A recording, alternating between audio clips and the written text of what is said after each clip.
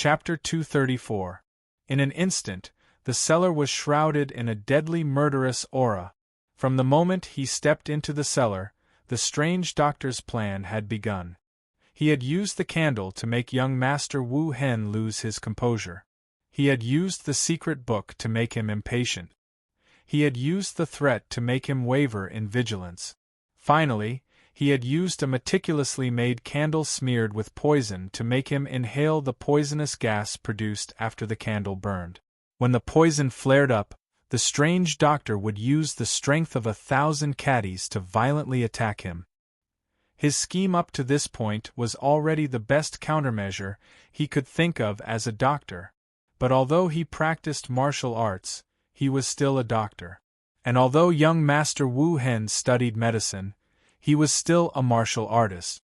When the murderous aura hit him in the face, young Master Wu Hen's battle experience and battle instincts, which he had accumulated through life and death battles, finally came into play.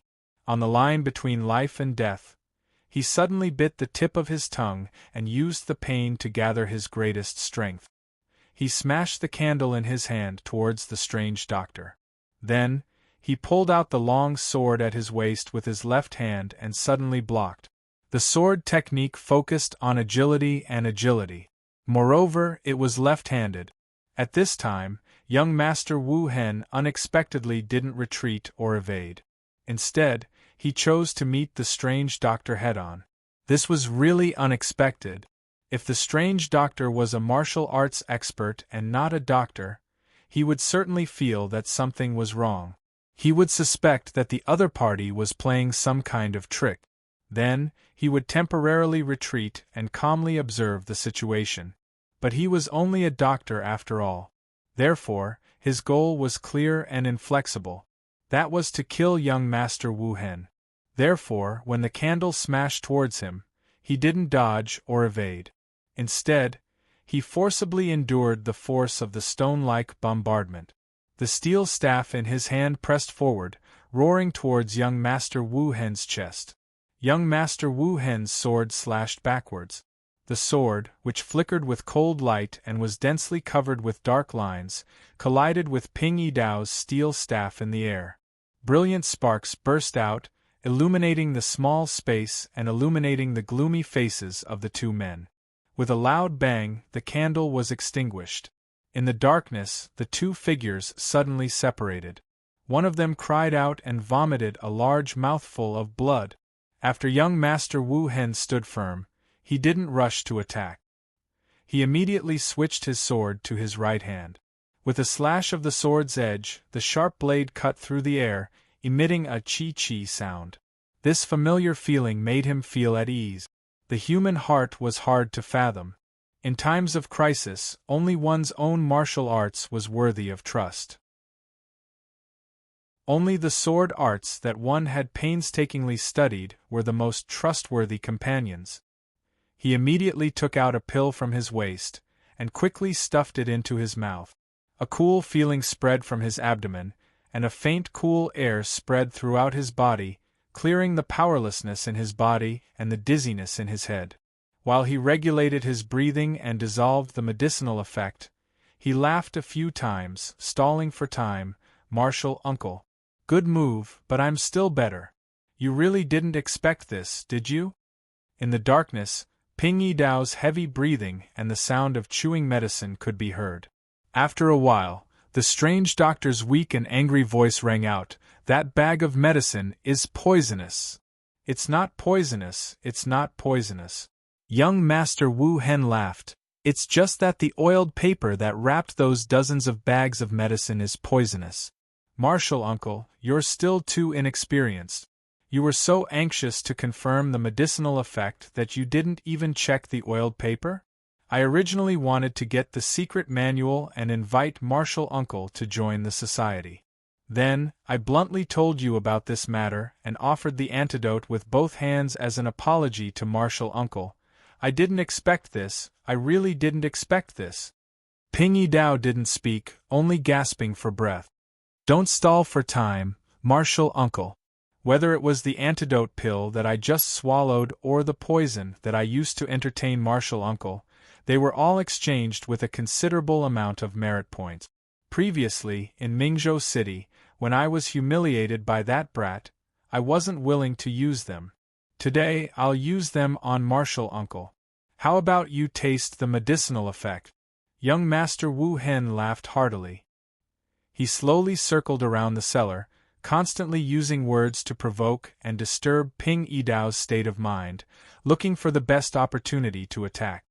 Just as I said, Martial Uncle, knowledge is meant to be shared and cooperated. The poison that you've been poisoned with was created by the joint research of countless poison masters. Can you neutralize it with just a dozen or so years of seclusion? What can a single person do in the face of collective strength? Ping Yidao clenched his teeth, forcibly calming his internal injuries and alleviating the poison that had erupted in his body. He silently said, "In this world, there are still many things that a single person can do, if others aren't willing to do it. Is that so?" Young Master Wu Hen didn't know what Ping Yidao was talking about. He slowly dragged the long sword in his hand across a table, the sharp sword constantly grinding out wood shavings, making sizzling sounds. Martial Uncle, Martial Nephew suddenly had a sudden impulse and felt that his life was in danger. "Presumably, it came true on you, Martial Uncle," Ping Yidao sneered. "Oh, then why didn't you run away?" What a joke! If you don't advance in the martial path, you'll fall behind. How can there be logic in turning around and running away? Young Master Wu Hen said flatly, "A sudden impulse to feel danger approaching? You have to know, how can the path of a powerhouse be smooth? In the past 20 years, I've had dozens of premonitions of impending danger, but so what? I fought and I survived. Every life and death battle is a sublimation in your life. The strong win and the weak die. Only with this indomitable will, the sword in your hand will cut through everything together with you. Powerhouses reach the peak through constant battles. Today, Martial Uncle, you're just another stepping stone for me." When he said this, the long sword in his hand hummed, as if it was responding to his spirit and resonating with its master. The indomitable aura of sharpness made the strange doctor gasp. "But—" Young Master Wu Hen's tone suddenly changed, and his voice became gentle. "Martial Uncle, I respect you as an elder, and you're also a doctor. I don't want to fight with you to this point. I can treat this matter as if it never happened, and I can still recommend you to join my organization. I can also let you live and let you fly far away, as long as—" Hearing this, the strange doctor suddenly burst into laughter. "I say, you have such a big advantage, but you don't follow up with a victory and attack. Instead, you're chattering endlessly with me. What is it for? You're afraid, aren't you?" Young Master Wu Hen's complexion changed, and he said coldly, "I'm afraid? What am I afraid of?" "You're afraid of getting an answer from me that you don't want to know." Ping Yidao's words contained endless ridicule. "I'm afraid that you'll realize in the end that everything was for nothing." Young Master Wu Hen's complexion changed again. "Martial Uncle, don't force me." "You guessed correctly," Ping Yidao said indifferently. "In fact, senior brother expelled me from the sect and wanted to clean up the sect, not because I stole a secret manual of the divine knife technique, but because I planned to write a secret manual of the divine knife technique. It's not a martial art, it's a medical book. A treasonous medical book, a medical book without conscience, a medical book built on mountains of corpses, souls that died without a place to be buried, and the evil of destroying the skin of the dead. That's all." The blood drained from young Master Wu Hen's face. It was as if his ears were filled with mocking laughter and sarcastic words. Those voices mocked him, and said that his obsession and concern over these years were all the most ridiculous jokes. He suddenly roared angrily, "You're talking nonsense. I don't believe it. Do you think I'm a child?" He roared, "What kind of joke is this? You're saying that in order to write a medical book, you betrayed your sect, gave up the future and reputation of the present age's divine doctor, and were chased by people in such a sorry state. You could only hide in such a remote and desolate place, digging up people's graves every day, cutting open their stomachs, and doing things that would get you beaten to death if you were discovered. You didn't get anything, you're nothing, you're all alone, deserted by everyone. Just to write AF * King medical book? What kind of joke is this? Yes, just to write a medical book. I don't want anything, I just want this medical book. Ping Yidao said indifferently, Little friend, you don't understand, do you? You don't understand anything. I don't understand your mother. Throwing all of his poise and restraint to the back of his mind, young Master Wu Hen's long sword stabbed forward. The sword light flashed, and the strange doctor shouted and waved his staff to block. Although his internal strength was higher than young Master Wu Hen's, as a doctor, he wasn't good at life and death battles. Moreover, he was poisoned, so how could he be young Master Wu Hen's opponent? However, young noble Wu Hen didn't seem to have given up hope. Although he had the upper hand, he didn't go for the kill. He constantly brandished his sword, leaving wounds on the strange doctor's body and sword marks on his steel staff. Each of his moves contained killing intent and internal strength, constantly forcing the strange doctor to retreat. He was like a mad beast as he constantly roared, Tell me! There's a secret manual. You should * King fight back. Use the divine knife technique to fight back. Show me. Show me the exquisite moves of the divine knife technique. Tell me. There's a secret manual. Give me the secret manual. Give it. Give it. Out. Come. The last 3 swords were sent out in anger. Strength and speed coexisted. The first 2 swords knocked away the strange doctor's steel staff, and the last one went straight for Ping Yidao's lower abdomen. Ping Yidao had been fighting fiercely for a long time, and the poison had spread, so his strength was much weaker than before. In addition, there were many injuries on his body and blood was flowing. He couldn't hold on any longer, and his lower abdomen was immediately hit by the sword. Then, young Master Wu Hen kicked him, causing him to fall back and spurt blood from his mouth. Young Master Wu Hen growled and gloomily said, You old thing! You old thing! Killing you with one sword is too easy for you. He pondered for a moment and recalled where he had thrown the so-called divine knife technique secret manual. He walked over, picked it up, and shook it a little. Then, he took out a fire match from his bosom and said to Ping Yidao Senran, who was curled up on the ground, Old thing. So you're just a doctor. I thought so highly of you. This is your divine knife technique, right? This is the medical book you wanted to write at all costs, right? You intend to open up a new path and create a brand new medical path, right? This is what you've been pursuing all your life. He blew on the fire match and then casually ignited the book.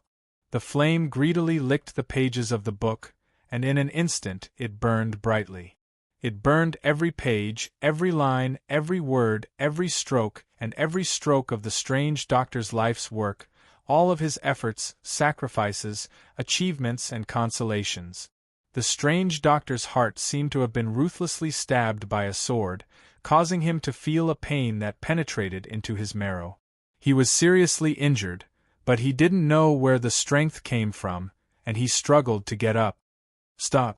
But in the next moment, young Master Wu Hen expressionlessly kicked him down and gloomily said, Don't worry. Even if the book is burned, there's still your brain, right? Don't you remember it very clearly? You can write it again, but you won't have the chance. I'll kill you, and I'll make your life's efforts all go to waste.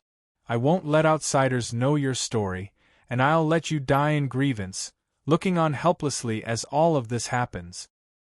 He coldly said, You've worked so hard to protect the lives of this village's people, but you'll also die, and there's also your little disciple. He raised his long sword and pointed it at the strange doctor who was ceaselessly struggling on the ground. He indifferently said, Where do we begin? Do you want to die a quick death, or do you want to suffer a bit of torture first? Just as his voice fell, an angry shout suddenly came from outside. Stop! The cellar's door rumbled open, and a person rushed in. Several blazing golden flames suddenly rolled into the cellar and shot towards young Master Wu Hen. Young Master Wu Hen was suddenly attacked, and he was startled. He couldn't deal with Jie Ping's blade, and he quickly withdrew. He brandished his sword to deflect the golden rays, but he saw a person with a white beard and Taoist robe rush in. Dozens of talismans flew out from his sleeve and interweaved into a golden light array, illuminating the angry face of the newcomer. Villain! Die! The newcomer was none other than Taoist priest Bai Shui. When he swept his gaze over the various furnishings in the cellar, his face twitched, and his eyes flashed with uncontrollable shock. However, he immediately calmed down and looked at Ping Yidao, who was lying in a pool of blood. "Hey, Dr. Ping, are you okay?" Ping Yidao gasped for breath and said with all his might, "Quickly leave! Quickly leave! What are you doing here? Quickly call for help!" Taoist priest Bai Shui continuously mobilized the talismans and arranged the immortal Taoist magic. When he heard Ping Yidao's words, he loudly said, "If I came a few steps later, you'd be in big trouble. However, you don't have to worry. When I heard the commotion, I immediately sent out a distress signal. Although that demonic monk is troublesome, he's still somewhat useful." When young Master Wu Hen heard this, his heart trembled. He held the sword in his right hand and pointed at the various terrifying things in the cellar with his left hand. He sternly said, "Taoist priest, it seems like you're also on a mission from the Orthodox Taoist sect. Don't tell me you want to help the evildoer?" This person disturbed the funeral of the deceased and destroyed the remains of the deceased. He's so deranged. Instead of enforcing justice on behalf of the heavens, you want to stop me? Bah! Taoist priest Bai Shui angrily said, "It's precisely because I'm from the Orthodox Taoist sect that I want to stop you. Flowery words can confuse people, but facial features can't deceive people. Dr. Ping's facial features tell me that he willingly suffered alone all his life. He gave up all the prosperity and riches in the world, suffered from the condemnation in his heart, and didn't hesitate to become the enemy of the whole world. Amidst his loss, sadness, and self-loathing, he still relied on his kindness and his instincts as a doctor to do what he set his mind on with difficulty. A doctor's medical ethics can be seen clearly when he treats me. Such people are 1 in a million, and all of them are people with great wisdom and courage that are hard to find in the world. Although Taoism is peaceful and inactive, if I don't save him now, even Taoist ancestor won't spare me. You, on the other hand." He pointed at young Master Wu Hen and sternly said, "You put on airs, but your heart is gloomy and selfish. At this moment, your eyes have been blinded by greed and evil thoughts. You think you have everything under control, but you don't know that a great disaster is about to befall you. From your facial features, I can see that you're going to die on the spot today. You're going to be smashed to pieces." Chapter 235. On the contrary, it's you. He pointed at young Master Wu Hen and said sternly, "You put on airs, but your heart is dark and selfish. At this moment, your eyes have been blinded by greed and evil. You think you have everything under control, but you don't know that a great disaster is about to befall you. Looking at your face, I can see that you will die here today. You will be smashed into pieces, and you won't have a place to stand after death. You will be cut into pieces and chopped into pieces." Young Master Wu Hen was furious. He shook the long sword in his hand and said, "Old bastard! How dare you boast here? You haven't recovered from your serious injuries, but you still dare to come down here to seek death. Today I will kill you as well." Ping Yidao said with difficulty, You can't kill him. He is a disciple of Xingyang Palace. If you kill him, you won't have a moment of peace in your life." Taoist Bai Shui rushed into the cellar and spread out the talisman. He circulated his true origin, which had already affected his wounds and brought him bursts of heart-wrenching pain. His face turned pale, but he still clamored, "Come, come on. Come if you have the guts. Do you know how many connections I have? Do you know how many junior brothers in Jingyang Palace respect and love me? How many martial uncles and martial uncles love me? Come, chop. If you have the ability, chop here." Young Master Wuhan's eyes were like lightning. He had already seen that Taoist Bai Shui had nothing to fear. His heart trembled. This guy might really. Seeing that the situation was hopeless, he fiercely glared at Taoist Bai Shui and slashed the cellar's mechanism with his sword. The door to the secret passage leading to the outside of the mountain slowly opened. He glanced at Taoist Bai Shui and then at Ping Yidao. He sneered and said, "This is not over yet." The rustling footsteps gradually faded away. Young Master Wuhan was also a decisive person. Once he realized that something was wrong, he immediately fled. He was indeed a troublesome person. Taoist Bai Shui heaved a sigh of relief and then rushed to Ping Yidao. "Dr. Ping, how are you? Are you all right? Hang in there. That evil monk will soon." At this moment, Ping Yidao's eyes focused and he hissed, "Be careful." Taoist Bai Shui's expression changed, and his protective talisman shone brightly. However, he was seriously injured, and his reaction speed and true essence were much weaker than usual. A bright sword light flashed, and it was as fast as the wind. In an instant, it cut through Taoist Bai Shui's protective light shield and shattered it. The talisman turned into specks of light and burned away, illuminating young Master Wuhan's gloomy face. I said, "This matter isn't over." He raised his left palm and struck Taoist White Snow's chest. Taoist White Snow's face paled. He spat out a mouthful of blood and fell to the ground. He had suffered severe internal injuries. After doing all this, he glanced at Ping Yidao and revealed a serene sneer. After suddenly returning to attack Taoist Bai Shui, he actually turned around and ran back into the tunnel.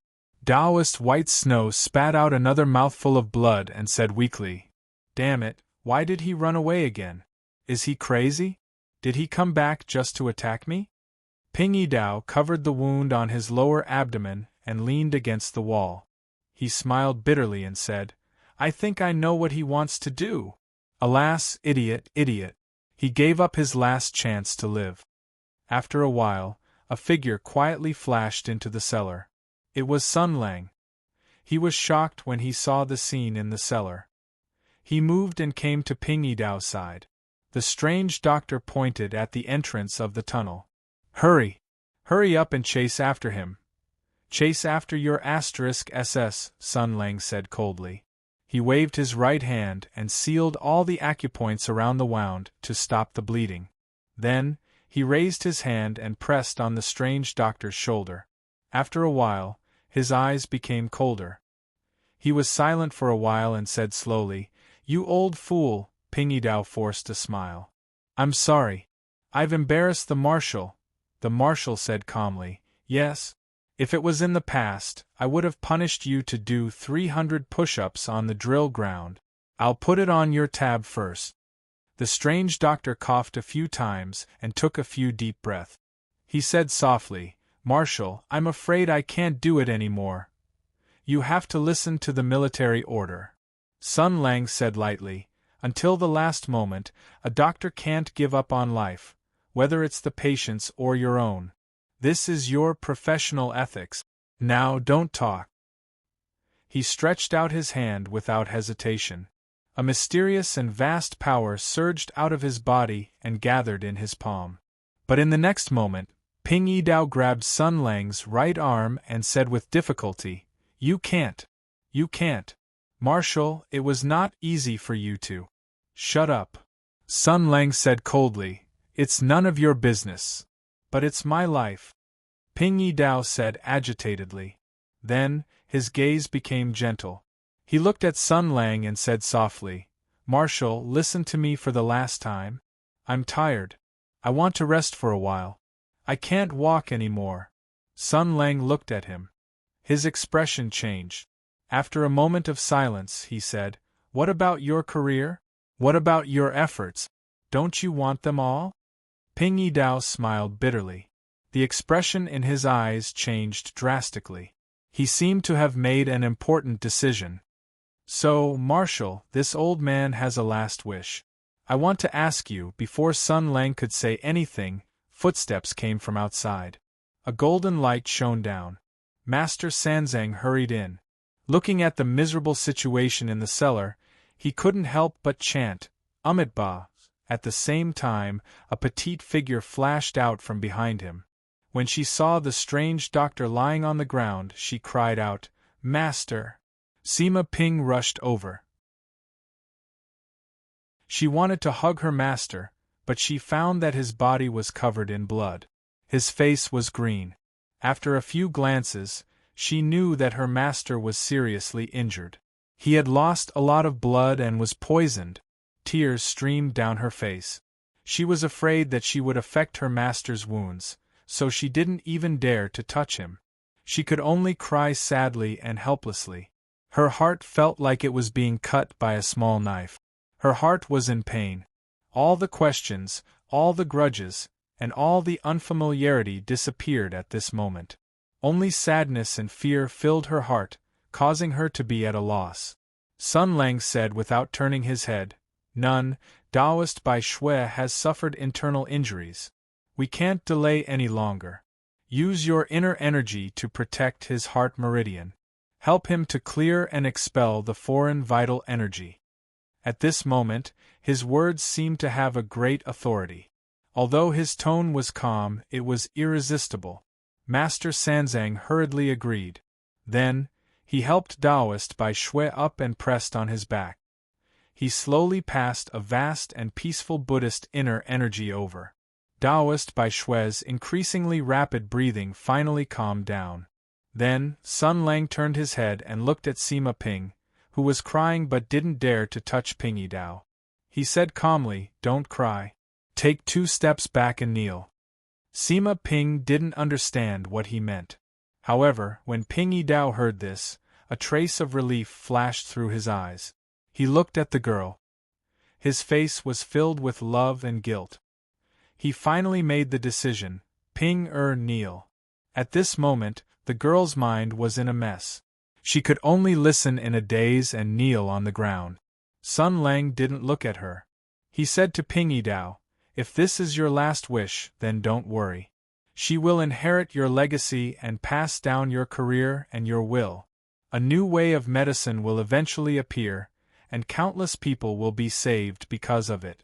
This way of medicine will flourish in the future, and the world will no longer have any prejudices, only trust. Many, many young people with aspirations to learn medicine will choose this path. Their medical skills will far surpass yours, and the knowledge that you have painstakingly pursued and desperately searched for will only be extremely common knowledge to them. However, they will eventually remember you as a pioneer, all the efforts and sacrifices that you have made in this dark era for the birth of modern medicine. Those who know you are not only me, but also the spring and autumn annals, the history books, and the future generations. You will remember the history of the world. Is that so?" Ping Yi Dao revealed a gratified smile. "That's great. The medical skills and knowledge of the future generations will surpass mine by 100 times. That's really great." He looked at Sun Lang and revealed a difficult smile. "Marshal, thank you. After so many years, you have finally agreed to my request." "Yes, I have finally fallen into your trap. I have to help you meddle in other people's business. Don't worry. Since I have said it, I will do it," Sun Lang said indifferently. "Although this world is ket up and boring, although the people here are stupid and annoying, although I have no objection to this world falling into eternal darkness and ignorance, these are your last words." He looked at Sima Ping, who seemed to be in a daze, and said calmly, "Your master's mantle, your master's godly knife technique, your master's lifetime of hard work and heavy burden. Now it's about to become empty. Do you want to shoulder it with your own shoulders? If you don't want to, it's fine. I will find a new successor for your master. Let me first say that this path has thorns and darkness that you can't imagine. Even if I help you, it will definitely be a very difficult thing. Because what you will face is not only the confusion and anger of the world, but also the self-blame and confusion in your heart. Sima Ping's heart was in a mess. How could a little girl suddenly make a decision when faced with such a big matter? Ping Yidao laughed softly and said, Marshal, you don't have to trouble yourself with teaching my disciple. You can go do your own things. Since there is still time, I will give my disciple one last lesson. Oh. Sun Lang nodded. He deliberately beat up priest Bai Shui until he had serious internal injuries. He wanted the nun to maintain his pulse and heal him so that he could take the opportunity to launch a sneak attack. If he escaped through the tunnel, he should be almost there now. He reached out and took the steel staff from the strange doctor's hand. Professor Ping, I will be back soon. Wait for a moment. I can be your teaching assistant later. Sun Lang stood up and was silent for a moment. Suddenly, he asked, one last question. I have asked you before. Now I will ask you one last time. Ping Yidao, you gave up all your reputation and status for the so-called medical path that may not have any results in your life. You sacrificed countless things. You walked this path even when the world scolded you, looked down on you, and even tried to kill you. You've been practicing medicine here for so many years, and the villagers have changed their faces overnight. They've forgotten about your benefits, and all they've left for you is the most vicious curses and hostility. You've sacrificed so much just to save them, and now, all you've received from these foolish villagers is betrayal. Let me ask you again, do you regret it? He looked at Ping Yidao and felt a surge of emotions. His experience in the past few years was very similar to Ping Yidao's. He thought that he was doing the right thing. He thought that he could protect everyone. He thought that this was a fairy tale. However, the ending made him cry the most and hurt the most. When all of this was just a selfish scam, when everything was fake, then what was the meaning of everything in the past? Ping Yidao looked at Sun Lang and said calmly, people in the world seek medical treatment only for the medicine to cure their illness. They only want this result. Therefore, when things go wrong, evil will follow.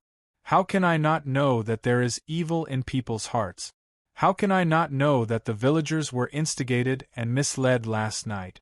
I know everything. The world is sinister, and people's hearts are not what they used to be. They are paranoid, ignorant, and selfish, but I am a doctor. He closed his eyes and clenched his fists. When he opened his eyes again, his turbid eyes were unexpectedly bright because they contained his willpower and perseverance throughout his life. He looked at Sun Lang and said word by word, but who told me, Ping Yidao, to live in this world, for this group of foolish people? Sun Lang was silent for a moment. Then, he gently nodded. Then, he dragged the steel staff and walked down the stairs, out of the cellar. The steel staff knocked against the stairs, making clattering sounds. He dragged Ping Yidao's steel staff and stepped out of the cellar. He stepped out of the main room. Perhaps it was a coincidence, or perhaps it was just a coincidence. Young Master Wu Hen's white clothes flashed, and he came back with a blazing, killing intent on his face. Sun Lang glanced at him. It's good that you're here. Young Master Wu Hen glanced at him. After a moment of surprise, a strong malice appeared on his face. Good. You're the only one left, right? That Oxnose's injuries are very heavy. After the nun channeled her power, I can't let go for a while. Who can stop me now? Today, I'm going to kill all of you one by one. I'll start with you. I'll start with you. Sun Lang raised his hand and grasped the end of the steel staff. He raised the steel staff at an angle. Draw your sword. Young Master Wu Hen stared blankly for a moment. Then, he laughed so hard that he almost cried. What kind of grip is this? Do you think this is holding a sword? You want to compete with me? Like a lion rebelling against a sheep? Ah, you're angry. I thought a sloppy guy like you would never get angry. Very good, very good. He revealed a sinister expression and said coldly, I thought you were going to use some despicable method again. Are you angry? You want to use a fair and square battle to kill me? Your courage is commendable. In that case, come. Young Master Wu Hen restrained the superfluous expression on his face and slowly raised the longsword in his hand. Slowly, he pulled it out and slowly recited, This sword is called Zishuanji. It's 7 feet long. Sun Lang gripped the steel staff and walked towards him. His gaze fell on the longsword in young Master Wu Hen's hand.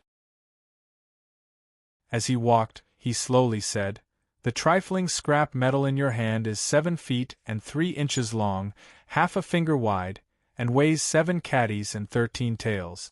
The surface of the sword has been refined with purple patterns, and the sword's quality has the appearance of heaven and earth meeting. It's one of the 100 swords forged by the Great Western Valley's Fong clan 17 years ago. The 2 sides of the blade are densely covered with fine teeth. There are a total of 67,362 small nicks cut out by weapons clashing. The depths of the nicks are new and old, and they should have gone through 231 fierce battles. The sword's bones have been broken 3 times.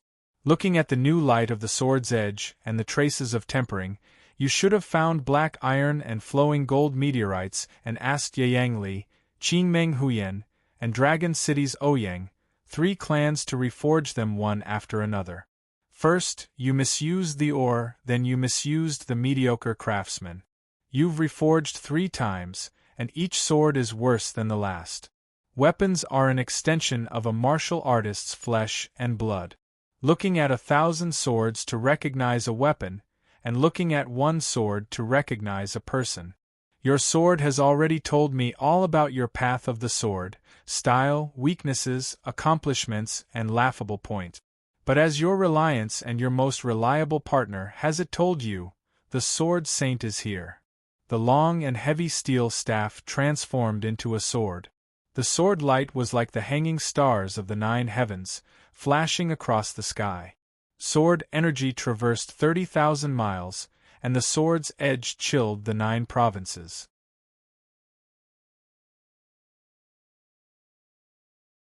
Chapter 236. After that sword strike, Sun Lang's expression was calm. He grasped the steel staff in his hand and turned to leave. Master Wu Hen still maintained his sword-raised posture. Those who truly understood speed would not deliberately pursue it, but would try to control it. He only understood this point in the last moment of his life, because as a swordsman, he had just witnessed an unparalleled speed. That person who drove a sword as fast as light piercing through the sky had at this moment become one with that legendary figure. But he had no time to be afraid, no leeway to resist, no choice to struggle, and no strength to scream. The instant Sun Lang turned around, the calm air exploded with blazing sword light. Within a radius of 10 meters around Master Wu Hen, a vast expanse of silver ruled over everything. He first saw his sword, which he regarded as his life, disintegrate into fine silver sand in an instant. Then, the sword light tore and swallowed everything. Countless fine lines blossomed on his bright and white skin, making him look like a porcelain on the verge of shattering. Then, a vast expanse of bloody mist soared into the sky. The dense sword light unceasingly sliced his body of flesh into even finer pieces, which were blown away by the wind into the clear sky. A gentle breeze blew and the bamboo forest rustled. He saw the bright red mist of blood, the glittering sword light, and the bloody chi pervading the air. In the midst of the tragic killing, someone stepped on blood and death, slowly leaving, just like 2 years ago. "I've finally killed someone again." Sun Lang's expression was calm with a hint of relief. The feeling of his hands being stained with blood was indescribable and unclear. But this time, when he attacked without the slightest hesitation, it was not filled with joy and carefreeness as he had imagined. Instead, it was as it should be. The moment he killed Master Wuhan, what he remembered was not the anger and despair he felt when he killed humans in the past.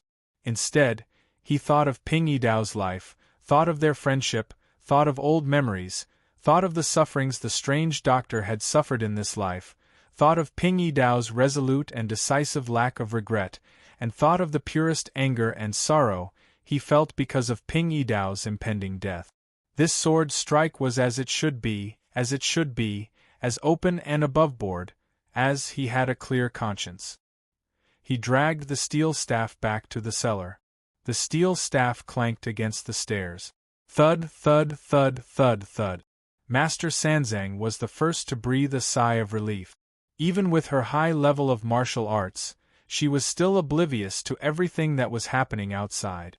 Did the enemy not come? Sun Lang glanced at the weak Ping Yidao and said indifferently, "This person no longer exists in this world." Their gazes met, and Ping Yidao nodded slightly. There was relief and gratitude in his eyes. Some things didn't need to be spoken. Everything was clear in his heart. Sun Lang's sword strike didn't cause any commotion, and it didn't alert anyone. Otherwise, with his ability, his sword energy would have soared into the sky and shot toward the Imperial City. However, Ping Yidao would rather die than let him save him.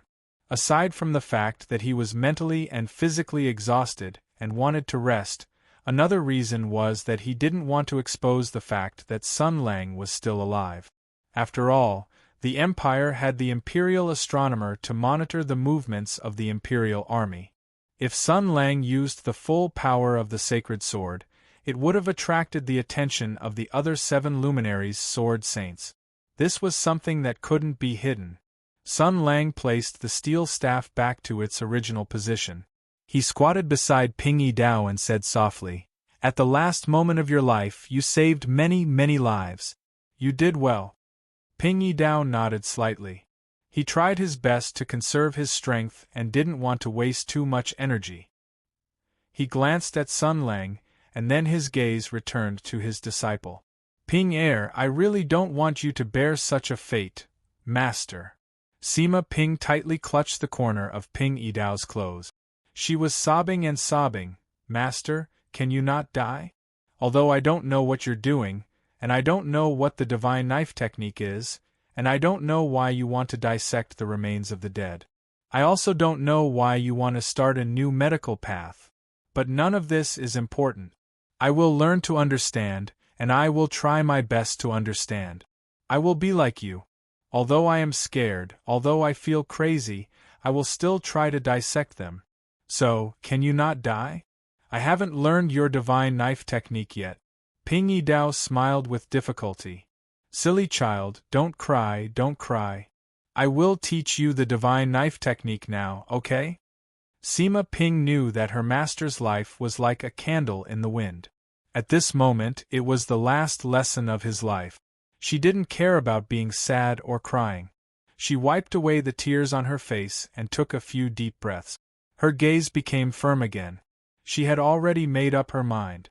She would remember every word that her master said in her heart. She would never forget it. Ping Yidao saw that the girl was trying her best to hold back her grief. Not only did he not feel relieved, but hesitation and uneasiness appeared on his face again. Sun Lang said calmly, "If you can't bear to, then change it to someone else. It doesn't have to be her. There are many people in this world." "No." Sima Ping turned her head and glared at Sun Lang. She said fiercely, "I am my master's only disciple. I must take over his mantle." Ping Yidao sighed softly. Forget it. This is fate. Ping Er, go to the 3rd cupboard over there and take out the metal box." Sima Ping quickly walked over and rummaged through the cupboard. She took out the metal box and brought it in front of the strange doctor. When she opened it, there was a whole set of strange tools inside. There were knives of different styles, tweezers, pliers, and many other tools that the girl didn't recognize. They were all wiped clean without any dirt. She held the box and looked at Ping Yidao. "Master, this should be the equipment used for the divine knife technique." This is what my master wants to pass down to me. Ping Yi Dao stretched out his hand and stroked the tools that he had made with his own hands. A gentle look flashed in his eyes as he said, Ping this divine knife technique of yours has only been created for a dozen years. It's simple and crude, and there are still many areas that need to be perfected. Master has worked hard all his life, but what I have learned is still limited. Sometimes, a person's strength is limited. You have to find like-minded partners and gather everyone's strength to deduce this new medical technique. As doctors, we have to treat illnesses, save people, and practice medicine to help the world. We can't keep it to ourselves and treat it as a secret that can't be taught to outsiders. Knowledge, especially medical techniques, needs to be shared and brainstormed. Sun Lang was quietly listening to Ping Yi Dao's words. When he heard the last sentence, his eyes suddenly changed. However, Ping Yi Dao was heavily injured, and his mind was a little muddled. He didn't notice the change in Sun Lang's expression. He looked at Sima Ping with love and gentleness in his eyes. The empire has existed for hundreds of years, and the Han culture has been passed down for thousands of years. The power of tradition is deeply rooted. The divine knife technique is against the harmony of nature, so it will definitely be rejected and obstructed. It will be difficult to develop it. For your safety and the development of the divine knife technique, you have to leave our country and go to the Western continent to find a more enlightened land. The future is long, and fate is unpredictable. You have to be careful. Mr. Sun will arrange everything for you. You have to listen to him in the future and treat his words as my words. Sima Ping held the box with both hands and knelt on the ground. She lowered her head and held back her tears. She said with a trembling voice, Disciple will remember. The strange doctor said again, In the Western continent, you will even be welcomed. You may meet more friendly people, nobles who appreciate and support you more, and even colleagues who understand you and fight with you. However, Ping I hope you remember that medicine is a way to cure diseases and save people. It doesn't care about race, it doesn't care about the difference between Chinese and Western continent.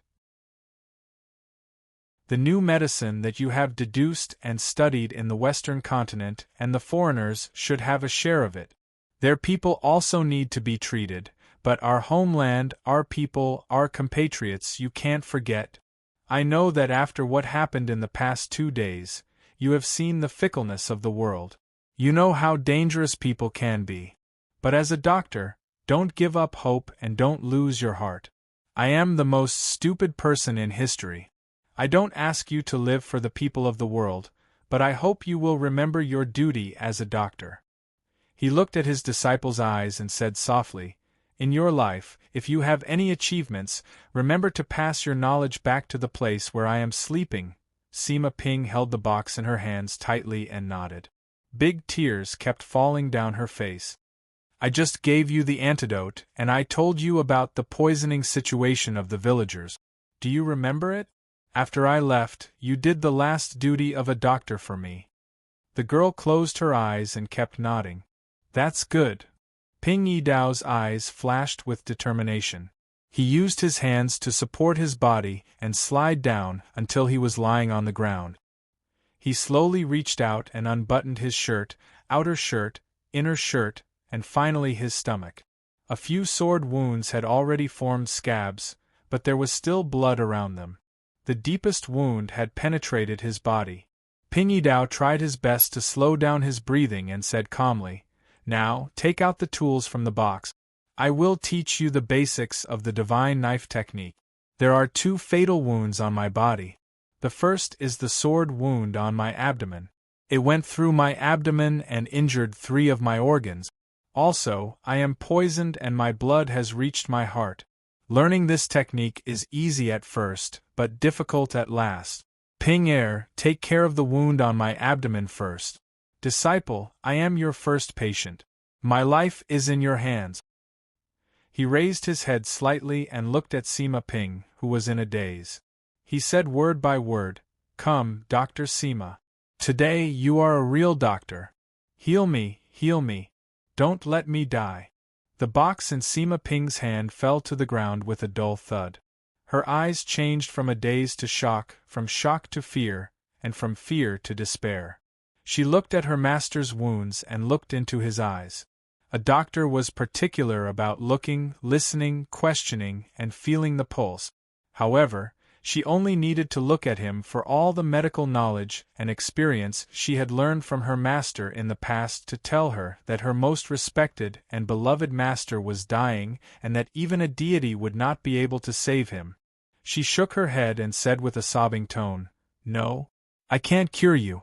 Master, I can't cure you. I'm sorry. I can't cure you." Ping Yidao's voice was weak, but his words were sharp.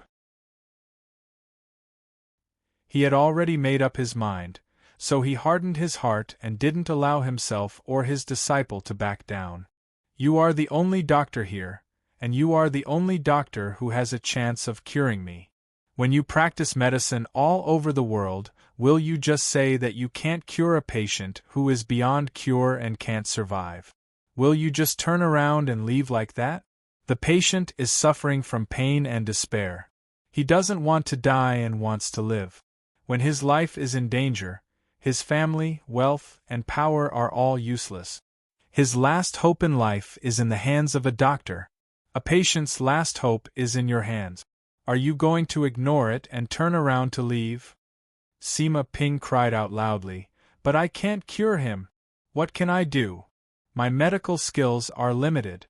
A doctor is also a human. There are things that even a doctor can't do. But a doctor can't do it forever. But a doctor will be able to do it one day." Ping Yidao's voice became gentle. "Now, pick up your knife. Ping Er, this is your master's last wish. I want you to persevere until the last moment and do your best. Before your patient gives up, you can't give up. I want you to remember today, remember your feelings at this moment, remember the sadness you feel, remember the despair you experience, and remember the things you can't do. Remember the result you will face after you try your best today." These familiar words brought the young girl back to a few days ago. Her master's resolute words were still vivid in her mind and echoed in her ears. At that time, her master had told her naive and childish self, that the only condition for learning the divine knife technique was to go down the mountain and practice medicine until she killed 100 people. She raised her head and opened her teary eyes, looking at her master's familiar face. He was her closest relative, her first patient.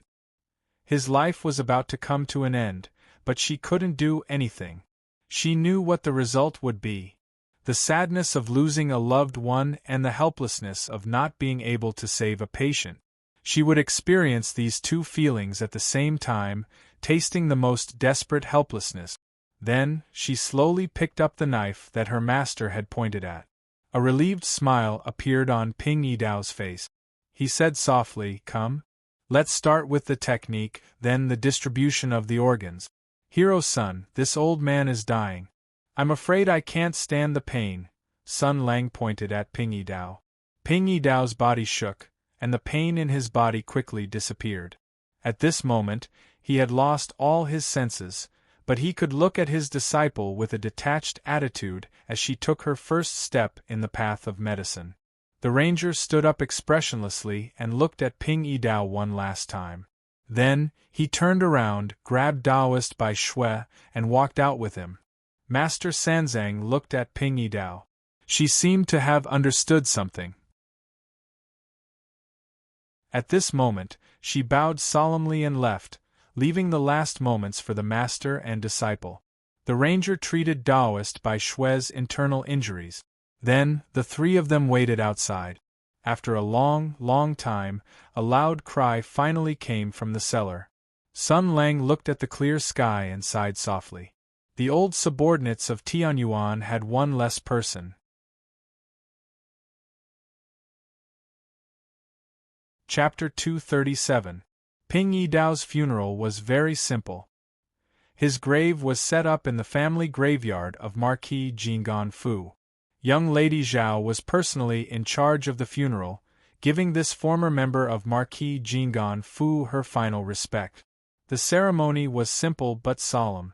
This old man who had died an unknown death finally put down a heavy burden. Carrying regret and relief, he went to the world after death to see the people he had let down. Only a few people witnessed all of this. Other than that, no one else knew that a doctor called Ping Yi Dao had died in Mingzhou City, in a small mountain village. Those people who had tried to kill him, those who hated him, and those who had received his kindness, no one knew why that doctor surnamed Ping had died or what he had done in his life. And the villagers who had been poisoned were finally cured by the antidote that Ping Yi Dao had brought back at the cost of his life. They all recovered their health. They talked about the fire that had soared into the sky that day, about the ruins of the strange doctor's courtyard that had been burned to the ground, and about that crazy demon. They kept it a secret, cursed, shook their heads, and sighed. But when everything returned to normal, and every day went on as usual, that doctor with a strange temper was finally forgotten by them. Until one day, when they were once again plagued by illness and pain, they suddenly realized something. In this village, there was no longer a doctor. Sun Lang stood in the distance, watching Ping Yi Dao's coffin being buried in the ground. His expression was calm and indifferent. To the old soldiers of Tianyuan who had been on the battlefield for a long time, death was a common occurrence. They had sent off their comrades countless times, and this time, there was one less person. Life and death were fated, and the affairs of the world were unpredictable. Who told Ping Yi Dao to be a doctor? Who told him to be stupid? Hu Shouxin stood next to him and slowly said, "I suddenly admire him a little." Sun Lang indifferently said, "I have long admired him." Old Hu turned his head to look at Sun Lang. The other party's calm appearance made him feel a little unfamiliar. Then he realized that, unknowingly, an invisible barrier had been erected between him and Sun Lang. Perhaps Ping Yi Dao's death had reminded Sun Lang of many things. Perhaps it was just as Sun Lang had said that night. After all, he was not from this world. Hu Shouxin felt sad, but he could only sigh at the impermanence of fate. He wanted to say something to ease the cold atmosphere, but he didn't know what to say. After pondering for a moment, he could only ask, "Do you have any clues about young Master Wuhan's origin and purpose?" A sharp glint flashed in Sun Lang's eyes, but he still said calmly, "No, I didn't have the patience at that time, so I killed him directly." Hu Shouxin didn't know whether he was telling the truth or not. He just shook his head and smiled bitterly. "Are you still blaming me?" Sun Lang was silent for a moment, then shook his head and said, "I don't blame you. I just feel that Ping Yi Dao was unworthy. How could this boring and indifferent world be worthy of him risking his life to save it? And in this vast world, who could change it with their own strength? But this time, I will let history remember him. Remember that there was a person who suffered all kinds of hardships, suffered all kinds of torture, was condemned from his inner morality, and was despised and spurned by public opinion. He gave up everything and lost everything. He had nothing. He couldn't go back to the past, and he couldn't see the future. But still, with the doctor's instinct to heal the wounded and save the dying, he raised the cold blade and cut open the dripping blood. With the body of a doctor, he wandered between light and darkness. I think this is the so-called divine knife technique." Sun Lang smiled softly. Such a person, no matter what he was doing, no matter how much the world despised him, his belief and will were enough to make the apathetic, ignorant, and mediocre people ashamed. He became the light that guided his colleagues in the future. Old Hu, perhaps all of us generals of Tianyuan know him now, but thousands of years later, this person's reputation will be far above yours and mine. He waved his hand and walked towards the tomb, leaving Old Hu where he was. Seeing Sun Lang coming, Miss Zhao pulled Su Qingluan to one side, leaving space for him and Sima Ping. The paladin stood beside the new doctor and looked at the new soil on the tomb. He said softly, Your master's last wish was for you to take him apart as your first research material and specimen. This was to warn you, and also to give an explanation to those who were cut open by him. He took a handful of soil and threw it on the tomb. He said indifferently, but he had suffered enough in his life. After he died, let him sleep peacefully. By the way, I put a tombstone for your master and wrote a few epitaphs on it. He turned around and uncovered the white cloth on a tombstone on the ground. He lifted the tombstone and pressed it on the ground, inserting it in front of Ping Yidao's tomb. There were a dozen or so words written on it in bold strokes. The foolish Ping Yidao was condemned by thousands of people and could not live. Sima Ping looked at the tombstone. At first, she was stunned, then her face showed a furious expression. She turned her head and wanted to argue with Sun Lang, but the paladin did not look at her. He said with his hands behind his back, "What? You don't agree? This is all your master exchanged for in his life. Your master's tombstone is here. His name when he was alive is only these 15 words.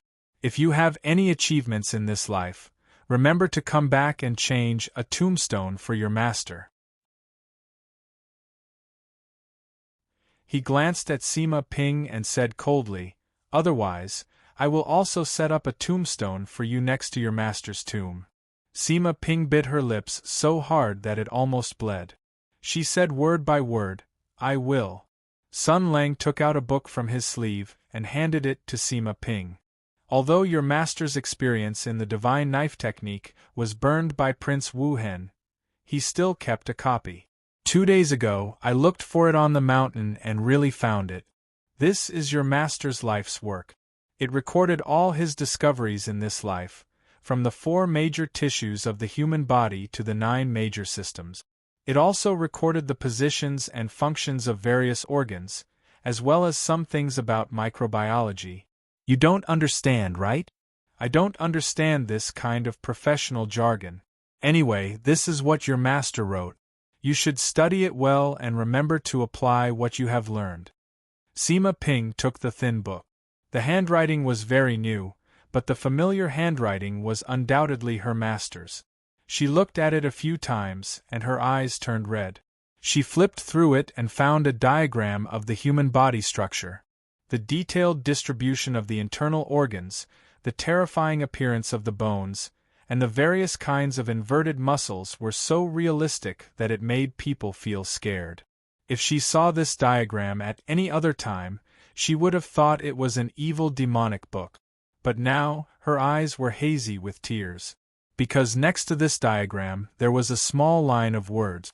"I hope that when the doctors of the world see this diagram, their hearts will be as clear as snow, their eyes will be bright, and they will follow the instructions when facing an illness. They will not go in the opposite direction, speak in confusion, and fall ill."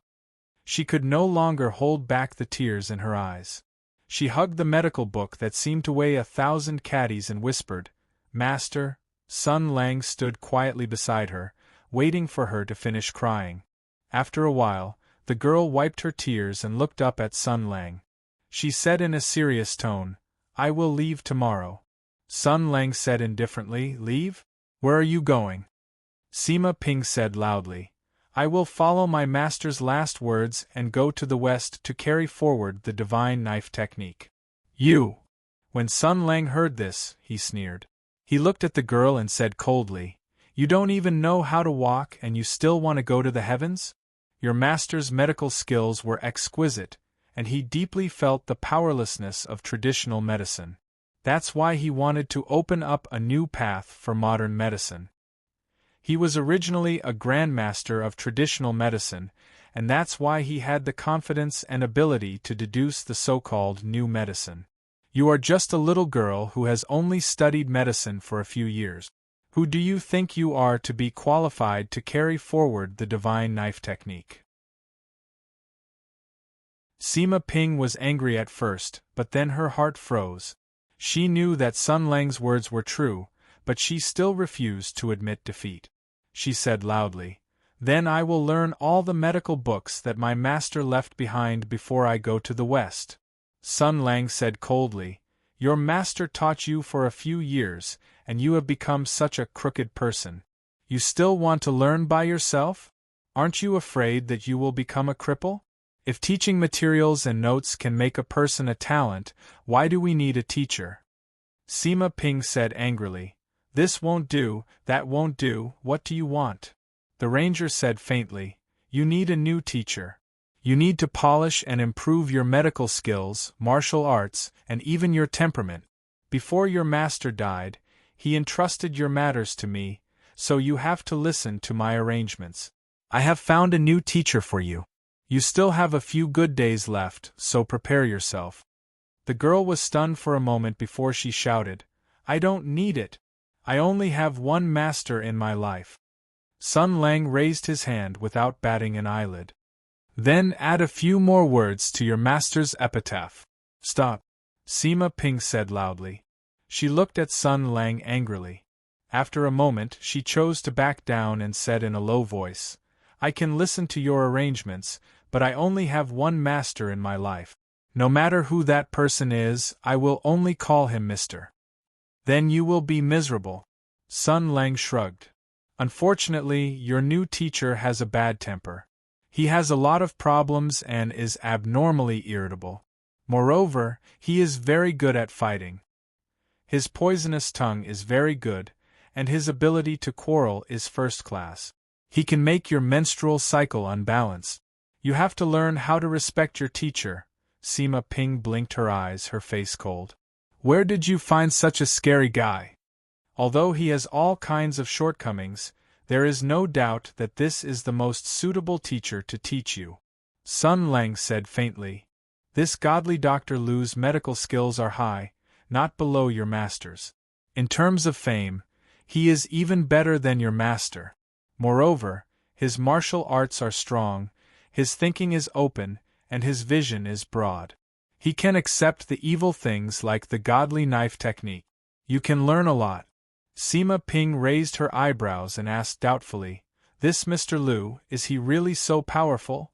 Yes, he is. If there was anyone who gave me a headache back then, he is obviously one of them. A faint smile appeared on Sun Lang's face. And after we meet, remember to call her Aunt Lu.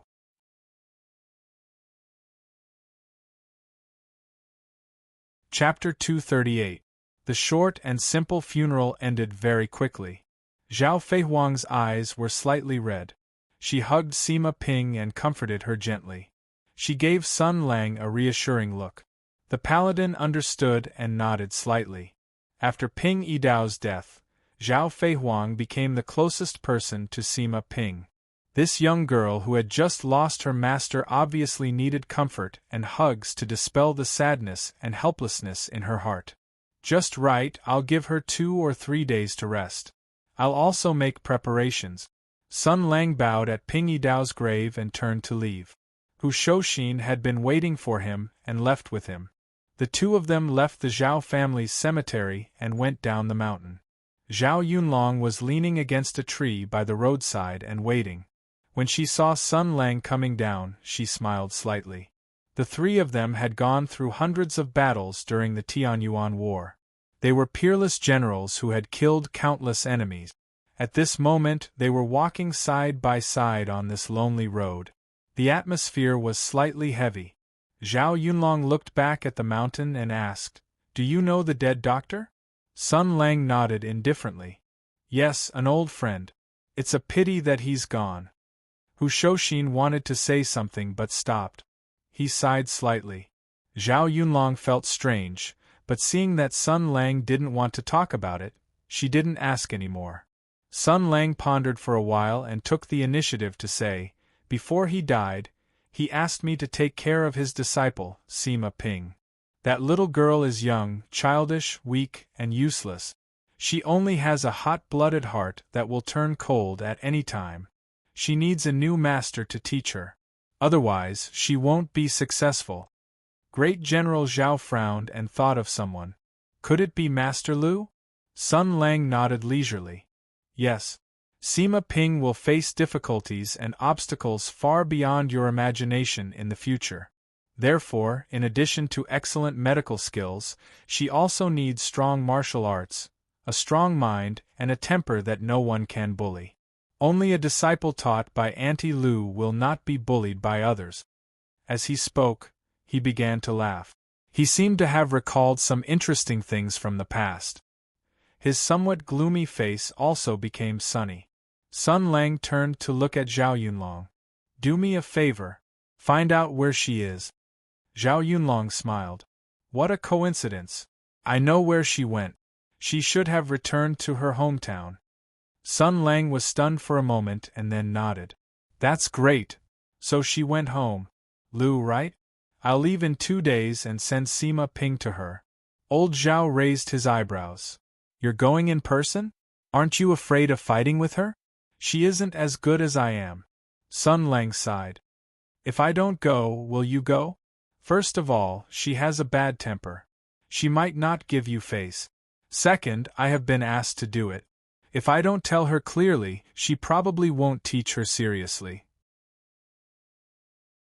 Third, a rare look of depression appeared on the ranger's face. Even if I don't go, won't she know? Sima Ping was so stupid. She would definitely be able to get information out of her quickly. If she knows that I'm still alive and hiding from her, she will definitely come here and make a scene. She won't let me go." He seemed to have thought of something and his eyes brightened. "Why don't you go with me, Chao Patao? If we fight, you can stop the fight. If she doesn't want to, you can tie her up and I'll hang her up and beat her." Zhao Yunlong's eyes flashed with surprise. "Let's go together?" Sun Lang nodded. Ping Yi Dao is dead. I'm not in a good mood. I want to go out and relax." Zhao Yunlong's eyes brightened. Her face was full of unconcealable joy. She was in high spirits, as if there was a tail wagging behind her. "Relax? No problem. You can go out for as long as you want. Do you want to come over to my place?" Sun Lang nodded. "Songzhou? That sounds good. I heard that the service industry in Wash Brothel is quite developed. Let's go drink some wine and sweep the floor." He thought for a moment and clapped his hands. "Why don't we organize a group activity? Let me see. Inluo, your sister's pendant. Let's ask Miss Zhao and housekeeper Su if they want to go." At first, Zhao Yunlong was smiling and nodding. She was planning the entertainment activities in her mind. When she heard that they were going to Wash Brothel, she was thinking about the most famous prostitutes in Songzhou. She wanted to capture them all to go with Sun Lang's wine. Oh, to pour wine and sing songs. However, her expression changed when she heard the last part. It was the first time she went out alone with Sun Lang after the war. It was also the first time she invited Sun Lang to her house. These two happiness added together made her very happy. But why did she have to call those people from Fishing Immortal House? She was the one who invited him first. Those beautiful faces flashed through her mind. She suddenly felt inexplicably irritated. Zhang Yinluo, Zhao Feihuang, Zhuing. These girls who she had a good impression of and who she thought were barely worthy of my brother, had suddenly become an eyesore. Even her own sister, Dongfang Xian, at this moment, had become particularly annoying. But when she thought of this, she was shocked. She blinked her eyes in disbelief. Why did she have such thoughts? In the past, when he was in the army, Sun Lang also had a female confidant. At that time, his heart was only filled with joy and blessings. Why is it that now, his mood has changed? Zhao Yunlong was a little confused and even panicked. She seemed to have realized something. Sun Lang saw that Chao Patao was a little stunned. He waved his hand in front of her eyes. "Hey, what are you thinking about? What's wrong?" General Yunlong was startled and took 2 steps back. Unfortunately, she had developed the habit of saying whatever was on her mind in front of Sun Lang.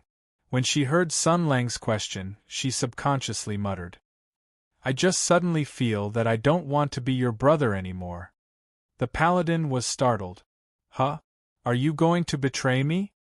Zhao Yunlong saw that he was not pretending and was surprised. For a moment she was a little angry. But at this time, the girl's mind was full of paste. In panic, she could not speak clearly. After hesitating for a long time, she decisively turned around and ran away, leaving only a sentence without rhyme or reason. "I'm a little tired. I'll go back and rest first. You guys can talk." After that, she ran away. Sun Lang looked at Zhao Yunlong in surprise. She ran away wildly, stirring up gusts of wind and sand. He touched his head with a puzzled face and turned to look at Hu Shouxin. "What's wrong? Her period doesn't come these days. What's going on?" Hu Shouxin stared at him for a while and spat on the ground to show his disdain. Sun Lang said angrily, "What are you looking at? Do you believe that I'll plant you in the ground?" Even though Hu Shouxin was big and burly, he clearly did not have the heroic spirit of, "So what if I'm looking at you," when he was in front of Sun Lang. When he heard what Sun Lang said, he looked away resentfully and snorted. "Serves you right." Sun Lang rolled his eyes. "I don't know what you're talking about. Forget it, let's get down to business." His expression became serious. Now that young Master Wuhan is dead, and that old man has gone crazy. They came for Miss Zhao, but they were once again wiped out in Mingzhou. Think about it, from Gong Chun at the beginning, to Horned Tiger, and then to young Master Wuhan. Think about it carefully, it seems that they were all sent by Miss Zhao's former backer. No matter who the other party is, no matter what their purpose is, the people they sent have failed one after another. Who knows what will happen next and what actions the other party will take? He coldly snorted and looked at Hu Shouxin. "Like I said before, I'll leave this matter to you. Block soldiers with arms and water with water. No matter what the other party does, you'd better settle this matter beautifully before I make a move. Don't let Miss Zhao come to any harm or danger, otherwise—" He suddenly laughed, hiding a heart-palpitating killing intent of Sinran. Hu Shouxin looked at Sun Lang and suddenly said, "Do you already know who the other party is?" Sun Lang lowered his voice and sneered. "Your grandpa, who is backed by the martial honor of Tianyuan. How mature and huge is your intelligence network? If you don't know, how can a small character like me know which son of a bitch or which bitch the other party is?" Hu Shouxin's expression changed slightly. "Sun Lang, be careful with your words." Sun Lang Sinran said, "What, am I wrong, General Hu, the loyal and filial son?" Hu Shouxin closed his eyes. "Sun Lang, don't force me. We all have to make a choice under pressure, old Hu." Sun Lang said indifferently. The flaws in the medical arts and the excessively high mortality rate forced Ping Yidao to make a choice, and then he died. The return of the extraterritorial sky demon and the cruel war forced some people to make a choice, and so I came. In the battle of the great desolate mountain, I also made a choice under pressure and survived. Maybe one day you will have to make a choice too. That's the way of the world. After a moment of silence he said coldly, "If that day comes, I'll break your legs and throw you back to your home. If you want to crawl out, remember to choke your wife and children to death first." After that, Sun Lang drifted away. Hu Shouxin was still standing where he was, alone in the wind. At this moment, in the capital city of the Imperium thousands of kilometers away, a cold voice came from the darkness. The team that was sent to Mingzhou City to secretly investigate the whereabouts of the Horned Tiger and Zhao Feihuang the day before yesterday has been confirmed to have lost contact. After analyzing the reports that were sent back, we can basically confirm that all of them have been killed. A slightly low female voice sounded. The voice was steady and dignified. "Did Hu Shouxin do it? I've investigated the letters Hu Shouxin sent recently. The possibility is more than 80%. Moreover, in Mingzhou City, only he has the ability and position to intervene in this matter." The female voice sounded tired and sighed. "That's really troublesome. Should we kill him in advance? There's no hurry. Pull one hair and the whole situation will be affected." Hu Shouxin isn't a big threat. Don't alert him, the cold voice said calmly. Besides, we're not ready yet. Let's wait.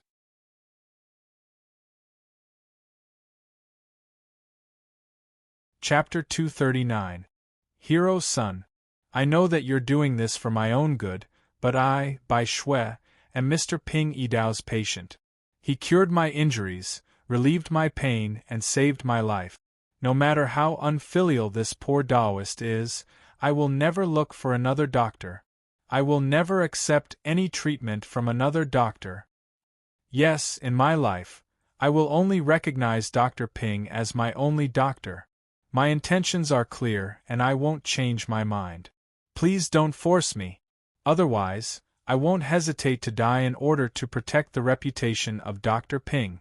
Monk Sanzang looked troubled.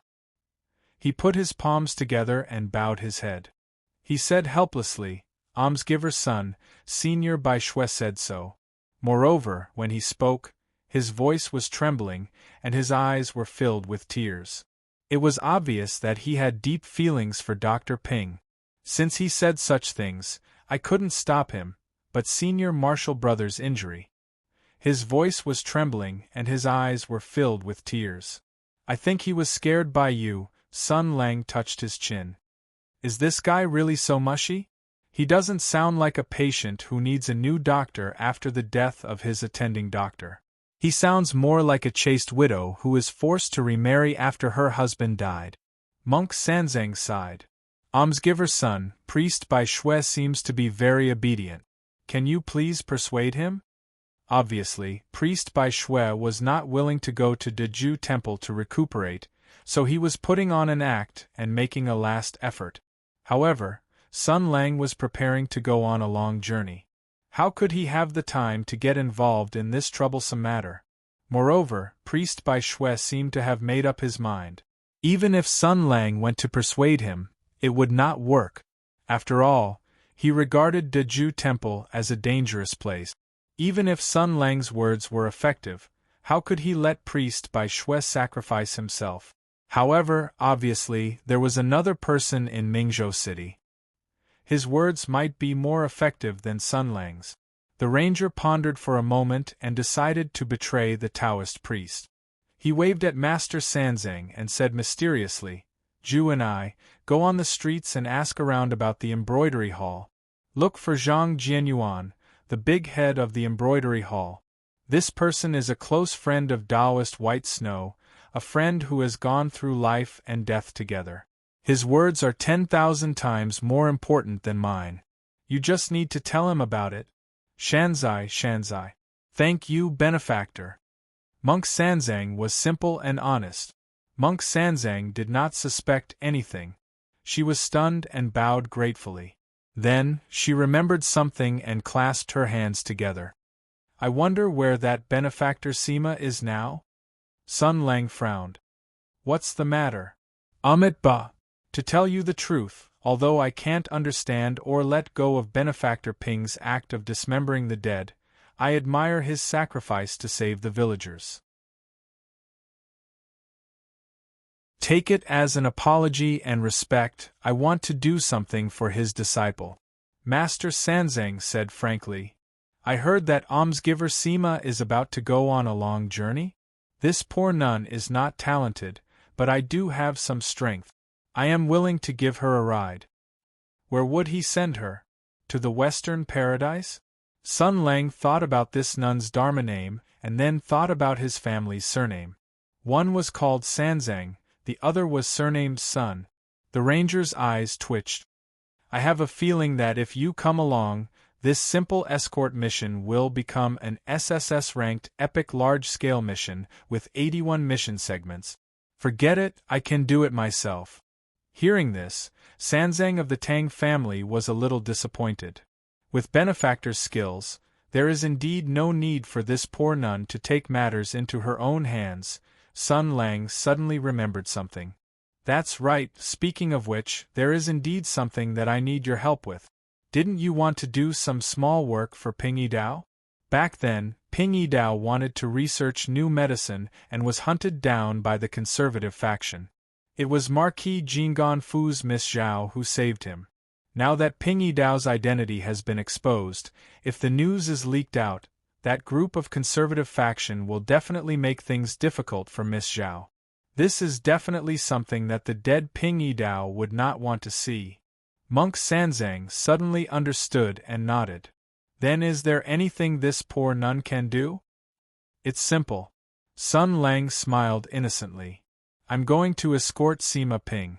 Then before I return, you can go and be Miss Zhao's bodyguard for a period of time. What do you say? Come, recite a poem with me. Go. At this moment, the sound of footsteps came from behind him. Someone asked from afar, Sun Lang, who are you talking to? Why aren't you letting the guest in? Sun Lang's expression changed slightly, and he cupped his hands towards Monk Sanzang. Then it settled. Ping Yidao's last wish to protect Miss Zhao will be entrusted to you. The person who spoke is my wife. She has a strange habit in her life, which is that she can't bear to see people with smaller breasts than her. She says that people with smaller breasts than her are all unambitious and useless. If she sees them, she will teach them a lesson. Ju and I, if you don't leave now, when are you going to leave? Monk Sanzang was dumbfounded. However, since Sun Lang had ordered her to leave and she had already achieved her goal, as an uninvited guest, she should indeed leave. Therefore, she bid farewell and left. In her mind, she still couldn't figure out what kind of woman would not be able to see people with smaller breasts than her. However, this almsgiver's son's martial arts cultivation was extremely high. He must be a hidden expert. A person like this would not lie. Before leaving the street, Monk Sanzang turned around and looked into the distance. A beautiful and lively girl was standing beside Sun Lang, chatting and laughing with him. So big. Zhang Yinluo looked curiously at the departing Monk Sanzang. Who is that? Sun Lang dug his nose and said seriously, Don't look. That's a violent demon monk who has broken her precepts. She has a strange habit in her life, which is that she can't bear to see people with bigger breasts than her. Otherwise, she will give a heavy punch to the other party's chest until it collapses. Yinluo, you must stay away from this kind of person. If you take a punch from her, how am I going to live for the rest of my life? Bah! Zhang Yinluo spat with a red face. You're talking nonsense again. Hey, you haven't told me what happened in those 2 days? How did Sima Ping's master pass away? Sun Lang heard this and said softly, Do you want to know? Zhang Yinluo was about to nod, but she noticed Sun Lang's expression. She seemed to have noticed something and smiled gently. Are you willing to tell me? The ranger pondered for a moment and replied, Not really. Because I don't know if you can understand, because I'm afraid that you won't understand. The girl thought for a moment, then nodded and smiled. Then I won't listen to it first. When you think that I can understand, then tell me. Okay, the meal is almost ready. Go and call them, then wash your hands and wait. Sun Lang smiled and followed the girl back to the building. Hey, do you want to go for a trip? Trip? Where to? TSK. I said that I'm going to set up a private detective agency. Until now, I haven't gotten a proper job.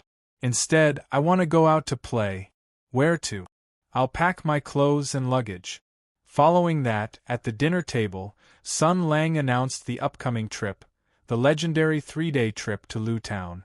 The ranger even took the time to glance at Zhao Yunlong's expression, but found that this guy was very quiet and peaceful, not as abnormal as he was 2 days ago. It was really strange. Could it be that her menstrual cycle was out of whack this month, and her great-aunt came early? Yesterday, when he went to Marquis Jingganfu to visit Sima Ping, he also asked Miss Zhao if she wanted to send Sima Ping to school together. Miss Zhao was naturally very willing, but housekeeper Su had some objections. But Sima Ping uncharacteristically rejected Zhao Feihuang's invitation. She said, if Miss Zhao came along, she might not be able to bear it, would cry, and would not be able to harden her heart. Although Miss Zhao felt that it was a pity, she fully respected Sima Ping's opinion. Therefore, the two people from Marquis Jingan Fu could not join the team. Then, the members of the travel team this time were Sun Lang, Zhao Yunlong, Sima Ping, Zhang Yinluo, Dongfang Xian, and Zhu Ying, but unexpectedly, when Sun Lang announced the trip plan, the expected cheers did not happen. Dongfang Xian, who was supposed to be the most playful and lively, propped up her chin and looked at her fingernails with a bored expression. She weakly said, "Not going. What's the point of going to Lu Town, that little broken place? I still have to go with two fierce old women." The fierce old woman with big breasts glared fiercely at Dongfang Xian. As Dongfang Xian's binding accessory, Zhu Ying's position was naturally the same as Ji Yu's. "Then, I also won't go." Dongfang Xian's face lit up and she held Zhu Ying's hand. "Good sister, you're loyal." She seemed to have realized something and her eyes lit up. "If that's the case, the adults who are in the way have all gone out, then wouldn't there be only the two of us left in the fishing immortal house?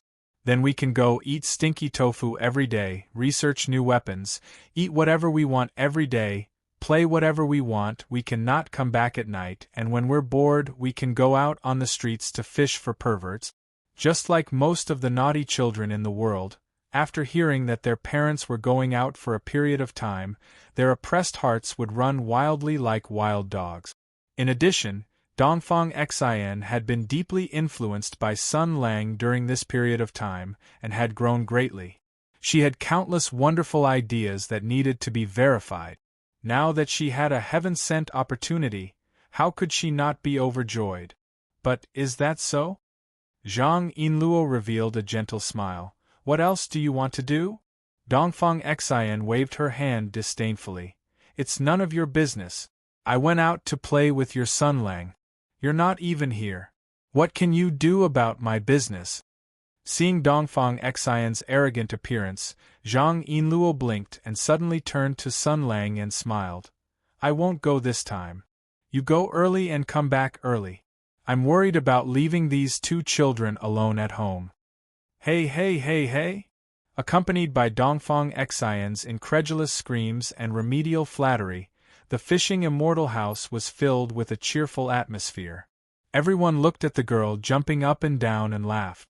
Although Sun Lang felt that it was a pity, he didn't care too much.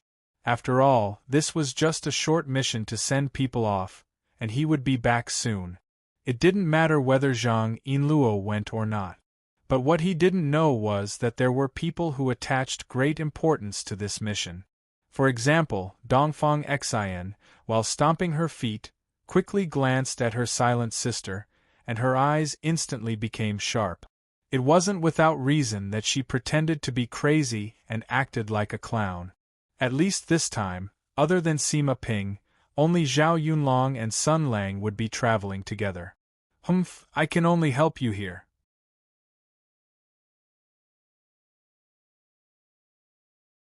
Chapter 240. The weather was good and the weather was good. Sun Lang bid farewell to his friends and left Mingzhou City, heading south. In one day, he crossed Feng Town and entered the Grand Canal from Yangon Prefecture. In this era, especially in the Empire, ships were still the most convenient and mainstream means of transportation. Moreover, ships floated on the water and were driven by human oars and the force of water. For martial arts masters, there were too many things they could do. A martial arts master with profound internal strength and amazing physical strength couldn't make an exhausted horse speed up by 1 second. However, if he was on a ship, he could easily race the boat. At this moment, on the Grand Canal, a small boat was cutting through the waves like an arrow released from a bow. It brought up waves of bright splashes as it sped along the river. This boat looked very strange. It did not have any oars or sails. For some reason, the sharp bow of the boat was painted red. Moreover, there was a small flag at the top of the cabin. The flag was fluttering in the wind and spread open. There were 5 large words written on it. Hong Kong Reporter. This canal connected the north and the south, and it was responsible for the transportation of grain. There were endless cargo ships, and the boatmen in short coats were paddling the boats. On both sides of the canal, there were green willows and weeping poplars, and the scenery was beautiful. There were also painted boats and official boats, and there were many tourists. Scholars and beauties leaned against the railings and chuckled. It was supposed to be a sunny day, but today, something strange happened. Waves splashed, and in the midst of the rumbling, a small boat faced the wind and broke through the waves, whistling past, unceasingly passing one ship after another, splashing water all over the sky, causing waves of startled cries, and vaguely arrogant loud laughter sounded in the wind. "You guys, what a bunch of fools! When it comes to sailing, you guys are still clothes. I've even been on an aircraft carrier. I'm the man who will become the pirate king." Fortunately, this was in ancient times when transportation laws were not mature yet. Otherwise, the person who sailed the boat would never be able to get into the water. The people who were overtaken by the boat wanted to curse, but they shut their mouths because they vaguely saw that there seemed to be a person standing on the bow of the boat without oars. In other words, they exchanged a look and wisely chose to let the matter go. Most of the people who were watching the show used this matter as a topic to show off and show off. "This person's skill is quite good. I don't know which family's young talent is from. He's too young. Is there such a young master in the world? Could it be that there is some kind of mechanism at the bottom of the boat?" I once heard from a friend who came back from the Western continent that the Western continent has a kind of mechanical boat that burns coal and can move by itself. They don't even need sails and oars. Those barbarians do have some skills. That's not right. What's the use of these strange skills? If they had that kind of mechanical boat, where would these men who had to feed their families go to work? Are they going to use it in war? Haha, Brother Ching, you must be joking. My celestial empire, the advantage of the navy, the hero of warships, such as the West River Moon, the Water Dragon Roar, the Ocean Tide, the Calm Storm. These Imperial Army warships are strong enough to suppress the world. Even if the Western continent's mechanical boat is bigger and bigger, what's the big deal? This kind of argument was just a casual chat between the young masters after a meal. No one would pay attention to it. The captain and pilot of the Hong Kong Reporter was even more unaware. At this time, he was playing more and more happily. He loudly said, "Sit tight. The next is the 5 consecutive hairpin drifting demonstration of old driver Chiu Ming Jiang." At this time, there was an earth-shattering roar in the cabin. "I say you. Give me more." The person at the bow was stunned when he heard this. He lifted his foot and stomped on the bow of the boat. On the canal, a small boat that was as fast as a horse suddenly stopped, turning from extreme motion to extreme stillness in an instant. It stopped steadily on the spot, and the waves on the river rolled. The powerful inertia and recoil were all absorbed and dissolved by the formless water, stirring up waves under the water. This small boat had been tossed around for so long, but it didn't fall apart. The person who drove the boat with the supreme internal force had a meticulous control, which was really amazing. However, the boat was fine, but it didn't mean that the person was fine. As soon as the boat stopped, the door of the cabin was violently pushed open. A figure rushed out and lay on the bow of the boat. With a "wha" sound, he vomited. It was obvious that he had been tormented badly. This young and beautiful girl raised her buttock. No matter what she was doing, this action would usually make men think of this and that kind of hint. However, this little girl who was pouring rubbish into the water by the side of the boat was a little girl with an ordinary figure. She didn't have a chest, and she didn't have a buttocks, so when the old driver saw this scene, his expression was very calm. With one look, one could tell that he was the kind of good man who didn't bow down to the flat-chested power. He sighed and said, "Naz, you should change your habit of being sick of transportation." The girl vomited for a while, then wiped her mouth with a handkerchief. She turned around and roared, "Who is that? Also, who is the reason for my seasickness? What the hell are you doing?" Can't you be a little more normal? This girl was called Sima Ping. She was Ping, and not flat as in flat-chested. A few days ago, her master had left this world forever. According to her master's dying wish, and the principle of taking in all beautiful girls, she was entrusted to a great official who was both brave and wise, benevolent and righteous. This righteous great official had found a new teacher for her to teach her some life experiences. This official's surname was Sun, and his name was Lang. He was a man who viewed beauty as dirt. In his eyes, the women in the world were clearly divided into those who could be fucked and those who couldn't be fucked. What was more sad was that, due to some historical reasons, there were very few women in the world that he could fuck. And Sima Ping clearly belonged to the category that he couldn't fuck. So he shrugged inhumanely. "You're seasick, are you blaming me?" Sima Ping was so angry that she wanted to laugh. "You drove the boat so fast, and I don't blame you." Sigh. Young people nowadays always find objective reasons to excuse themselves. Sun Lang sighed and pointed at the cabin. "Because I drove the boat too fast, you vomited? Chow Patao, how come you didn't vomit?" Following his words, another girl walked out from the cabin. That girl was dressed in white, with a stern face and bright eyes. She was valiant and formidable. Even if she wasn't dressed in martial attire, the temperament of an iron-blooded soldier couldn't be concealed. After she heard Sun Lang's words, she didn't care about anything else and directly nodded. Yes, I didn't vomit." This girl had a very masculine name, Zhao Yunlong. This name was known to almost everyone in the empire. Even Sima Ping, who grew up in a small mountain village, had heard of her. This General Zhao was a top female hero in the world.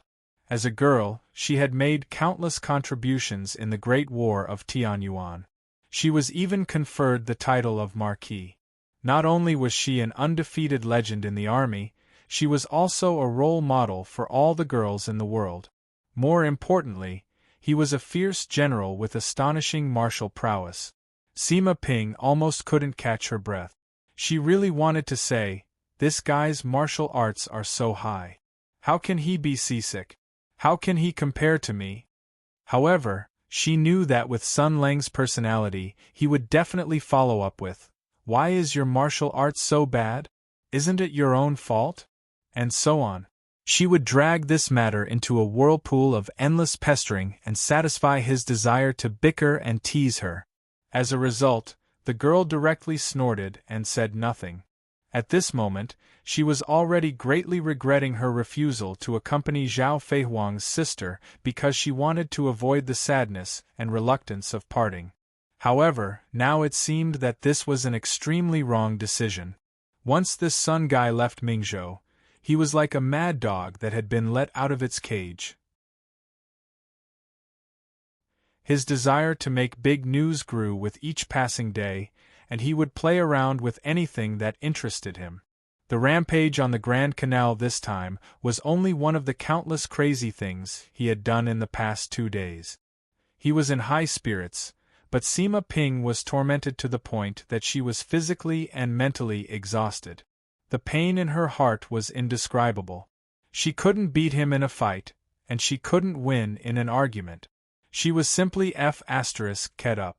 What was worse was that the other person who could stop Sun Lang, General Zhao Yunlong, had actually become Sun Lang's biggest lackey and accomplice without any principles. Whatever Sun Lang wanted to do, he would help. Whatever Sun Lang said, he would agree. This female general didn't look anything like a general of Tianyuan at all. People who didn't know better would think that she was Sun Lang's maidservant. She was completely Sun Lang's follower and echo. Sima Ping saw everything that had happened in the past 2 days, and her heart was filled with sorrow. It was as if she was drowning in water, and she didn't know what to do. She was completely isolated and helpless in her heart. She was on tenterhooks all day long, afraid that Sun Lang would rob a bank or rob an execution ground on a whim. Needless to say, even if Sun Lang wanted to burn down the government office, Zhao Yunlong would happily help carry the firewood. These 2 lunatics had high martial arts. Even if they were surrounded by a large army, they could still escape without a trace. But what about me? I will be treated as an accomplice, bastard. I will be shot even when I'm lying down, bastard. Under this kind of resentful and indignant mood, Sima Ping instead had a great expectation and closeness to the teacher she had never met before. She constantly prayed to see the teacher surnamed Lu as soon as possible. Even if she was a fierce and strict old woman with harsh words, I would still accept it, as long as I can leave these two inhumane bastards as soon as possible. Therefore, she was very rational and didn't quarrel with Sun Lang. Instead, she took a few breaths and recovered some of her spirit. She turned her head and asked Sun Lang, "Where are we now? How much longer is there?" Sun Lang looked around and glanced at the map. He nodded and said, "Lu Town is east of Suizhou. It is a large town near the sea. We will follow the Grand Canal south and turn into the South River. With the current speed of the boat, we will arrive very quickly." As he spoke, he glanced at Zhao Yunlong, "Speaking of which, when we arrive at Lu Town, how do we find her? Do you know where her house is?" Zhao Yunlong thought for a moment. "I heard that her family is a noble family in Lu Town. If we ask around, it will be easy to find out.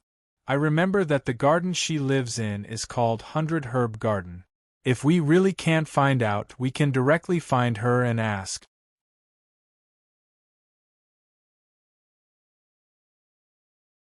Chapter 241. From the Grand Canal to the South River, they raced all the way.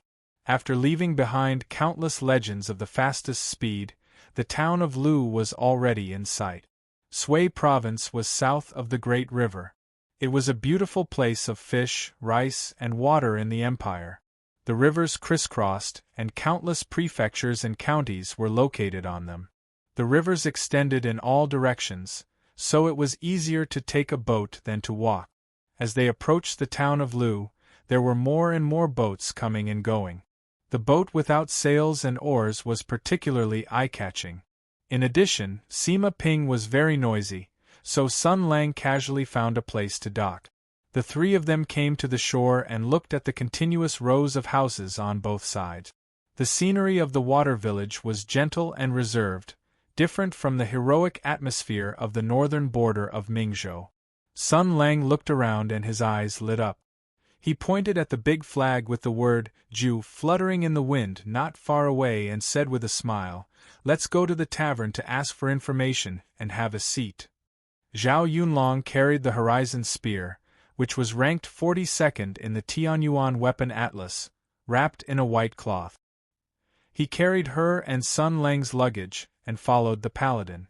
The two of them, one in front and one behind, left Sima Ping behind as if there was no one else around. The poor little girl looked at their backs and finally ate her first public display of affection in her life. She stomped her feet. The depression in her heart could not be described with words. Although she wanted to protest why they had to go to the tavern to ask for information, they had obviously arrived in Lu Town and knew that Master Lu lived in the herb garden. Why couldn't they just ask a random person? Why did they have to go to the tavern and waste time? However, she knew that even if she protested, Sun Lang would definitely refute her with a crooked argument. Moreover, in this three-person trip, her opinion was completely insignificant. Sun Lang wanted to have fun, and Zhao Yunlong wanted to let Sun Lang have fun. Therefore, this guy surnamed Sun was flying all the way. No one could control him, and he was almost going to fly into the sky. "Bastard, just you wait. After I settle down, I'll write a letter to Big Cow Zhang to complain." Sima Ping hatefully swore in her heart. She tightened the small bag on her back and started running, trying to catch up with the inhumane couple in front of her. Suddenly, she felt a gust of gloomy wind blow past her neck. Even in this damp and cold water town, she still felt abrupt. Thus, she turned her head in surprise. Then, her heart subconsciously jumped and she almost cried out. A woman with unkempt hair and a dirty face was leaning against a wall behind her. At this moment, she was looking at her in a daze. Her eyes were empty and lifeless. Her skin was dark and she looked like she had been through a lot. It was as if the pain of this world had carved marks on her face that could not be washed away. It also showed the lifeless spirit. At first glance, people would feel pity for her, but at second glance they would feel disgust and alienation. This kind of old beggar, people wouldn't even be willing to look at her, let alone give her food and money. But Sima Ping was a doctor. Moreover, she had already seen things that made people feel even more disgusted and disgusted.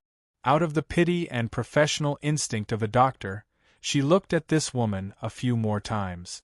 Then, she was shocked. She could almost see that this woman's actual age was only 30 or 40 years old.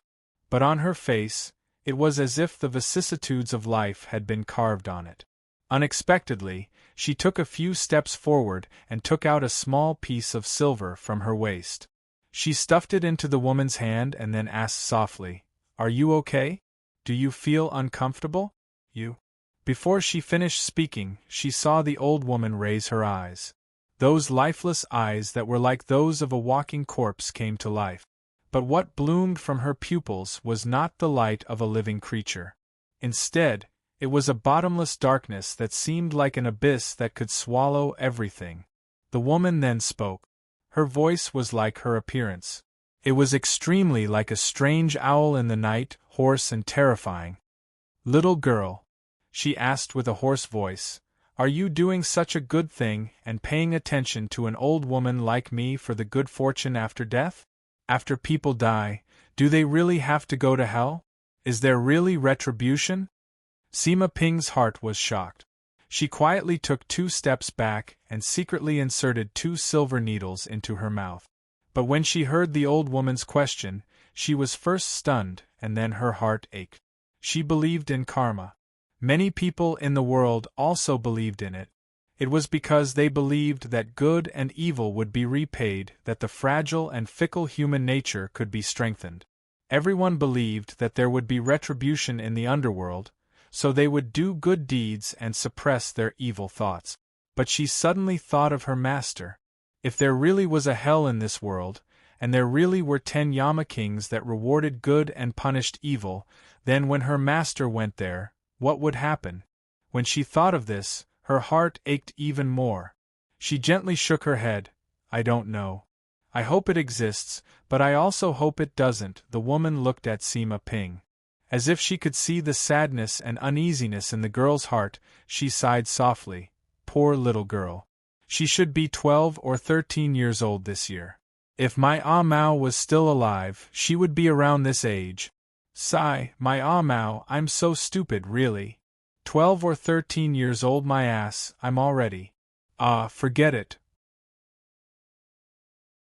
Sima Ping originally wanted to explode, but when she saw the old woman's miserable appearance, she could not help but feel pity. Just as she wanted to finish listening to her story, she heard Sun Lang's voice not far away. "What are you doing? Accepting a hidden mission?"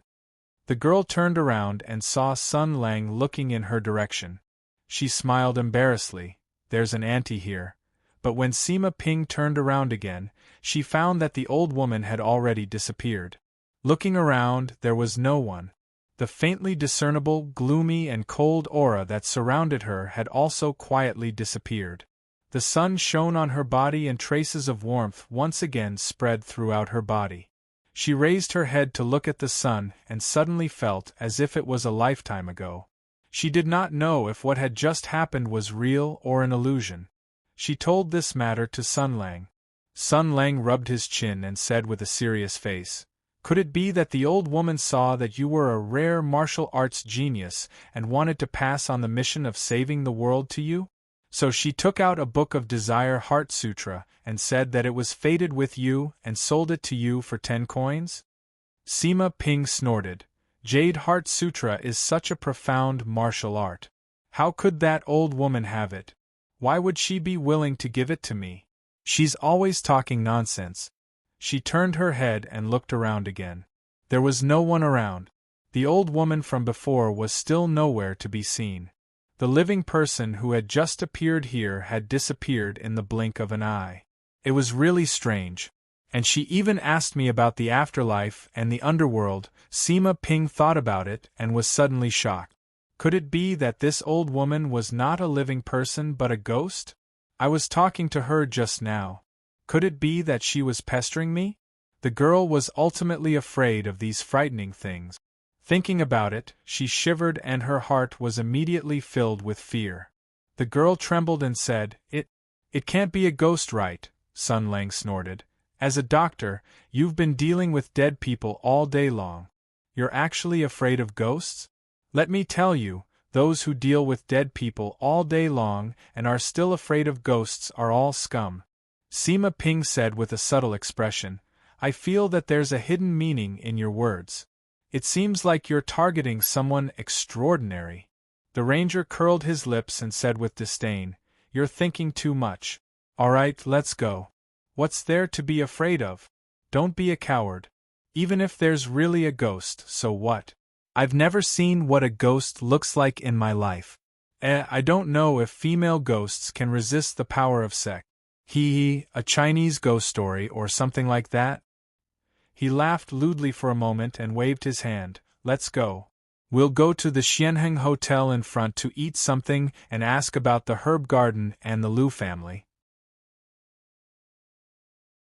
Don't think about the old beggar. Speaking of which, did you rub too much that you're hallucinating? Rub too much? Rub what? Sima Ping was curious, but she knew that nothing good would come out of this guy's mouth. He must have said something bad. She snorted and followed behind Sun Lang. She made a face at the ranger's back. She did not know why, but the fear that had just appeared in her heart had mostly dissipated in a short period of time. Perhaps it was because she was following this guy. It was hard to imagine what would happen if this kind of person met a ghost. From this point of view, it was really safe to stay by his side. Zhao Yunlong was waiting in front. After the three of them met up, they walked towards the Xianheng Hotel. The name of this Xianheng Hotel was taken from the I Jing Kuan hexagram, Pin Wu Xian Heng, meaning all things are beautiful. Xianheng meant everything is beautiful. Xianheng meant everything is smooth. The meaning of Xianheng was that business is booming, everything is successful, and money is abundant. The name was so particular, it showed that the owner was a decent and cultured person. After such a boss gave a considerable tip, the information he gave was most likely useful. The three of them entered the room next to the shop and chose a clean table by the window to sit down. They took out a few pieces of silver and ordered wine and dishes. They slowly sat down and drank. After resting for a while, Sun Lang beckoned the waiter over and directly asked him about the 100 Herb Garden. The waiter's face changed. Guest, isn't that the Liu family's garden? In these years, the Liu family has declined. The Ren and Ji families have met with misfortune one after another. Strange things happened one after another. The herb garden has been haunted by snake demons for the past few years. It is said that they have killed several people. Who would dare to live there? TSK, there is also the fourth master of the Liu family. His whole family was slaughtered by the widow of the Hedong tyrant, He Laolu.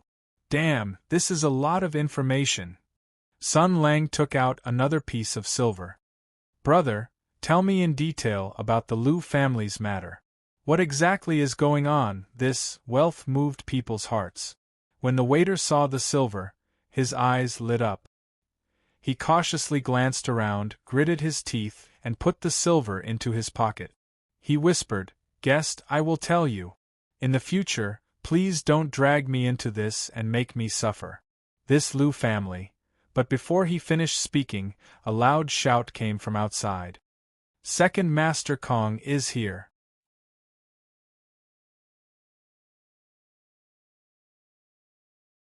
Chapter 242. The layout of the hotel in Liu Town was different from that in other places.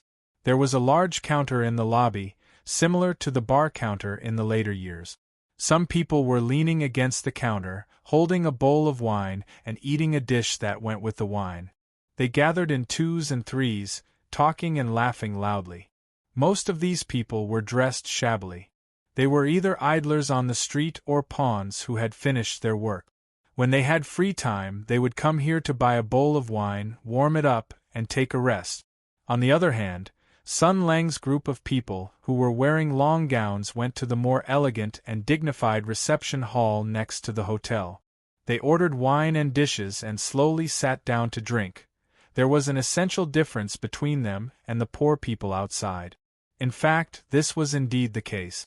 The other guests seated in the parlor would instinctively frown when they caught sight of the short-sleeved outfits outside, showing their disgust and arrogance. Even though they themselves were not dressed very luxuriously, and had only come here to eat a good meal, it was as if sitting in this spacious and bright hall and eating meat dishes on clean and white plates would raise one's social status essentially. It made them feel noble and aloof like respectable people, and they swept the dusty and sweaty people outside with eyes full of superiority. Similarly, the short-coat gang outside also looked at them with disdain and coldness, as if they were complaining and despising these rich and heartless guys. However, their eyes were obviously filled with envy and reverie, as if they were imagining that one day they would sit in the parlor and order all the dishes twice, eating one and throwing away the other. They also dreamed of becoming the people that they hated and abhorred. In this clearly divided and unfriendly atmosphere, everyone suddenly heard a shout full of energy. "Second Master Kong is here." Then, the atmosphere in the restaurant instantly became lively. Even the people in the flower hall craned their necks to look. Sun Lang's position was good. When he looked outside, he saw a man dressed in brocade and luxurious shoes striding over. His figure was tall, his clothes were luxurious, his face was rosy, and his white beard was combed smoothly and elegantly. He had the bearing of a heroic hero, and he was awe-inspiring as he walked. His eyes were like lightning as he glanced around. Any stranger that glanced at him would surely have a good impression of him and take him to be a heroic hero. And it seemed that this was indeed the case. When the short-gowned men outside saw Second Master Kong, they smiled like blooming chrysanthemums and greeted him one after another. No matter if it was the hooligans, the peddlers, or the commoners, they all greeted Second Master Kong loudly like filial sons meeting their parents, or the officials meeting their parents. They all cupped their hands and saluted Second Master Kong, imitating the style of people in Jianghu. Second Master Kong naturally didn't put on any airs. He smiled and cupped his hands in return. He was dressed in a brocade robe and actually walked directly into the crowd of commoners. He came to the front of the counter and slapped out 9 copper coins. He laughed heartily and said, "Warm 2 bowls of wine and a plate of fennel beans." The fierce-looking shopkeeper had already pulled away the waiter at the counter who was in charge of warming the wine.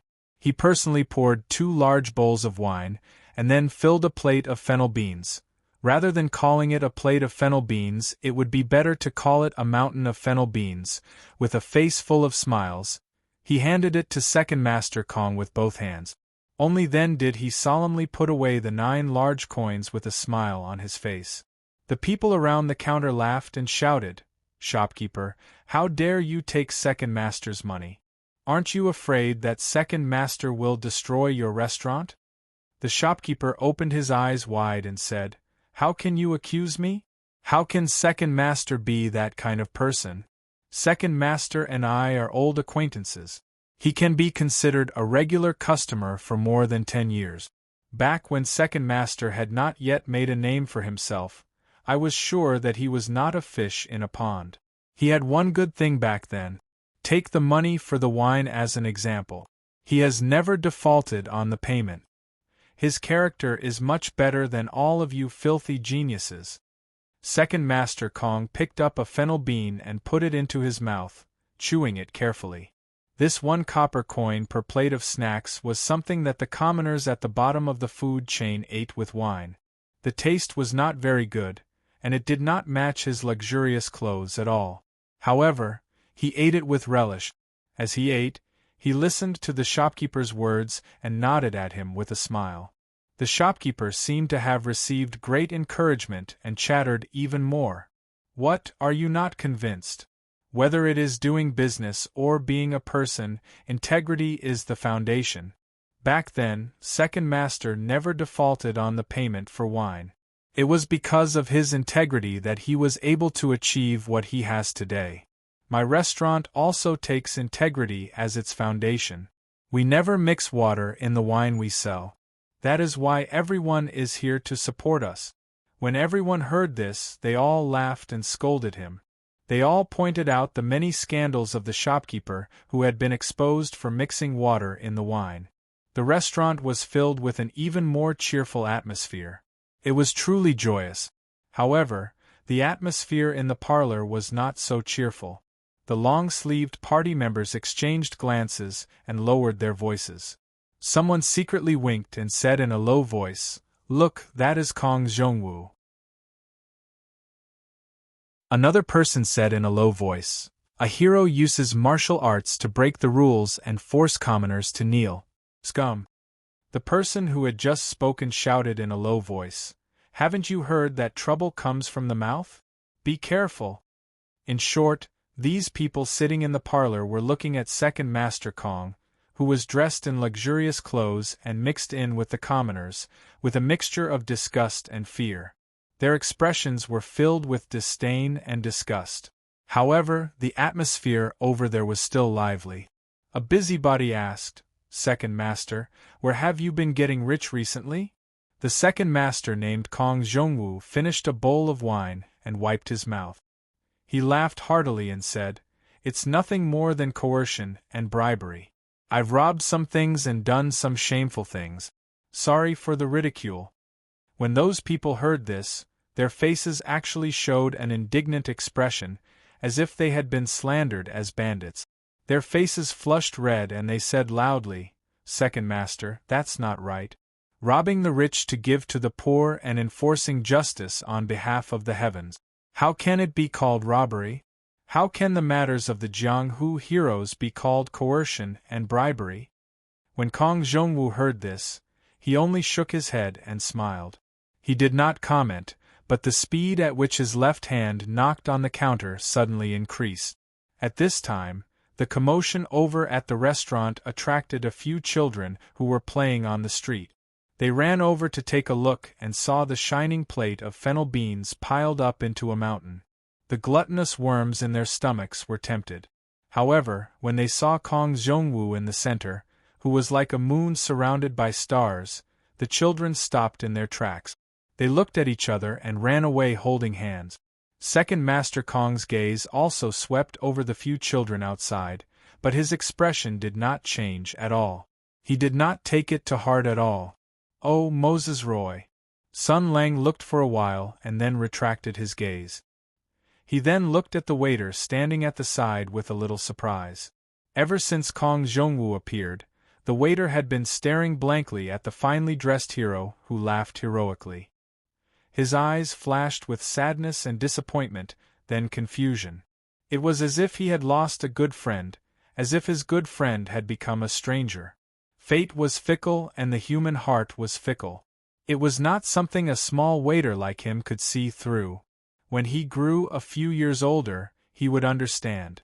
Sun Lang stretched out his hand and waved it in front of his eyes. "Brother, your eyes tell me that you are very, very familiar with this second Master Kong. He must be someone with a story." The waiter said in a low voice, "I have been a waiter here since I was 12 years old. At that time, I already knew him. At that time, he was not yet the second Master Kong. He was not like this at that time." After he finished speaking in a daze, he came back to his senses. A flustered and embarrassed expression appeared on his face. He bowed and apologized. "I am sorry, dear guest. I was distracted for a moment and spoke nonsense.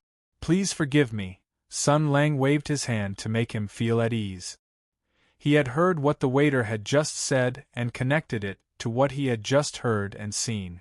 He could almost guess the general situation, but he was not interested in it at all. It was just another fickle human heart. In this world, The most fickle and unreliable thing was the human heart. What was there to be surprised about? However, he still smiled. There is nothing to be surprised about. People will always change. Whether it is an oath of eternal love or the entrustment of one's life, it is possible that for some reason, they will righteously point their sword at you. Those unparalleled talents, those geniuses of heaven and earth, they cannot escape from this hurdle. What is a small commoner who has lost his heart? When these words were said, Sima Ping and Zhao Yunlong's expressions changed at the same time. Sima Ping was only thinking about her master who had no regrets in her life. She thought about the new mission and oath that she had taken over. Thus, she frowned and stared at Sun Lang. She said, "Some people will never change." Zhao Yunlong, on the other hand, thought of something more dangerous. It was a secret that she could not find out. It was a secret that the entire empire had kept secret. Thus, in her eyes, curiosity, concern, and anger coexisted. She looked at Sun Lang. For the first time in a few days, she clearly objected to Sun Lang's words. General Yunlong said word by word, "Some people will never change." If it was 10 days ago, Sun Lang would have snorted disdainfully at these two girls and even treated them coldly. However, he suddenly thought of Ping Yidao's resolute words before his death and saw Zhao Yunlong's clear eyes. He did not know why, but he could not say the words that were at the tip of his tongue. After a moment, he snorted and squinted his eyes. "Most people are like that, okay? Okay?" The waiter did not seem to notice the small dispute between the customers. He looked at the majestic figure in the crowd and listened to the familiar yet strange voice. A few years ago, the owner of this voice was still the target of ridicule. He wore shabby clothes that were similar to the people around him. He was ridiculed and mocked. He tried hard to distinguish himself and sighed in shame. Now everything had changed. Even the hot-tempered waiter had to force a smile to serve the second master. Back then, the rash Kong who wore shabby clothes and had a messy beard held an iron sword whose scabbard was almost worn out. He claimed to be a chivalrous man. However, he was ridiculed by a group of people who wore short clothes. He was beaten because he stood up for injustice. He was injured because he saw injustice on the road. He was poor, but he never owed money. He was not angry in the face of ridicule and mockery. He smiled and gave the few fennel beans to the children. That down-and-out swordsman had become a hero in bright clothes and the target of flattery. However, the waiter felt that the rash Kong from back then was much better than the current second master Kong. It had nothing to do with the choice of human nature or the loss of one's heart. There were not so many complicated reasons. Those deep-seated reasons could not be explained with the knowledge and experience of a mere waiter. He could only look at the unfamiliar figure with sadness in his heart. He only felt that the rash Kong from back then was probably not going to come back. Yes, the rash Kong who came to the tavern with a new wound on his face, and was a little drunk with his broken sword. He dipped his fingernails in the wine and said to the waiter, "There are 4 ways to use this move of the Sanchai sword style. Remember it well. It will be useful when you travel the world in the future." That rash Kong was probably not going to come back. At that moment, Kong Zhongwu had finished drinking and eating the fennel beans. Then, amidst the crowds urging him to stay and send him off, he laughed heartily and strode away. The people in the lobby were still immersed in the radiant glory of Second Master Kong's visit. They were relishing in the argument about what Second Master Kong had said to them just now. However, as time passed, their voices gradually lowered.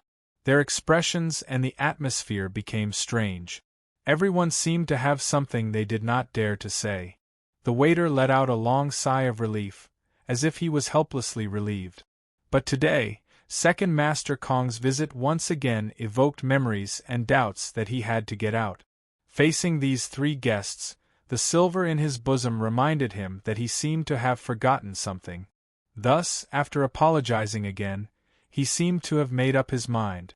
Gritting his teeth, he said, "Guests, don't you want to know about the Lu family? In the past 10 years or so, the most powerful lord and landlord in Lu Town was the Lu family, which had 2 branches working together and flourishing. They were so powerful that only 4th Master Zhao, who had produced Wu Chuxing, who was in charge of the imperial army, could contend against them. However, in the past 3 to 5 years, both families had fallen. In the past 3 to 5 years. Sun Lang and Zhao Yunlong looked at each other. It had only been 2 years since the end of the Great War of Tianyuan. 3 to 5 years ago they were still at war. At that time, Master Lu was already a divine hand in the military. She was much more famous than Ping Yidao. In addition, she was also a military doctor who saved lives and healed the wounded. Even the most eccentric general would not hesitate to smile at her. With her reputation and achievements, she did not even need to say a word to protect her family and dominate Lu Town. Even the local officials had to be polite to her. But why did this huge family begin to fall during the Great War of Tianyuan? And at that time, did she not know? Or the two of them exchanged a look. Sun Lang snapped his fingers. And then, the waiter laughed bitterly. These 2 families are big and powerful. Usually, they are indeed a little overbearing. The commoners also have some complaints. However, although they are fierce, they are still human. When these 2 families fell, another 2 people took advantage of the situation and rose up. However, these 2 new landlords are not worse than the 2 families. The one who replaced the Zhao family and took over old Master Zhao's property was surnamed Xiagu. The waiter's eyes flashed a trace of pain. And the one who took over the Lu family was surnamed Kong. Everyone called him Second Master Kong.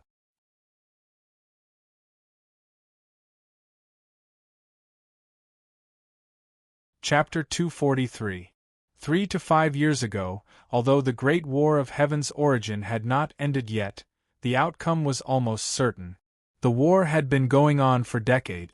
At the beginning, the people were retreating step by step. Later, the people were united. The difficult days of fighting for the survival of the country had passed. In the last few years, the war was getting farther and farther away from the ordinary people. 3 to 5 years ago, since there was no longer the danger of family destruction, and the nightmare of the sky demon slaughtering countless people that the older generation talked about did not come again, the people who were far away from the battlefield also settled down and lived their lives as usual. For them, the Great War of Tianyuan was no longer a war to save the country, but a heroic story told by storytellers and government officials. Although they respected it, it was still far away. 3 to 5 years ago, the war did not disturb the people living in the villages of the Yangtze River. Because the outcome was certain, the people in power changed from how to resist the enemy to how to benefit from the war. In the First Great War of Tianyuan, the 5 countries each snatched national treasures from the destroyed sky demon and eventually created the 5 strongest countries in the world. Now that the sky demon came again and was defeated, the amount of war treasures snatched from the sky demon undoubtedly meant another reshuffle of the international order. However, the people could not know about all this. The people could be manipulated, but they could not be made to know. This was a principle that all the countries understood. After all, they could not let the people of the Hutu Empire know that the weapons of the imperial army, which had been sanctified and symbolized the empire's heavenly orthodoxy, were actually imitations and projections of a certain ancestor demon sword. They also could not let the people of the divine power of flames know that the so-called sacred firearms with the soul of flames were actually the research and reverse analysis of a certain dangerous weapon. The awakening of the psionicists of the great western continent's thousand-island United States relied on the stimulation of radiation emitted from a certain brain rather than complicated and vast sacred rituals to awaken their abilities. The strict 4 social classes of the Greenwood Dragon Sparrow dynasty did not originate from fate, but a large-scale bloodline evolution. How could the people know about this stable order established by deception and deceit to maintain the interests and stability of the vested interests? Therefore, as the war progressed, the people knew less and less about the war. News of victory kept coming back from the front line, and legendary stories such as the Great War of Tianyuan were circulating in the street. The brighter the light under the sun, the darker the hidden darkness. However, the people would never know about all this because someone did not want them to know. Therefore, for the people in recent years, they did not understand how tragic or magnificent the war was. Although they had heard of several great victories with countless beheadings, and the peerless demeanor of a certain fierce general who broke through the enemy lines 7 times, they were not real. For the people of Lu Town, what was truly a grand event and could be talked about for a long time were the major events that happened in Lu Town a few years ago. This was also the story that the waiter told to Sun Lang and the others. It was said that the Lu family, which had been entrenched in Lu Town for decades and had been operating for a long time, had 2 branches, Run and Ji. The family was revitalized and the 2 branches competed with each other. They had endless glory and glory. Only the Zhao family, which had produced a martial arts scholar, could somewhat compete with them. This was human nature. When one had power, influence, and money, he would gradually become arrogant and domineering. He did not dare to do things like murder, arson, and abduct women openly. But in the dark, he had done many things like collecting debts, buying land by force, and running amok in the village. However, the family was big and had a large business. Martial arts was passed down to the family, and both the black and white sides were rich. Therefore, when the people had disputes and suffered losses, they could only swallow their anger and not make a big deal out of it. In the long run, the Lu family had done many unethical things. God knows how many times the Lu family had been cursed behind their back. Originally, it was normal for the incompetent and unruly people to make a scene and curse at the heavens and the earth. As a noble and dignified family, the Lu family should just laugh it off and not pursue the matter. This was the modesty and tolerance of the superior. After all, in this world, killing and arson was the golden belt. If the curses of the unruly people worked, then from the emperor to the county magistrate, almost none of the meat-eaters in the imperial system could survive for more than 3 months. But in reality, everyone was happy to be an official. It was obvious that the so-called justice and justice were just a joke used to fool the people. But this time, for some reason, perhaps Bodhisattva had opened his eyes, perhaps the king of hell had made a move, or perhaps the players of the werewolf massacre had finally come to a consensus. Everyone's resentment seemed to have gathered into a black power of will, enveloping the Lu family with the force of Mount Tai. The Lu family, a prominent family in the surrounding villages, was instantly met with retribution. In just 1 or 2 years, strange things happened one after another. First, it was the herb garden that was haunted. Then, the old family head was involved in a fraud case, implicating the current family head. Overnight, the family's reputation plummeted. Following that, the family's various businesses fell one after another. This was really called unexpected events from the sky. With this kind of thing happening, it was the perfect opportunity for the Wisdom House to take on the responsibility.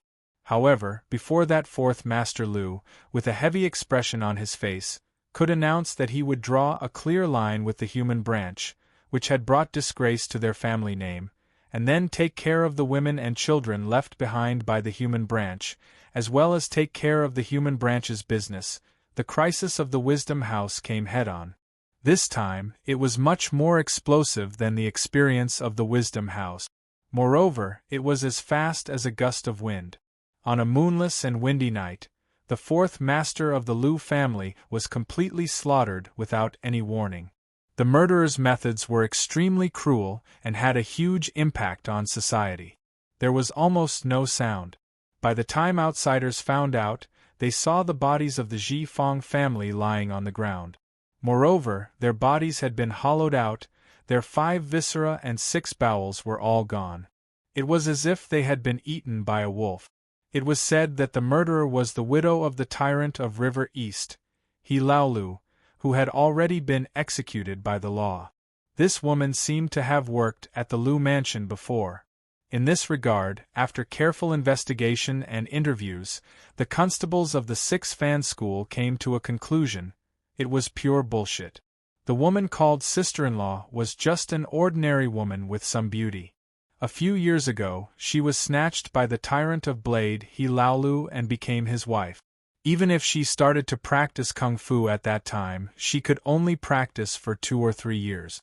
Such a woman could quietly slaughter the wisdom house of the Lumen family, a family of poetry and sword, unless she was possessed by a wolf demon. This was very reasonable. After all, many people had seen that sister-in-law.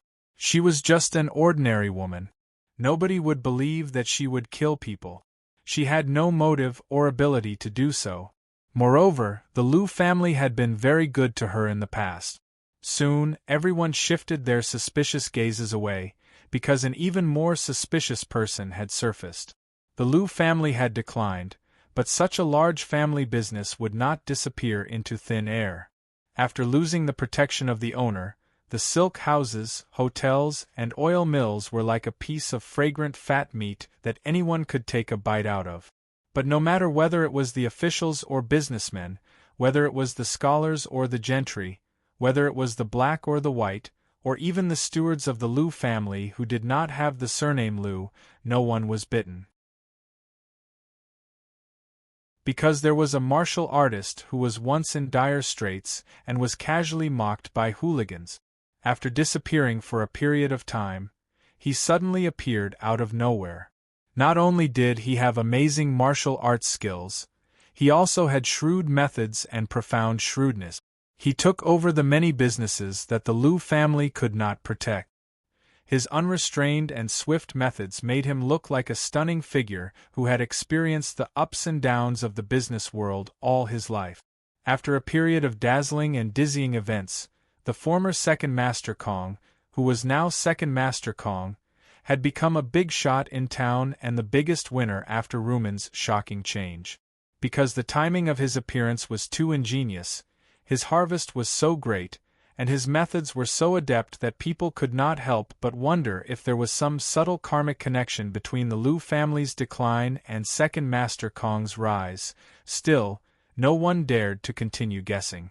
That was because they realized that the honest and even pedantic second young Master Kong, who was full of chivalry and justice, had transformed into a moody, sinister, and vicious-minded hero who far surpassed the Lu family at that time.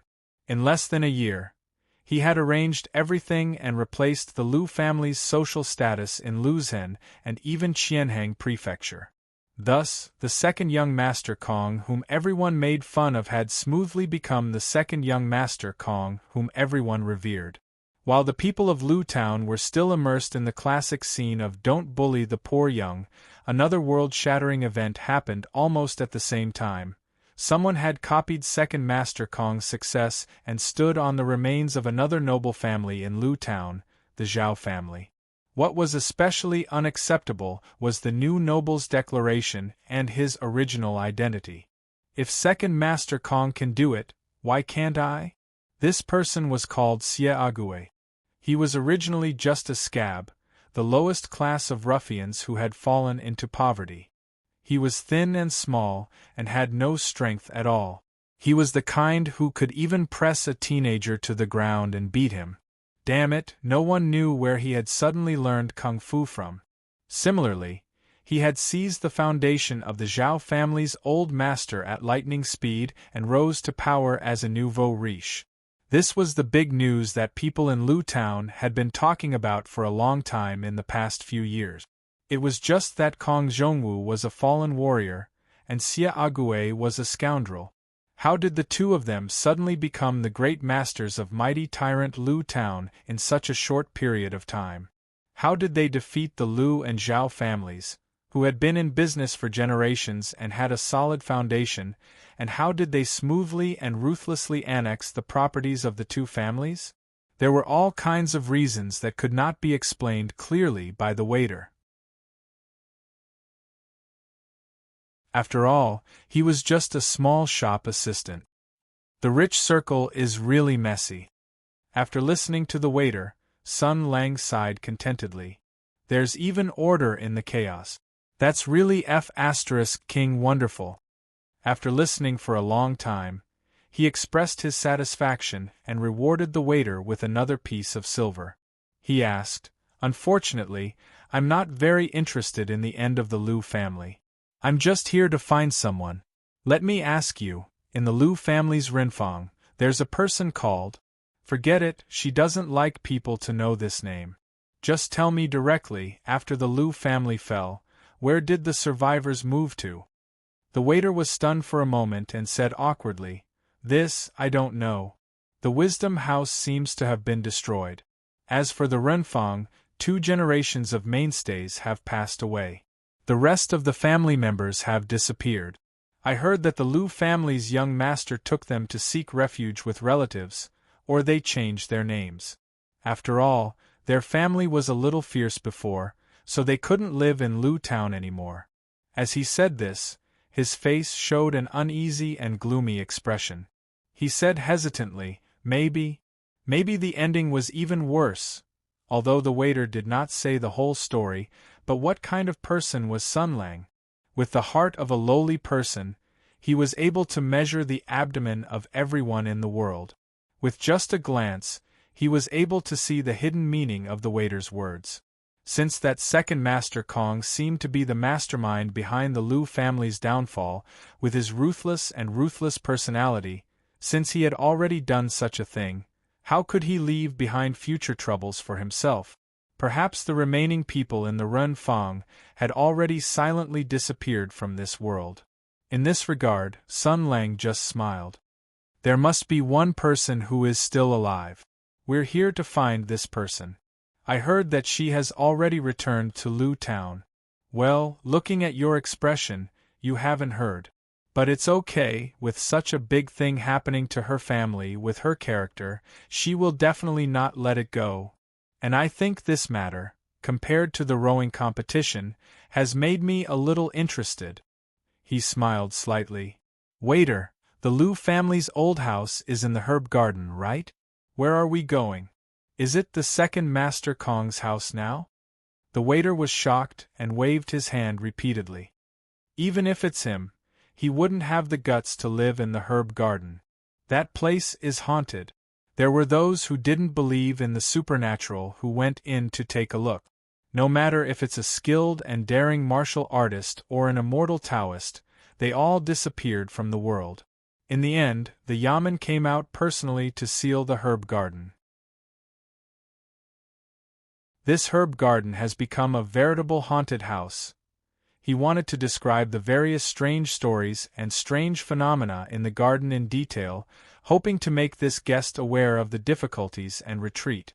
Who knew that after the smiling guest in front of him heard this, his eyes would actually shine brightly, as if he didn't know what was good for him. He smiled and said to his female companion, "Oh, Moses Roy, I've been feeling bored recently. I still want to visit the second Master Kong directly. Now it seems that I should go to the herb garden to take a look first?"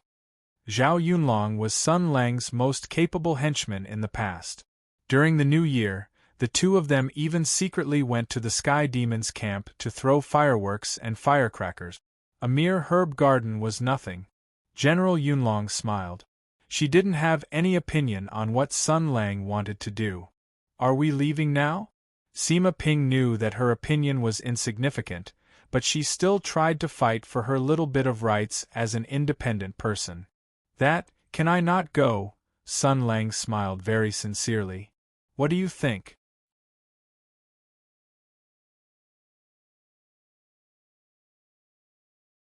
Chapter 244. Sun Lang's smile was very kind, but Sima Ping's heart skipped a beat. But before she could protest, the waiter was even more anxious than her and hurriedly said, "Dear guests, This is not a joke, even the government is unable to do anything about it. Even that second Master Kong is unwilling to stay in the 100 Herb Garden. That place is really evil. In the past few years, there have been people who didn't believe it and wanted to go to the garden to investigate, but none of them returned. Sun Lang and Zhao Yunlong looked at each other and smiled, then said warmly, "Thank you for your kindness, we know what to do.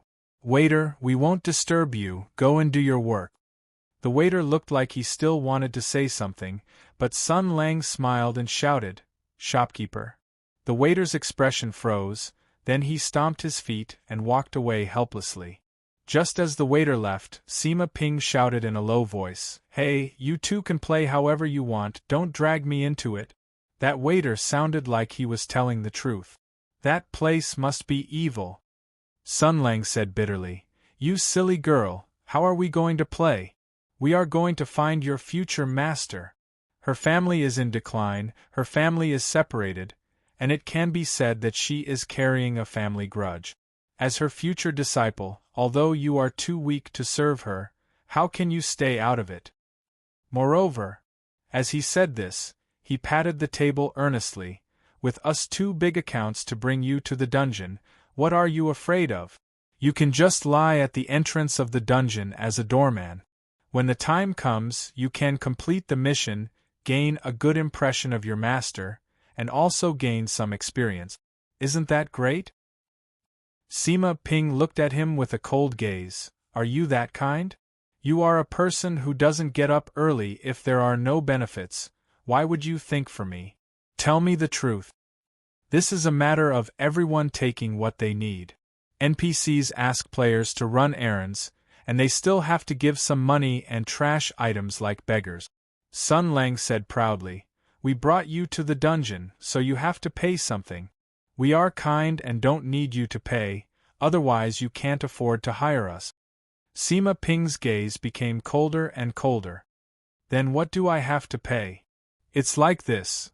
Sun Lang pointed at himself and then at Chao Patao. "You know, we're both max-level players, and Chao Patao has a full set of godly items. If we go to the herb garden alone, we can turn Silent Hill into the Staff of Truth. It won't be terrifying at all." Sima Ping realized something and laughed angrily. "So you want to bring me a burden?" "You're exaggerating, Ping-er," Sun Lang said sincerely. "With your weight, how can you be a burden? At best, it's a horror atmosphere builder and a scream generator." Sima Ping had goosebumps all over her body when she heard Sun Lang call her Ping out of the blue. When she heard Sun Lang's next words, she was furious. "How could you say that?" She immediately became agitated and her temper flared up. She shouted, "I'm not going. I'm not going. I won't go even if you beat me to death." Sun Lang's smile became even gentler. Hearing this, he asked, "You're really not going?" "I'm not." Before Sima Ping finished her words, she saw Sun Lang looking at Zhao Yunlong with a bright smile. General Yunlong also smiled knowingly and then turned to look at her, revealing a smile that made her hair stand on end. After hanging out with Sun Lang for a few days, Sima Ping had a good understanding of this bastard's character. The girl suddenly realized that if she flatly refused, he would definitely order Zhao Yunlong to grab her by the collar and run a few miles to the herb garden. Then, he would throw her into the haunted house like a discus thrower and stand there to listen to her panic screams. "If you don't go with us, then I'll send you to Solo." Sun Lang's smile clearly revealed his intention. "Damn it," she thought. However, a wise man submits to circumstances. Master also said that a doctor must learn to protect herself. In front of these two incurable mental patients, she should do so even more so. To put it simply, she was terrified. "Just you wait. Just you wait. I'll definitely write a letter to Milk Cow Zhang to complain. Definitely." Although Sima Ping's heart was filled with hatred, she did not have the courage to take the risk. The girl stood up angrily and said, "Let's go. Let's go." Sun Lang smiled calmly. "Child, why are you in such a hurry? It's broad daylight now. What's the point of going there? It'll be more interesting if we go at night. As he said this, Sun Lang said with some regret, I didn't know that Lu Town had such a good place. If I had known, I would have brought Yin Luo here. After hearing so many interesting legends about demons and ghosts, and seeing the various thrills of the 100-herb garden, she will definitely be unable to restrain herself from hugging me, letting out a cry of joy, and then shedding tears of gratitude. When Zhao Yunlong heard this, he said calmly, I can do it too. Sun Lang was stunned for a moment. Then, he smiled. Forget it. I can't imagine you crying, I've cried before. Zhao Yunlong said indifferently. After the battle at Dahuang Mountain, when no one could find you, I secretly cried in the tent. Sun Lang's smile froze. He was silent for a long time. Then, he said softly, Oh, I also cried at that time. The two of them fell into silence. There were some things that Zhao Yunlong did not dare to ask. Sun Lang did not want to say. A secret was a secret. Keeping it a secret was keeping it a secret. People would always be curious. Sun Lang sighed. Don't ask. When I want to say it, I will say it. I hope you won't regret it at that time. General Yunlong supported his chin with his hand and looked at Sun Lang. His voice was calm but firm. In my life, I only regret one thing.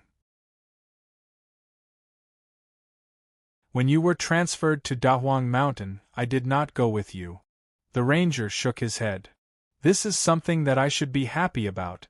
Chao Patao's eyes flashed. He wanted to ask more, but Sima Ping suddenly shouted, Hey, don't talk about such suspicious things in front of unrelated people. If there's anything, can we find a room and close the door and talk about it slowly? Perhaps it was the girl's sudden but appropriate interruption that shattered the awkward atmosphere. Sun Lang abruptly returned to his senses. He looked at the little girl and smiled. It's okay, you're not an outsider. Before Sima Ping could feel touched, she heard Sun Lang continue. And it's easy to kill them. Go to hell. The girl jumped up and shouted. Since we're not going now, let's find an inn. I'm tired from the journey these few days. I want to find a bed that won't shake to rest. Sun Lang looked at the sky and saw that it was already afternoon. The sun shone down on them, making them feel warm and comfortable, making them feel sleepy. Thus, the three of them found an inn in Lu Town. Although this town was not as prosperous as Qian Hang Prefecture, it was still a water town on the left side of the river. It could be considered rich, and the people were rich, so it had its own uniqueness. The best inn in the area was built by the river. It was elegant and gentle like a beauty in a water town. The scenery was different from that of the north, and it was an eye-opener for Sima Ping. Anyway, the girl screamed when she pushed open the door to the sky room. She rolled onto the bed and rubbed against the quilt made by Su Yu. She refused to come down. She's still a child after all. Zhao Yunlong closed the door for the girl and followed Sun Lang downstairs. The two of them found a table in the main hall and sat down. They ordered some dried fruits and desserts, as well as a pot of osmanthus tea. They looked out at the small scenery of the water town and slowly passed the time. At this time, Sima Ping was sleeping soundly upstairs. However, the two of them did not revisit the previous topic. After being comrades for so many years, they still had this bit of tacit understanding. Zhao Yunlong poured a cup of tea for Sun Lang and asked casually, What are we going to do in the 100-herb garden? Just to have some fun? Sun Lang laughed. That little girl is too inexperienced. It's fine if she doesn't understand, but Chao Patao, you've been through hundreds of battles. How can you still be so simple and childish? If someone else had said this about Great General Zhao, they would have been whipped dozens of feet away by her spear. However, the person who said this was Sun Lang, so it was a different matter. Zhao Yunlong smiled slightly. When I'm with you, I don't have to use my brain. I just have to fight with you. Haven't we been like this before? This was also true. The ranger nodded and took a sip of tea. He muttered, Originally, we came to find Master Lu. Her family ran amok and bullied the people in the village. As a result, they lost their virtue and suffered retribution. Originally, it was not surprising. Second Master Kong, who replaced the Lu family, was also not a good person. If she wants to take revenge, let her. Anyway, it has nothing to do with us. She can do whatever she wants. But he put down the teacup and smiled. There are two strange things about this. First, you said that she returned to her hometown in the last few months. With her fiery temper, even if her relatives and family were not good people, she would not ignore them. Especially her fourth uncle's family. They died so miserably. How could she just stand by and do nothing? Zhao Yunlong said, "Didn't the waiter say that the remaining women and children in the Ren family room disappeared? Could it be that she secretly took them away?" "It's possible, but there's a problem." Sun Lang waved his hand. "That second Master Kong is still alive and well.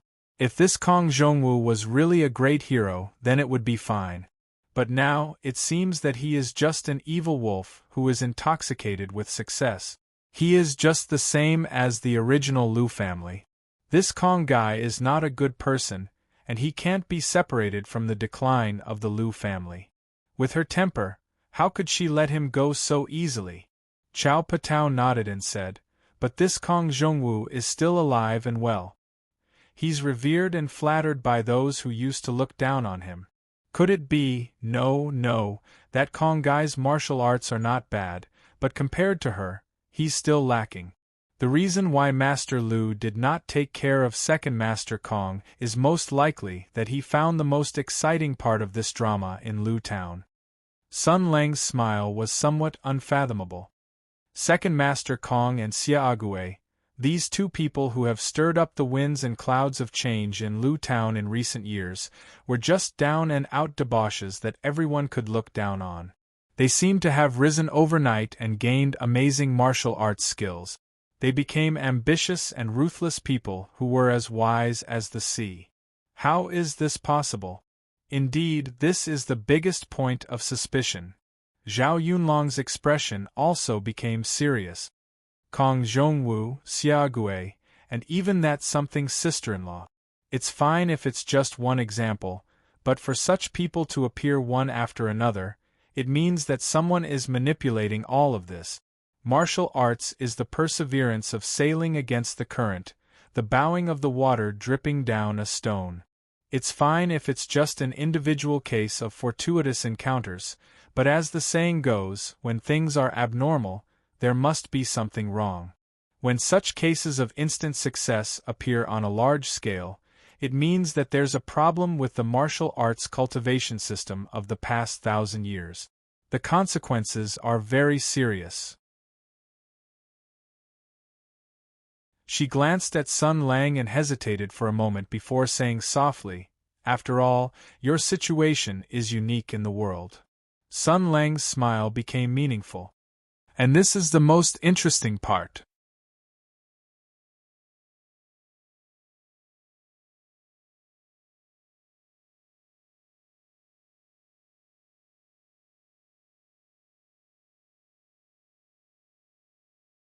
Chapter 245. Sun Lang's smile turned meaningful. "And that's the most interesting part." Zhao Yunlong was slightly taken aback at his words, but Chao Patao was not stupid either. She just had to use her brain for a moment to understand what Sun Lang was thinking, and inhaled sharply. "How is that possible?" Sun Lang sneered. "Of course not.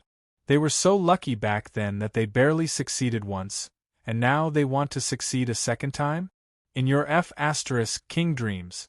Even if he was only casually mentioning the past, Sun Lang's tone still showed a hint of hatred that he could not let go. Still, he quickly realized that this was not the place to lose his temper, and so his rage faded as he glanced at Zhao Yunlong. "That's not what I'm worried about. You still don't know about Zhao Feihuang, do you?" Then, he gave a cursory account of Miss Zhao and the demonic item, which left Zhao Yunlong frowning. Possession by a demonic item? Kong Zhongwu and Xia Ague's examples are very similar. Both of them were penniless, weak and uncouth, but in a short period of time, their martial arts and intellect had become worlds apart. It's as if their bodies were possessed by the spirit of a demonic item. But that's not the case, at least, it's not a simple possession. Sun Lang said calmly. When I saw Kong Zhongwu before, I deliberately observed him, but I didn't sense the power of a demonic item. If you say so, then it really isn't the case. Zhao Yunlong nodded in understanding. So, even if Dumbo Kong's body wasn't possessed by the spirit of a demonic item, I still feel that there's a subtle connection between this and Miss Zhao's case. Moreover, even if Kong Zhongwu's body wasn't possessed by a demonic item, there's still a huge problem. Sun Lang held up a finger. Even if there are things like 10,000-year-old knotweed that can increase inner strength without going to Hangzhou, and even if they were lucky enough to jump off a cliff and meet an old man who was ready to bless them at any moment, and even if their inner strength could be improved quickly, combat experience and administration still need to be accumulated and trained. The ranger spread his hands. Others aside, even if he's a martial arts prodigy that only appears once in 1,000 years, where did he get the means and strategy to swallow the Liu family's entire industry? That's why, if he wasn't possessed by some old monster or sky demon, there's definitely an elite guiding him from behind the scenes, even manipulating him and giving him advice. That's why I'm saying that this isn't a small problem either. Stroking his chin, he mused. To be able to produce an elite of Dumbo Kong's level and take down the Liu family's industry in one fell swoop without breaking a sweat, if there's someone pulling the strings behind the scenes, their power would definitely be frightening.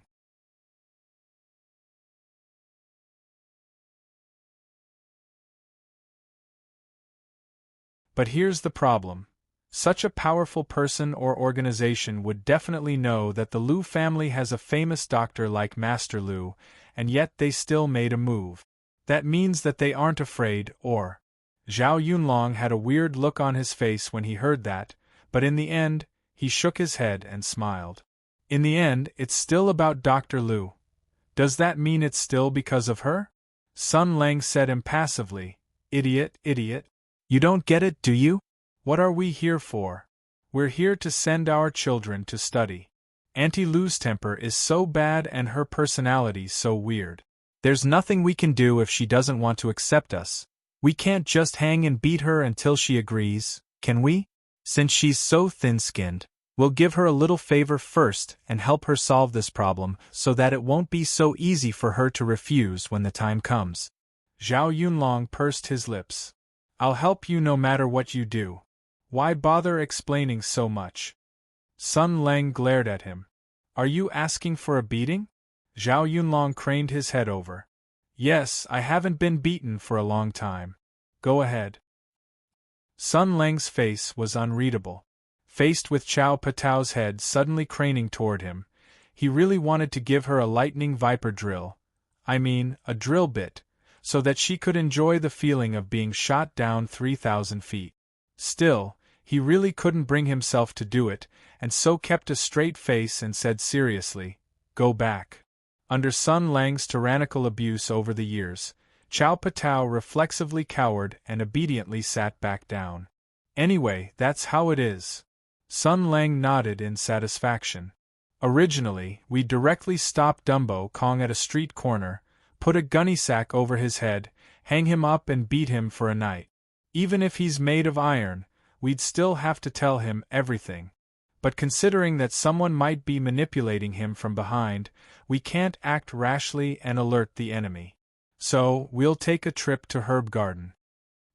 He thought about the various strange rumors the waiter had told him about the Herb Garden, and smiled meaningfully.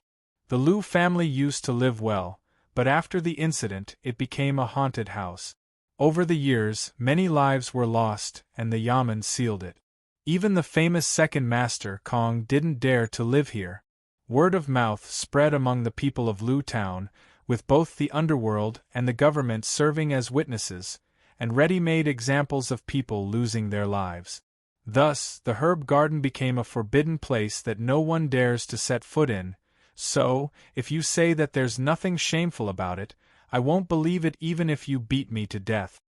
Zhao Yunlong nodded. That's true. Now that the herb garden has become a forbidden place, naturally no one would want to go in and investigate. If all of this is man-made, then they're obviously trying to hide something. And that's enough reason for our operation.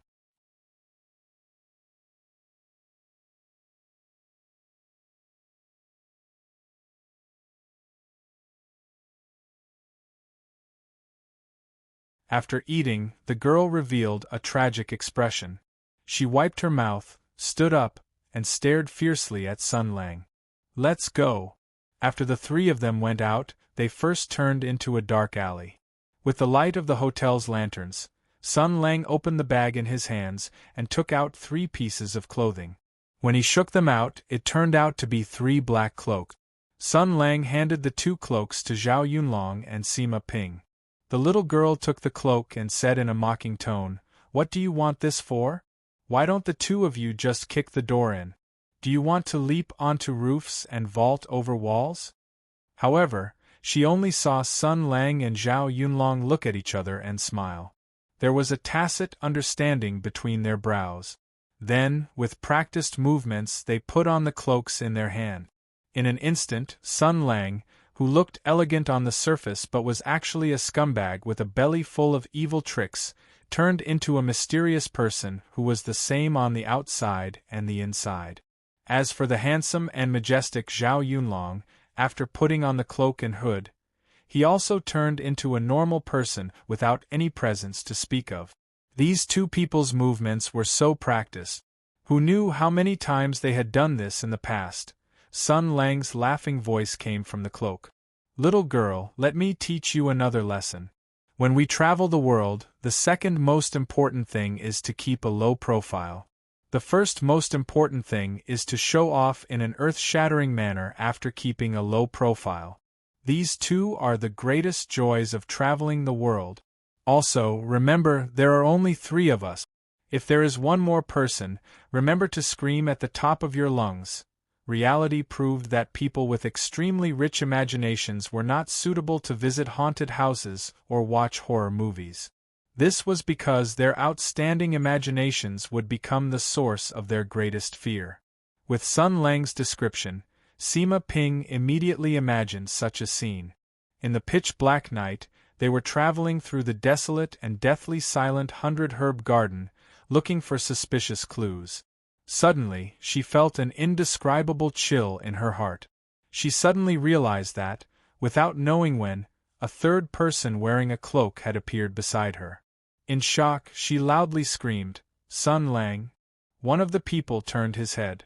The cloak covered his face, and only a strange voice came out. "Do you think I look like Sun Lang?" Then the other person turned his head and said in a strange tone, "I am Sun Lang." Then, the third person looked at her eerily. He did not say anything, but suddenly lifted his hood, revealing an incomparably terrifying face. He hissed, "Look at who I look like!" Zhao Yunlong turned his head to look at Sun Lang. "Hey, why are her legs shaking now?" Sun Lang shrugged. "This kind of person can only watch A-rated movies."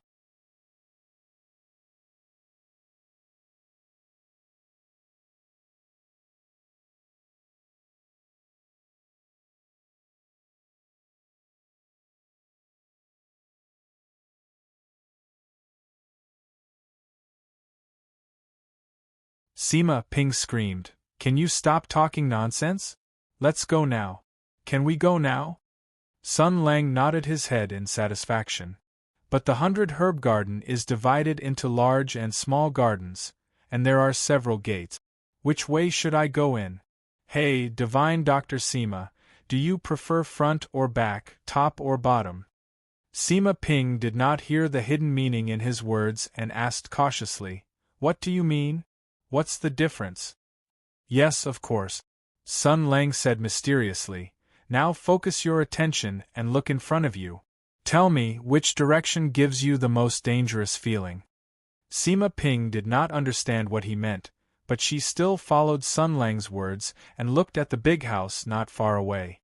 It had high courtyard walls and did not have a single trace of light. It had been uninhabited for a long time, and there was no sign of life. The ancient books said that this kind of place was the most likely to breed evil spirit. Now it seemed like it was true. She felt a cold air blow against her face, and without thinking, she pointed in a direction. That way. Sun Lang nodded and said, "Okay, it's that way." Hey! Sima Ping was furious, but Sun Lang and Zhao Yunlong quickly walked in that direction. The girl's eyes turned, and she wanted to secretly run away. But this dog couple's martial arts were high, and their conscience was very bad. If she was caught running away, who knows what kind of tricks would be waiting for her. Moreover, she looked at the dark night sky, and the bone-chilling cold air made her shiver. The girl's heart jumped, and she did not dare to stay, and quickly followed. You really know how to pick a place. After walking for about half an hour, Sun Lang stopped and looked around. Look, that's the East Tianshui River. This is the river port, and there's a back door. It's probably a place to transport grass, ash and manure, as well as to dispose of household waste. We've probably arrived at the Lu family's vegetable garden. Sima Ping cautiously moved closer to Sun Lang. What's inside? Sun Lang spread out his hands and said, "It's a vegetable garden, what else can there be? Of course it's the pea-shooter Zhang Qing, Chive's admiral. What are those?" The paladin shrugged. "Well, it's nothing more than green vegetable beds, tall acacia trees, purplish-red mulberries, and so on. Let's go." Along the narrow path, along the river, they came to the back door. The door was locked, and there was a bright yellow scribble and a dark yellow seal. It should be a seal consecrated by a master, and belonged to the double oppression of the government and religion. Sun Lang carefully observed the scribble, shook his head, and casually pulled. Together with the seal and the iron lock, they were all torn to pieces. Although Sima Ping was prepared, she was still shocked by Sun Lang's recklessness. "Hey! Aren't you afraid that something dirty will run out?"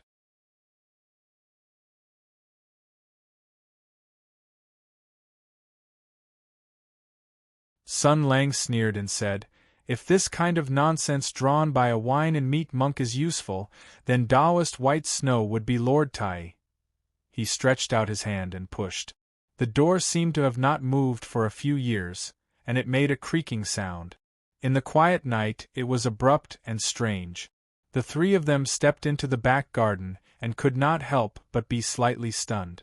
Logically speaking, the vegetable garden had not been taken care of for a long time, and it should be overgrown with weeds. But now it seemed that it was still in good order. From the neat vegetable beds, to the clean stone well, and the lush trees, although the moonlight was hazy, they could still see that everything in the vegetable garden had not been contaminated by desolation and abandonment. At a glance, it seemed that there were still people living and growing vegetables here. Sima Ping said in a low voice, "Could it be that the loyal servants are still living here, guarding this house for their masters?" Sun Lang nodded and said, "It's very possible. The loyal servants who have served the Lu family for their whole lives can't let go of the place where they lived and the memories engraved in every place. So, although something like this happened, although they encountered such a thing, they still stayed here, as usual, taking care of the vegetable garden, cleaning the house, waiting for their masters to come back. They clearly remember everything, how to clean the house, how to take care of the vegetable garden, their master's preferences, and their mission. The only thing they forgot," his tone suddenly became serene, "the fact that they have died long ago." Sima Ping was moved at first, but when she heard the last part, she felt goosebumps all over her body. She screamed, "It's become a ghost story again." Sun Lang said seriously, "This kind of reversal is more interesting. Think about it, we met an old servant who was patrolling at night here. He held a dim lamp and guided us to patrol this herb garden. He enthusiastically led us to look for clues and check for any possible clues. Although we felt that something was wrong, we couldn't tell what it was. We felt that the atmosphere around us was indescribably strange. We kept finding clues, but we kept falling into traps. In the end, we realized that it was this ordinary-looking old servant who had been leading us, and his ultimate goal was to keep us here forever, to keep a secret. Sima Ping had already covered her ears tightly. I don't want to hear it, I don't want to hear it, I don't want to hear it, I don't want to hear it. What are you afraid of? Anyway, there is only one ending to this story, and that is, the handsomey will use a King Bulsh T gesture to point at the old servant who had a gloomy smile, and say that earth-shattering line. Sun Lang stretched out his hand and pointed to the distance like the Big Dipper fist. You are already dead.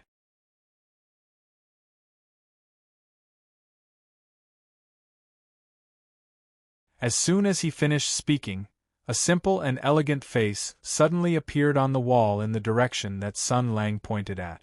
The beautiful woman's eyes moved and she looked at Sun Lang angrily.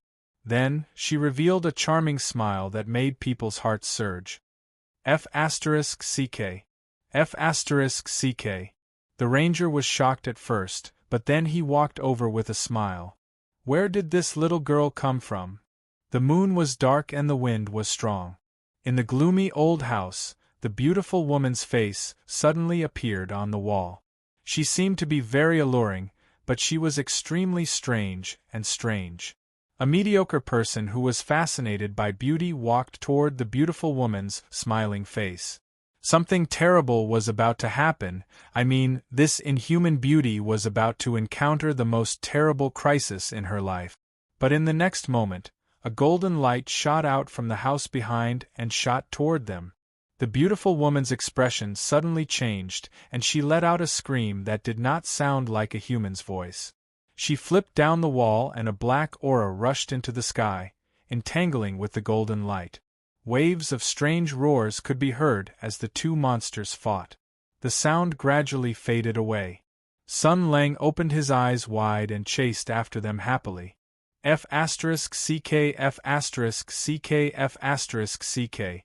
This is F***King exciting. So F***King exciting. Where's my phone? I need to send a WeChat. F***CK. He sighed. In just a moment, the two strange things that were fighting fiercely had already disappeared. Sima Ping had just recovered from her shock and followed Zhao Yunlong closely. She chased after him and said with a shocked face, What happened? What happened? What happened? What happened? Sun Lang thought for a moment. Bai Suzhen fought Jinni Fa Wang? Sima Ping was about to go crazy. Please say something that I can understand. What have you been saying from the beginning until now? You can understand. Sun Lang looked around and said with a strange tone, Face the wind. She did not understand this sentence either. Sima Ping was just about to complain, but in the next moment, she suddenly felt a chill that made her extremely uneasy. The girl abruptly turned her head, and then abruptly widened her eyes. Because in her eyes, the dark green vegetable beds, the tall acacia trees, the purplish-red mulberries, everything in the 100-herb garden was undergoing an extremely strange and terrifying change.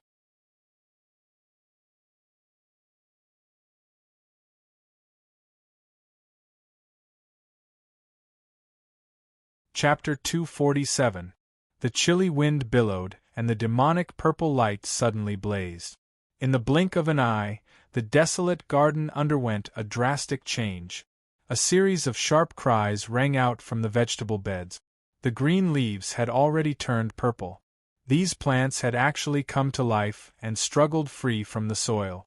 As they shook the soil, they shook their purple heads and opened their mouths that had split open from who knows where.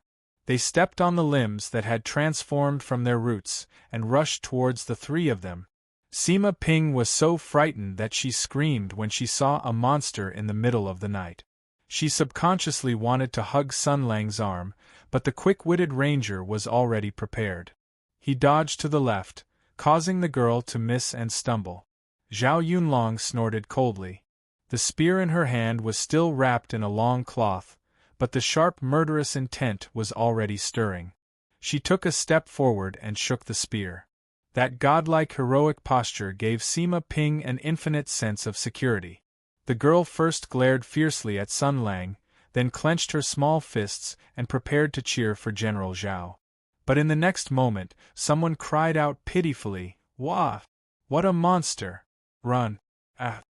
Sima Ping looked at Sun Lang with a dumbfounded expression as he jumped and ran, not forgetting to shout and wrangle.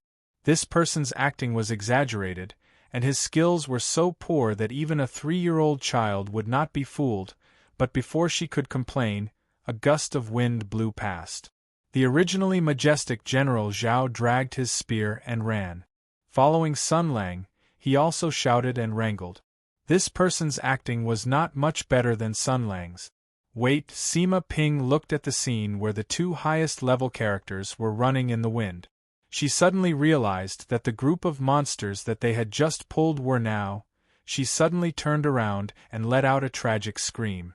She screamed loudly and ran away. This person's acting was obviously much better than the two in front of her. So Sun Lang ran while turning around and giving a thumbs up. I admit, in terms of acting, you are still better. Acting your head.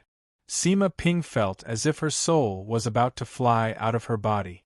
Behind her came the crazed screams of the cabbage, radish, and sweet potato spirits, as well as the sounds of their mouths closing and closing. It made her feel infinite fear and anger. What are you two doing? Hurry up and think of a way. Sun Lang ran and shouted, "Don't panic! Don't panic! These are vegetables, they are definitely tired of living. Now that they are chasing after you, they must be tired of living and want you to take them to the kitchen to cook and serve." Sima Ping's of her voice, "Then let them roll into the pan first." Sigh, I really don't know what to do with you. Sun Lang took out a small metal can from his bosom. He used his fingernail to lightly cut open a small hole in the can, and suddenly threw it behind him. Fei you're so sinister. Sima Ping had seen this thing before and was so scared that she cursed, "You! What are you planning to do? Why would these spirits be afraid?" Before he finished speaking, these cabbage and cucumber spirits seemed to have smelled something. They all let out excited shouts, then turned their heads and rushed in the direction where the cans had landed. It was as if they had seen the most precious treasure in the world. Layer upon layer, they piled up into a ball and desperately squeezed their way in. Who still cared about Sun Lang and the others? Sun Lang saw that this thing was useful, so he stopped and looked at the eggplant and yam spirits stacked together in a Tetris from afar. Sima Ping saw this and said angrily, "Why aren't you running?" The ranger put his hands on his waist and said proudly, "I'm not afraid of them. If I want to run, I'll run. If I don't want to run, I won't run. If you don't like it, bite me." Sima Ping was furious. She wanted to bite this bastard to death, but she suddenly heard a series of painful roars. She turned her head and saw those oddly shaped cucumber, yam, and eggplant spirits were like deflated balloons. They let out painful cries and fell to the ground one by one. They once again turned back into the shape that the girls were familiar with. The girl was stunned. She turned around and said, "This can of shit can be used like this?" Sun Lang shook his head seriously and said, "I only added a little poison that has a high volatility. I didn't expect it to have such a miraculous effect." Sima Ping looked at the ranger with a strange expression and quietly took 2 steps back to show that she was drawing a clear line between her and this crazy person. Sun Lang glanced at the small pile of vegetables and rubbed his chin. "This saves us the effort of harvesting the vegetables. These vegetable spirits pulled themselves out by themselves. Hey, Dr. Sima, can you go pick up 2 cucumbers and see if they can be used?" The girl jumped and said, "I feel like you have been targeting me since this afternoon.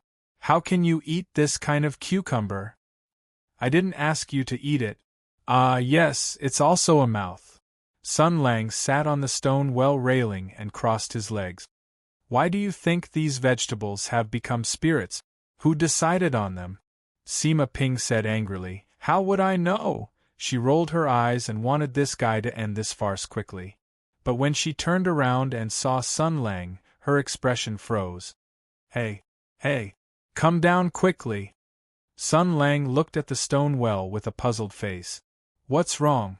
The girl said in a trembling voice. Don't you see? She pointed at the stone well, whose surface had become smooth due to the passage of time. Now, under the dim moonlight, this ancient well seemed to be emitting a strong aura of resentment. Drops of blood oozed out of its surface, becoming rough and ferocious, as if they were flowing tears of blood. At the same time, the sound of a sharp object rubbing against the stone wall came from the well. Sizzle, sizzle, sizzle. It was as if something was slowly climbing up, up. Sima Ping was so scared that her legs were weak. She said in a trembling voice, "Hey, why aren't you running? Why are you going to fight? Are you going to run or fight? Tell me." Sun Lang looked baffled as he said, "Are you hallucinating? Why should I run? What fight?" Sima Ping swallowed a mouthful of saliva and pointed at the stone well. The sound of rubbing against the stone wall was getting louder and louder. The cold resentment was getting stronger and stronger. The thing that was climbing out of the well was getting closer and closer. Sima Ping shouted anxiously, "Didn't you hear it? This thing is about to climb up. Hey, hey." Under the dim moonlight, a pale and ferocious hand with slender fingernails reached out from the deep and empty well and rested on the edge of the well. In the next moment, Sun Lang, who was sitting on the railing of the stone well, lifted his leg and kicked against the edge of the well. As if to prove that the well was sturdy and normal, he kicked 2 more times, both of which landed on the claw. Sima Ping even faintly heard the sound of something cracking.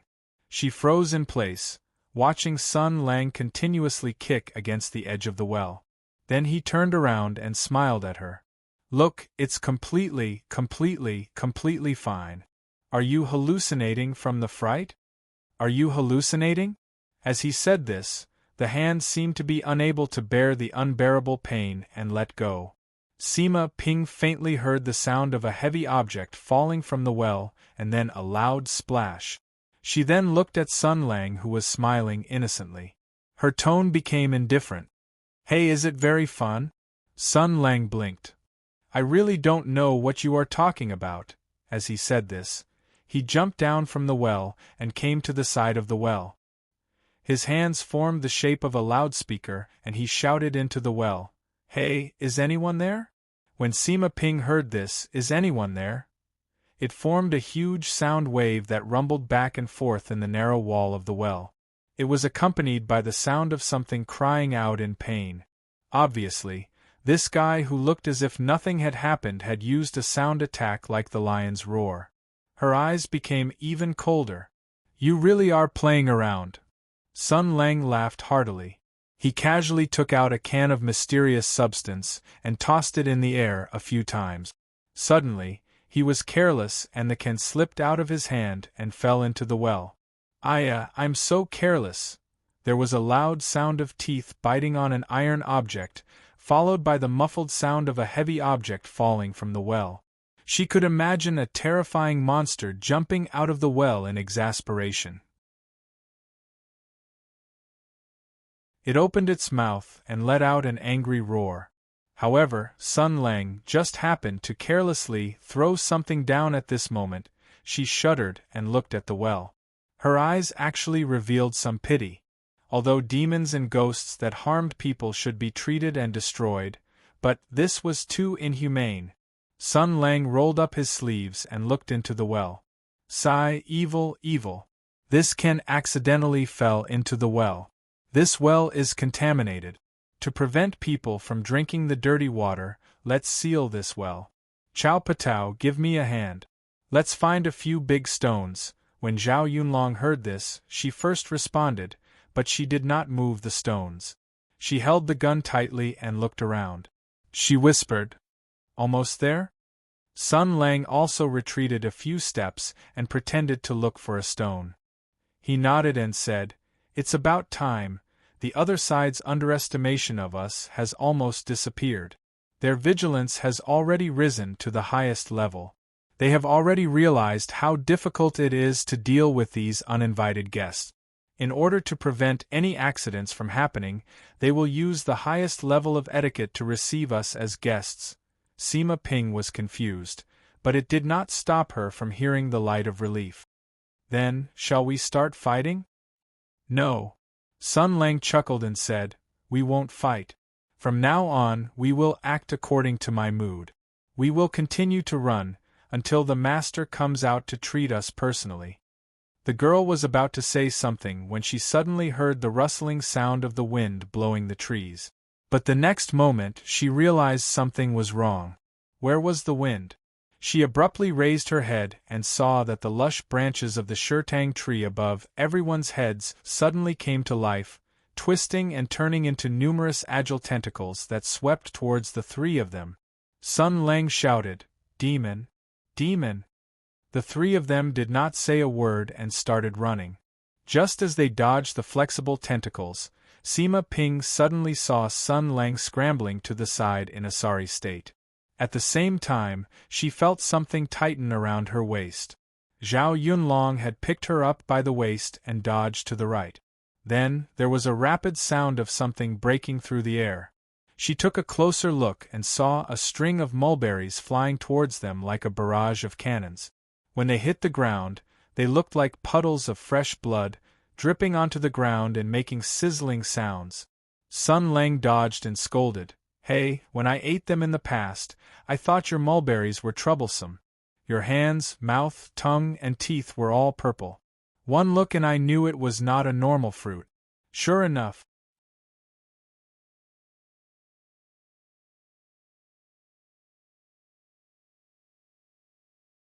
Chapter 248. This 100-herb garden was like a ferocious beast that had just awakened. It let out an angry roar that shook the heavens and the earth.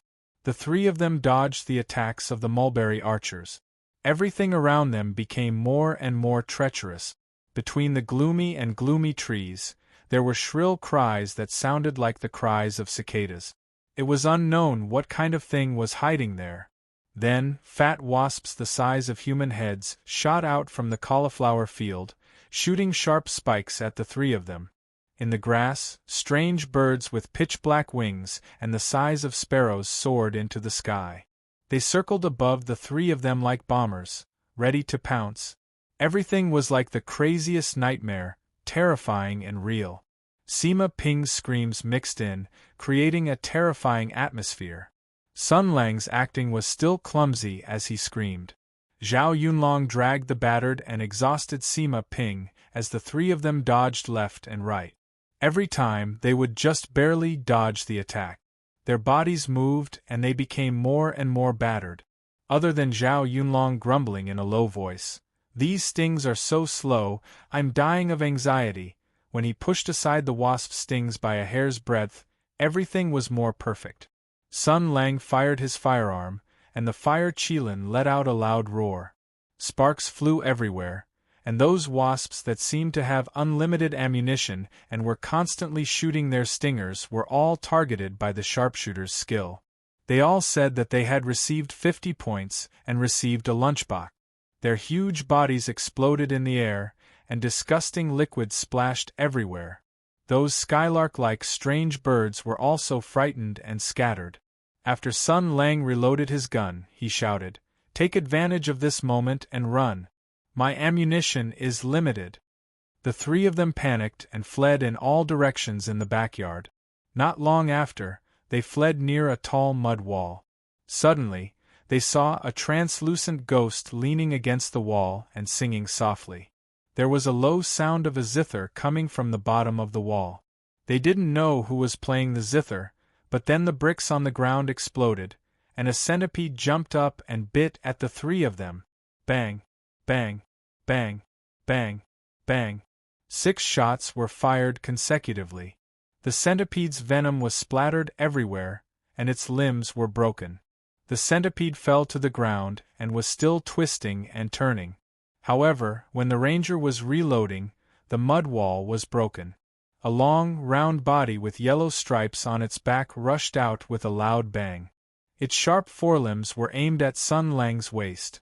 Zhao Yunlong, who was at the side, raised his gun and pressed it down horizontally, hitting the back of the giant insect. The insect hissed in pain and lay on the ground. In an instant, the insect's back orifice spewed out a strong mist. Zhao Yunlong frowned and held his breath. He grabbed Sima Ping and retreated. This is a spotted centipede. Sun Lang first took a look, and his spirit was lifted. What the f***ck? A Spanish fly? He rolled back, and when he stood up, he had already reloaded his gun. He raised his gun and sent the insect to see the cave lord. The ranger clicked his tongue and said, "Such a big spotted centipede, how much is it worth?" "Oh yes, you guys don't know. During the war, we used spotted centipede to make stink bombs. It was made from these insects, mixed with arsenic, aconite, and human feces. It was easy to make, and the results were remarkable. In ancient times, Westerners used this thing to make ointments and spices. This group of weaklings who don't understand art. However, at the same time, they also discovered the greatest use of spotted centipede. In this kind of dark and windy night where danger lurked everywhere, Sun Lang actually ignored the atmosphere and began to explain seriously. He turned his head, looked at the two young girls, and gave them a thumbs up, revealing a smile that all men understood. This thing is commonly known as the Spanish fly. It's an extremely effective spring medicine. Let me tell you, it's said that the medicine is very strong, if a man uses it. When he said this, he seemed to have realized something. He looked at his hand, and the smile that all men understood immediately turned into a sneer mixed with sadness and disdain. "Humph, trash." Then, he fired a few shots and blew up the thing completely. Then, he waved his hand and said, "It's not a good thing. Shimanqing died after eating too much of this thing. There's also Henry IV and Louis XIV. Sima Ping was already a little numb from the series of strange events. She said indifferently, "Well, what's next?" From the beginning until now, vegetable beds, stone well railings, acacia trees, mulberries, cicadas, wasps, skylarks, oil flies, crickets, centipedes, spotted centipedes. Oh damn, this order is so familiar. If that's the case. Sun Lang counted with his fingers and blinked, as if he felt that this order was very familiar.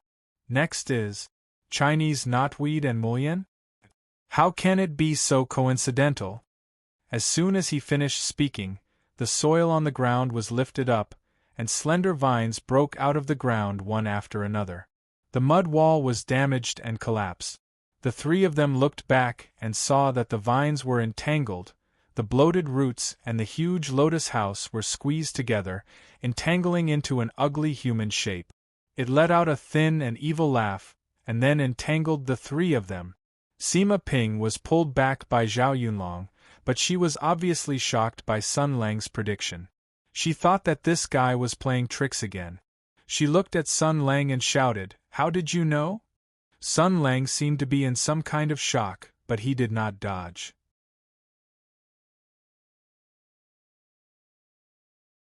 His body was entangled by the long vines, and the branches were like pythons tightening, but they could not tighten their grip on his body. Sun Lang came back to his senses after a while.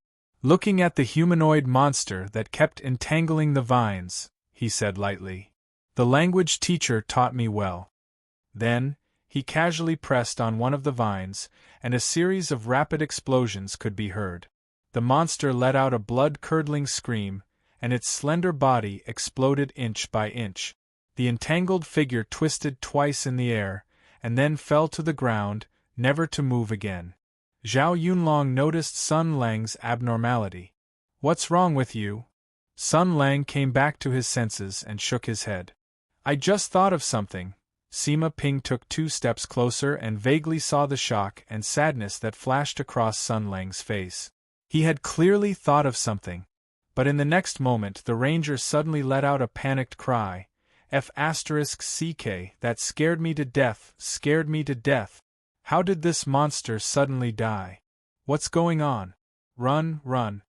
He shouted and crawled into the big hole left behind by the collapse of the mud wall. Sima Ping was stunned. She even thought that Sun Lang's expression was just an illusion caused by the darkness of the night. Until Zhao Yunlong walked past her. "Let's go," she responded and hurriedly followed behind. Outside, the sounds of demons, devils, ghosts, and monsters once again rang out. It was truly a group of demons dancing wildly. It was unknown how many monsters were letting out terrifying roars behind them. The crisis of death surged violently. Although Sima Ping knew that there were two great experts protecting her, the fear in her heart was still uncontrollable. She could only follow closely behind the two of them, drilling in and out of this huge Zhou residence, avoiding the ferocious monsters behind her. After running for an unknown period of time, a trace of golden light flashed by her side. It was so warm in the dark night. A kind voice suddenly rang out, "Amitabha Buddha. 3 benefactors, quickly come here." Sima Ping turned her head and saw a kind old monk standing at the end of a corridor. He waved at the 3 of them. "Come here quickly." In the middle of the night, and in such a terrifying place, even if this old monk who suddenly appeared had a benevolent expression, emitting a golden Buddhist light, and a benevolent face, Sima Ping did not dare to let down her guard. However, Sun Lang had already rushed over and said in a panic, "Master, save me! Master, save me! There is a pitcher plant spirit chasing after me, saying that it is fated to be with me and wants to be my airplane cup." A trace of confusion flashed across the master's face, as if he was thinking about what a pitcher plant spirit was and what an airplane cup was. But the next moment, he showed a kind smile. "Benefactor, this Zhou family is not a good place." At this time, the Yin Qi is at its peak, and demons are dancing wildly. Evil spirits are everywhere.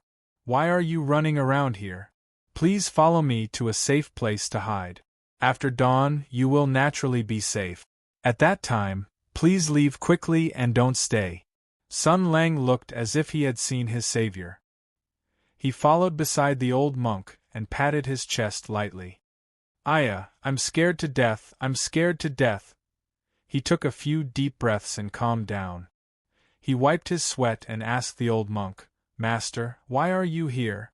Could it be that they're here to subdue demons?" The old monk laughed bitterly.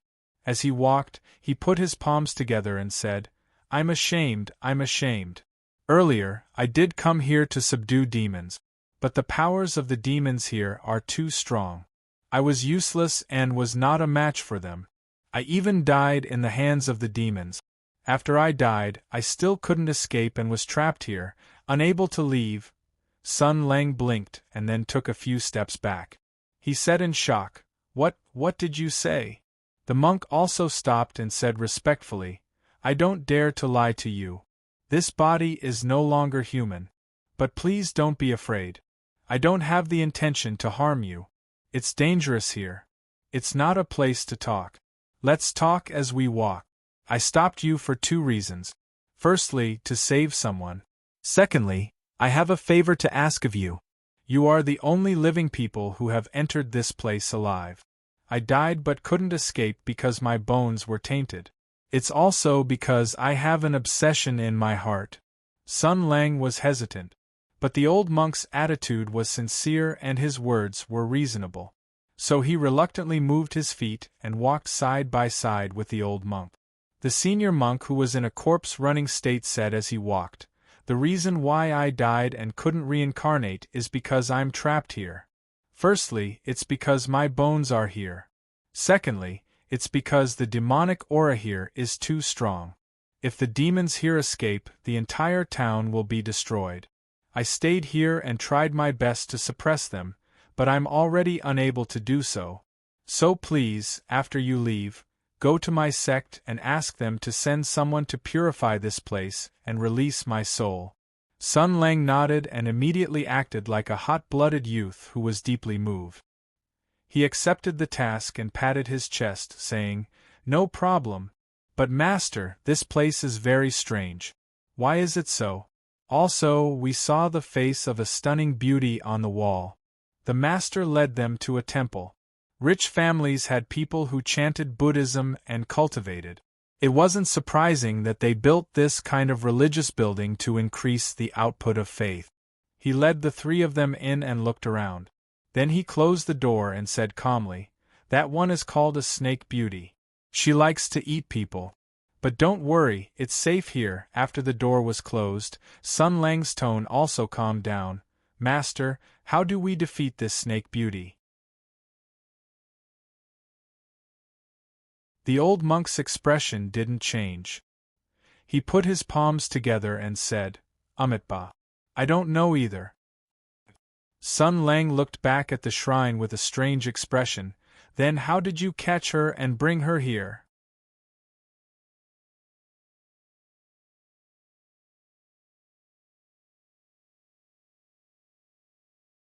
Chapter 249. Oh. Sun Lang looked back at the shrine with a strange expression. "Then how did you catch her and bring her here?" Zhao Yunlong had already shielded Sima Ping behind him. The old monk's expression suddenly changed. His face suddenly became ferocious and gloomy. Sun Lang still acted as if he did not notice.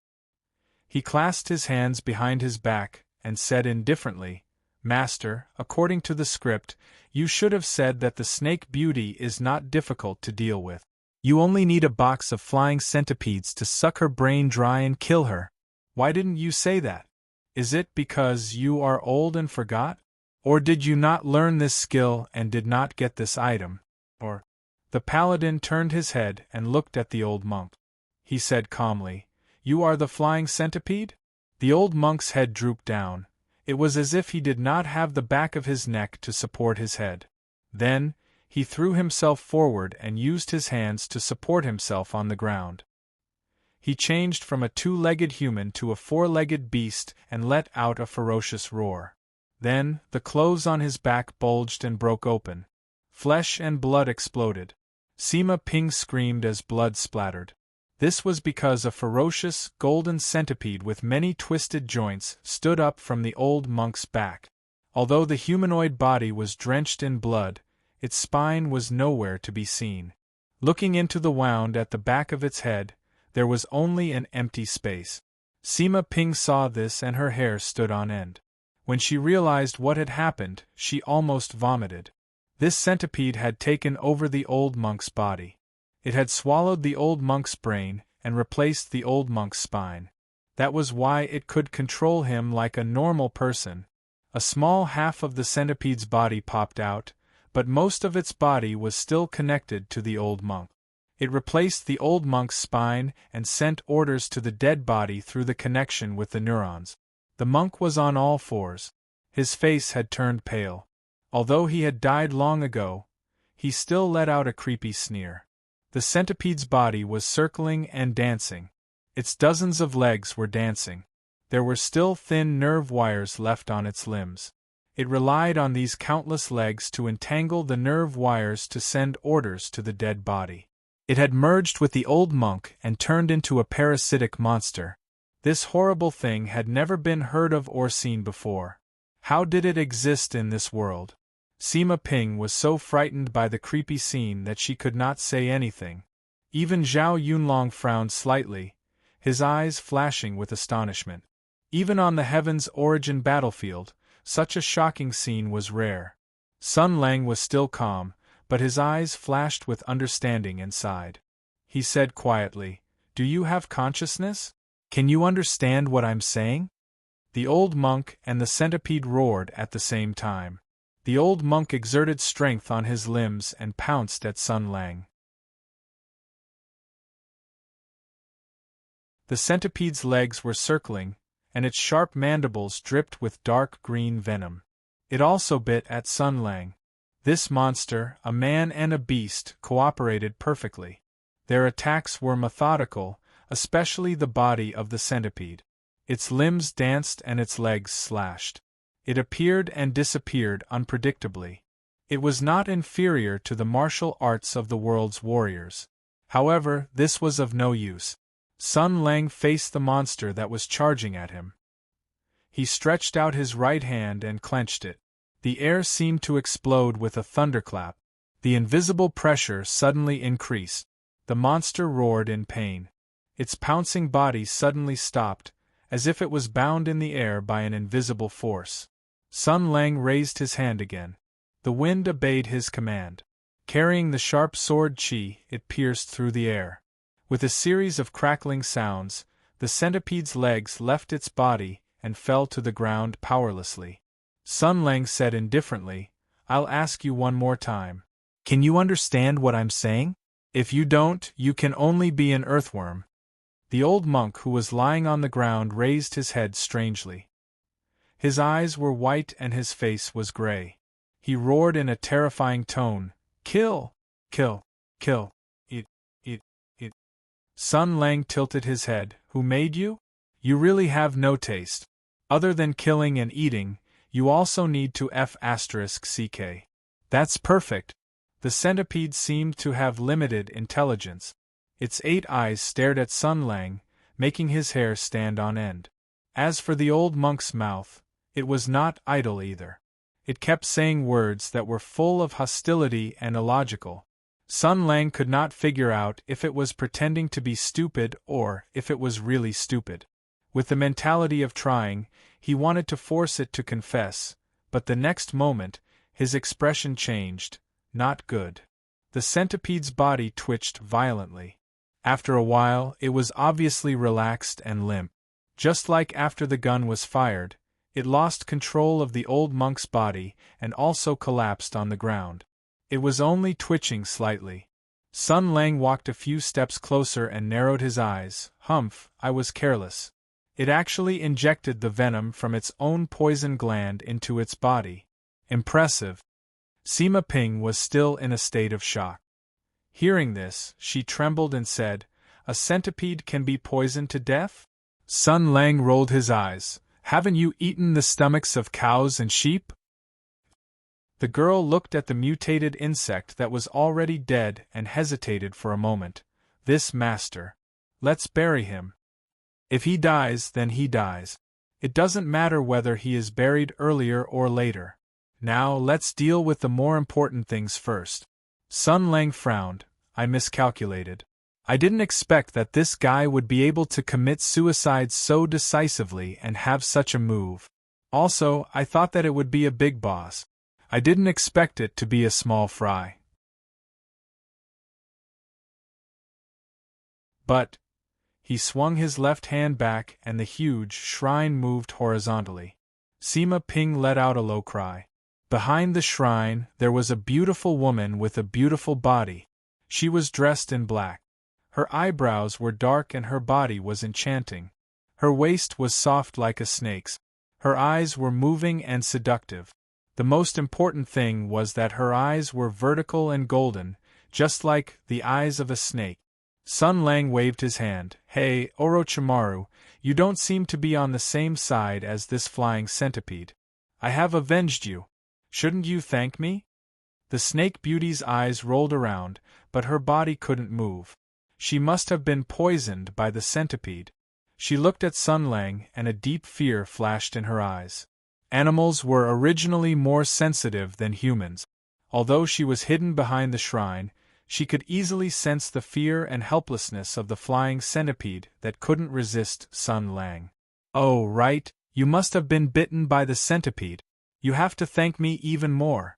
If it wasn't for us, you would have already released the Book of Flower-Eating Insect." Sun Lang nodded seriously.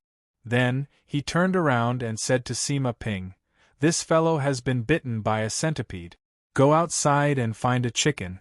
Use the chickens but to cover the wound, and you'll be able to suck out the venom. In order to prevent you from misunderstanding, I'll emphasize that the chicken here refers to a type of domestic fowl in the class pheasant. What other meaning does chicken have? I always feel that you look very wretched like this." Sima Ping shouted. "Also, where did you hear this from? If you were bitten by the centipede, you can just use the antidote pill." Sun Lang rolled his eyes and said, "Then what are you waiting for?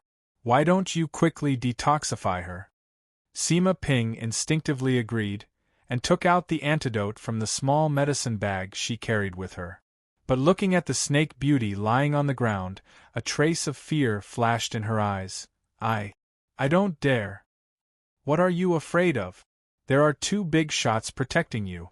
Sun Lang shook his head, angry that she didn't fight back. Chow Patao and I, which one of us can't crush her with a finger? Be a bit more bold. Sima Ping handed over the antidote, and shook her head like a rattledrum. Why don't you go? Your martial arts are so high, detoxify her yourself. Sun Lang said proudly, I don't want to be a hero. The girl was stunned for a moment. What do you mean? But Sun Lang seemed to have thought of something. He stretched out his hand, and the small bottle in Sima Ping's hand flew out and landed in his hand. The ranger touched his chin and muttered, It might not be useful for monsters anyway. But in the next moment, a gust of wind blew, and Zhao Yunlong floated over, taking the small bottle in Sun Lang's hand, and said indifferently, Let me do it. Sun Lang blinked, and was a little confused, not knowing why Chow Patao was so proactive. As for Zhao Yunlong, he had already found the bite wound on the snake beauty's body. He applied some medicine on her wound, and fed her a detoxification pill. The snake was originally of the poison attribute, so her poison resistance wasn't low. With the help of the detoxification pill, the centipede venom on her body quickly receded. After all, she was of the beast attribute, so her ferocious and wild nature was still there. Being so close to a human, she instinctively felt hostility, but before she could express her hostility, Zhao Yunlong glanced at her indifferently. And then there was the snake beauty tilted her head to the side, and couldn't be more innocent. After finishing, Zhao Yunlong stood up and took a few steps back, faintly blocking between Sun Lang and the snake beauty. The ranger snapped his fingers. Okay, Orochimaru, I have something to ask you. The snake beauty frowned and said, My name is not Orochimaru. Oh. Sun Lang glanced at the guy's black clothes, then He Xiandang. The other party called out again, What's the matter with this name? I can't help it, when I think of the snake beauty, the first person I think of is Bai Suzhen, but you are dressed in black, and you look neither plain nor pure, so… Sun Lang gave a thumbs up. He Xiandang, this name is good, right? Then it's decided, you will be called He Xiandang. If you don't like it, I will kill you. Do you want to roar or not? No roar. He Xiandang's heart was full of tears, but under Sun Lang's tyrannical abuse, she could only pinch her nose and acquiesce, helplessly saying, What do you want to ask? Everything you know about this garden. Sun Lang said indifferently, You'd better tell me the truth. The cucumber and eggplant spirit that is like a living thing, the female ghost that crawled out of the well, the snake beauty and the flying centipede, the plant that sprays out fruit, and even the monster that parasitizes the human body. These things, these concepts, should not exist in this world, but when I was bored, I once told some people such ghost stories. As for how these things that I casually said at that time became reality, it must be a very wonderful story. You'd better not try to deceive me.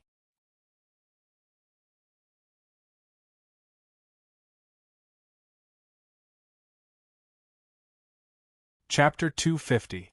When Sun Lang casually said such words, Sima Ping and Zhao Yunlong's expressions changed at the same time.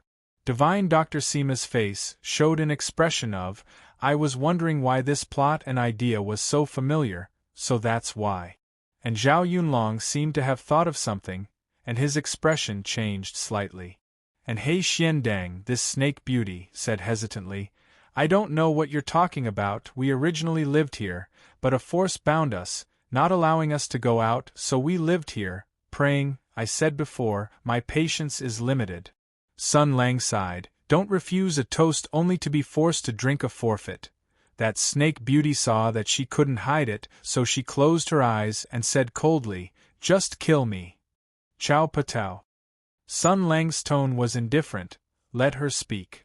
Zhao Yunlong walked towards this snake demon, and as he walked, he turned his head and asked, Do you want to be fast or slow, dead or alive? Sun Lang said coldly, a clear brain, a mouth to speak.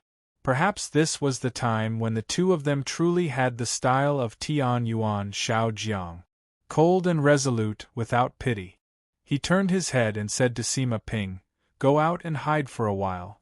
However, maybe he overestimated the snake demon's moral integrity, or maybe this demon had a beast-like intuition, but before Zhao Yunlong made a move, she sensed a fatal danger from the murderous aura emitted by the other party. A beast's instinct to seek advantages and avoid disadvantages took over, and she was originally just such a beast. The snake beauty shrank her body in fright and shouted, "Master! Master, save me!" Sun Lang Sinran said, "Even if you shout until your throat is broken, no one will come to save you." But at this moment, a cold snort suddenly came from outside. "Broken Throat is here, who says no one will come to save her?" Hearing this voice, Zhao Yunlong, who had already placed his hand on the snake beauty's shoulder, turned around in shock. Sun Lang's expression also changed. This was the first time Sima Ping had seen Sun Lang reveal a bitter smile that was a mixture of shock and helplessness. "You're still playing with such an old joke." A figure appeared outside the door. Her long hair fluttered in the night wind. The door was pushed open and a woman stepped in. Her height was limited. She was only slightly taller than Sima Ping, but even in the dark, she was extremely eye-catching. This woman's skin was unhealthily pale, but her eyes were like a flame burning in the dark night, bright and full of spirit. Her thin lips were tightly pursed, and there was an indescribable coldness, as if she was mocking something. She held a tobacco pipe and lit it up, which flickered in the dark. For some reason, Sima Ping had a feeling that this person's temper must be very explosive. Then, she saw the woman who suddenly barged into the candlelight of the Buddha Hall and Sun Lang silently staring at each other. These two fellows, could it be that they had an affair as well? "As expected, you didn't die." There was a hint of bitterness in the woman's voice, which seemed to be mixed with joy and sadness. But then, these emotions were replaced by anger. "So you just left all the people who care about you behind. What have you done in the past 2 years? Do you know that some people are still sad for you? Do you know that the Jia family—" Sun Lang interrupted her and smiled lightly. "Before I find all the people I have let down and cry bitterly for my 2 years of absence and disappearance, begging for forgiveness, I have to first settle an even earlier debt. After all, we still have to talk about first come first serve, right? Aunt Lu, the matters in this world are tangled and complicated. It can't be measured with a simple right or wrong. Don't bite your tongue." Sima Ping sucked in a breath of cold air. "Aunt Lu? Could it be this?" Aunt Lu sneered. "I haven't seen you for 2 years, but your mouth has become sharper." Sun Lang said indifferently, "My martial arts have also improved a lot. Killing you now won't take more than 5 moves." "So powerful?" Zhao Yunlong heard from the side and said in surprise, "I still have to use 23 moves." A trace of depression flashed across Aunt Lu's face. These two bastards, after a few years, they still cooperated so seamlessly. However, at this time, she had no intention of arguing with Sun Lang. "This snake is my pet. Give her to me." "You've taken in a little elf, no problem." Sun Lang waved his hand. Zhao Yunlong stretched out his hand, and the edged spear that was stabbed into the ground flew over to him. He flipped it over, and with a flick of the spear shaft, he tossed the snake beauty over. Master Lu reached out and caught his pet. At this time, the poison in the snake beauty's body had not been completely removed. It was still somewhat inconvenient for her to move, so she could only weakly call out to her master. Divine Dr. Lu checked her wound and picked up a bit of the antidote. He rubbed it and observed for a while. He frowned and said, "Ping Laoxi's antidote, he's not dead yet?" Sima Ping's eyes reddened when she heard this. Sun Lang said calmly, "He died a few days ago. Everything he wanted in his life turned to dust." "Is that so?" Master Lu was stunned. He then shook his head and said, "What's there to complain about?" She raised her head and glanced at Sun Lang. "What are you doing here?" Sun Lang pointed at Sima Ping. "This is Ping Yidao's disciple. She wants to take over her stupid master's mantle and become the next generation's idiot. However, she's stupid, funny, and weak. She's far worse than Ping Yidao. She wants to send her to you to be trained." Although Sima Ping was anxious about this Master Lu's temperament and character, when she thought of her dead master and how this was Sun Lang's kind intentions, she also thought of the pain she had suffered at the hands of Sun Lang a few days ago. She forced a smile, wanting to leave a good impression on her new teacher. Then, she calmed down and prepared to accept the other party's test and examination. After all, he's a doctor highly regarded by Sun Lang. His medical skills must be top-notch. However, since he's a famous doctor, he might have a strange personality and be arrogant. He'll definitely test me. I can't embarrass my master. However, she didn't expect Master Lu to not play by the rules. Sima Ping's brewing feelings and preparations fell through.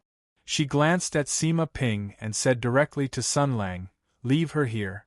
You can leave. Come back 3 years later to pick her up. She'll be at least 30% as good as Ping Yidao back then. I won't tell anyone about you. Don't worry."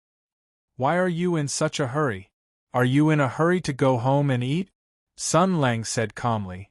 "Sending her here to learn is only one of the reasons. The other reason is that I happened to hear a strange rumor in Lu Town and saw something familiar here.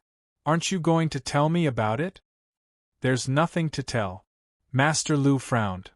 "It's none of your business. There's nothing in this world that I can't control." Great Dr. Lu's expression became even gloomier. "You've gotten worse by using force to oppress people. It's all because of the Empire's teachings." Sun Lang sneered. "You planted the evil seeds yourself. What are you talking about now?" His words had a double meaning. Master Lu's expression froze. "I don't know what you're talking about. You have to tell me today even if you don't want to." Sun Lang pointed outside. "What's with the demonized plants? Who made the female ghost that crawled out of the well? What's with the flying centipede?" Master Lu said angrily, "I don't know anything. Bullsh*t. Sun Lang's expression became colder. "This is your home. This is the story you heard from me. You tell me you don't know anything? Lu, are you tired of living?" "Yes." "Why? Do you want to kill me? Do you want to extort a confession from me? Or do you want to find my family and threaten me?" Master Lu's expression became miserable. She laughed and said, "Then why don't you do it? I'll know even if you don't tell me." Lu Shujian. Sun Lang's intense emotions calmed down. He took a deep breath and said indifferently, "Almost the entire Lu family was wiped out. The hatred of the extermination of a family can be said to be irreconcilable. This is a blood feud. If the enemy was stronger than you imagined, given your character and our friendship back then, you wouldn't hesitate to ask me for help. But you didn't." He looked at Great Dr. Lu and said indifferently, "Why is that? Why don't you want me to get involved? Why don't you want me to know who did it? There are only 2 possibilities. How about it? Do you want me to keep guessing?" Master Lu suddenly screamed, "Don't say any more." Her expression and temperament had always been cold and calm. At this moment, she suddenly lost her composure and screamed. Even Sun Lang was stunned for a moment. At this moment, the snake beauty suddenly hissed. A fishy wind blew in his face. A huge python appeared from the black light and rushed out with Great Dr. Lu. Although the incident happened abruptly, it was nothing for an expert like Sun Lang. He was not in a good mood at the moment. With a casual point of his finger, sword energy shot out from his body and pierced through the air. If it hit the target, the 10 snake beauties would be cut in half. However, at this critical moment, a long spear shot out and shattered the sword energy. Sun Lang glanced at Zhao Yunlong and said indifferently, "Explain." Zhao Yunlong's expression was fearless as he said in a low voice, "You've lost your composure. It's easy for people to make mistakes in this kind of situation. I'll give you a chance to reconsider and make a choice. They can't run far. If you insist, I'll go kill that snake and intercept Lu Shuzhen. Have you decided to fall out with her and never reconcile again?" Sun Lang was silent for a moment. All kinds of things that happened with great Dr. Lu in the past came to his mind. He thought of her hysteria just now and the pain and struggle in her expression. Finally, he said indifferently, "Bringing you along was the right thing to do. Although I've always been angry when I'm forced to think for others, now that I think you're also thinking for me, I'm not so angry anymore." He walked out of the temple. "Let's go. Just as you said, they can't run far." Zhao Yunlong froze in place, waiting for Sun Lang's impatient voice to come from outside. Only then did he let out a few silly laughs, dragging his gun as he followed out. Sima Ping cast a sidelong glance at him coldly. "Hey, your tongue is about to come out."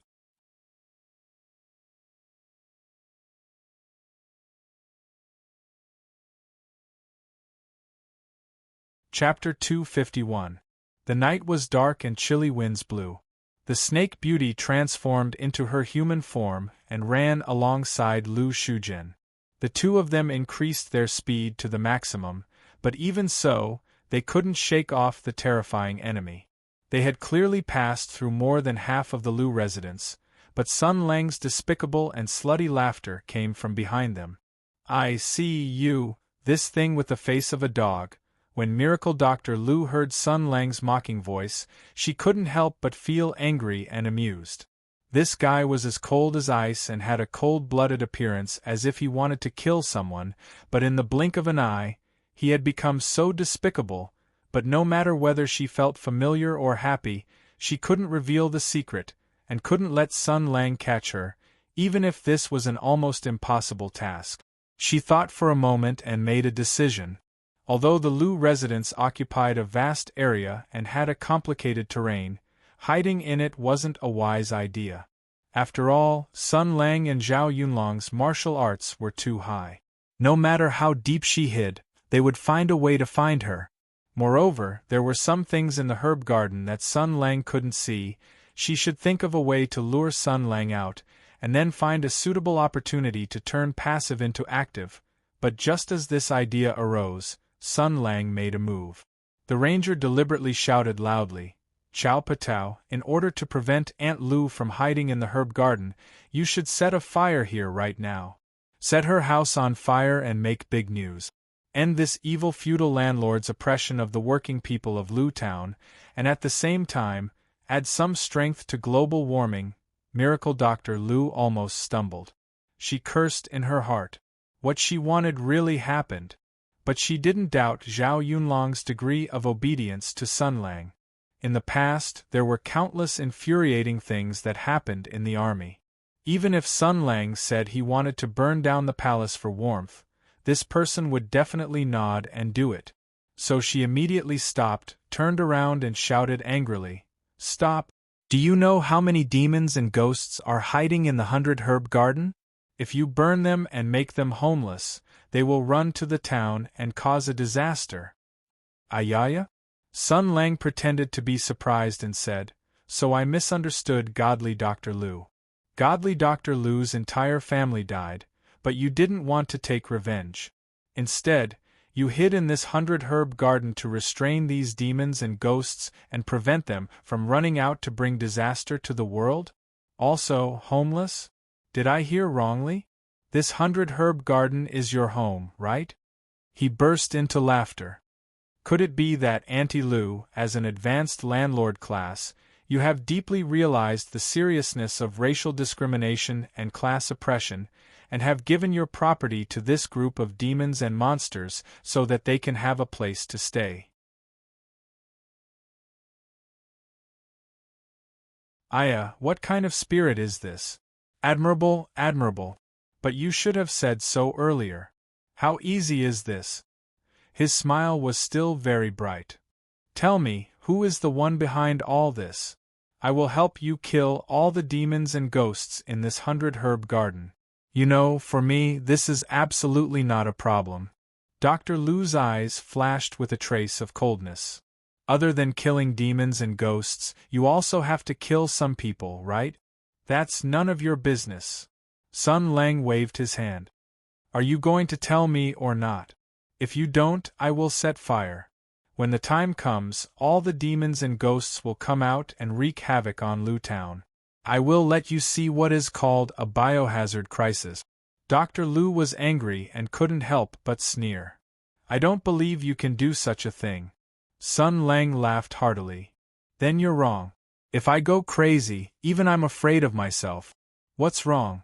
As one of the few people who knew the truth back then, do you still expect me to have a high moral standard? His expression became incomparably cold. Tell me, do you think I am a good person? The two looked at each other across the air. The wind was hurried and the cold was bone-chilling. The atmosphere was unprecedentedly solemn.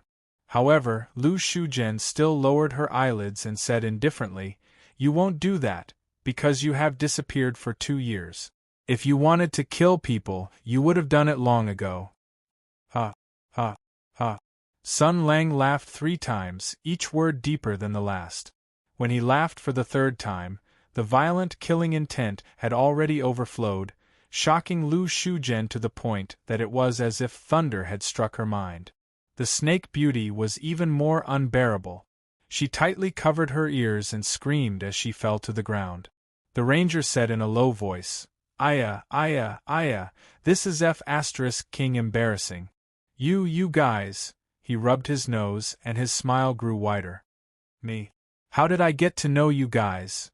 Go back if you still think of me as a friend. Miracle Dr. Lu sighed. Or you can kill me with 1 punch. I am in a difficult position, and I don't know what to do. This matter is intricate and complicated, and has already exceeded the scope of my ability. I don't want you to be involved in this matter, but I don't have the power to stop you. I hope your resentment and anger can be dispelled, but I also can't watch this country fall into disaster. As for what to do, I also don't know. If I die, will you give up? Sun Lang said coldly, You are still awake, so don't talk in your sleep. You see, even if I commit suicide, it won't solve the problem. Instead, it will provoke you to become even more violent. Miracle Dr. Lu smiled bitterly. However, it is very tiring. The Lu families matter, and even more matters everything. Sun Lang said indifferently. You said you think of me as a friend, then why don't you tell me when you encounter something that you can't solve? Lu Shujian shook her head and said, This kind of thing. To put it bluntly, you are still afraid. Sun Lang said softly, From the time of the war until now.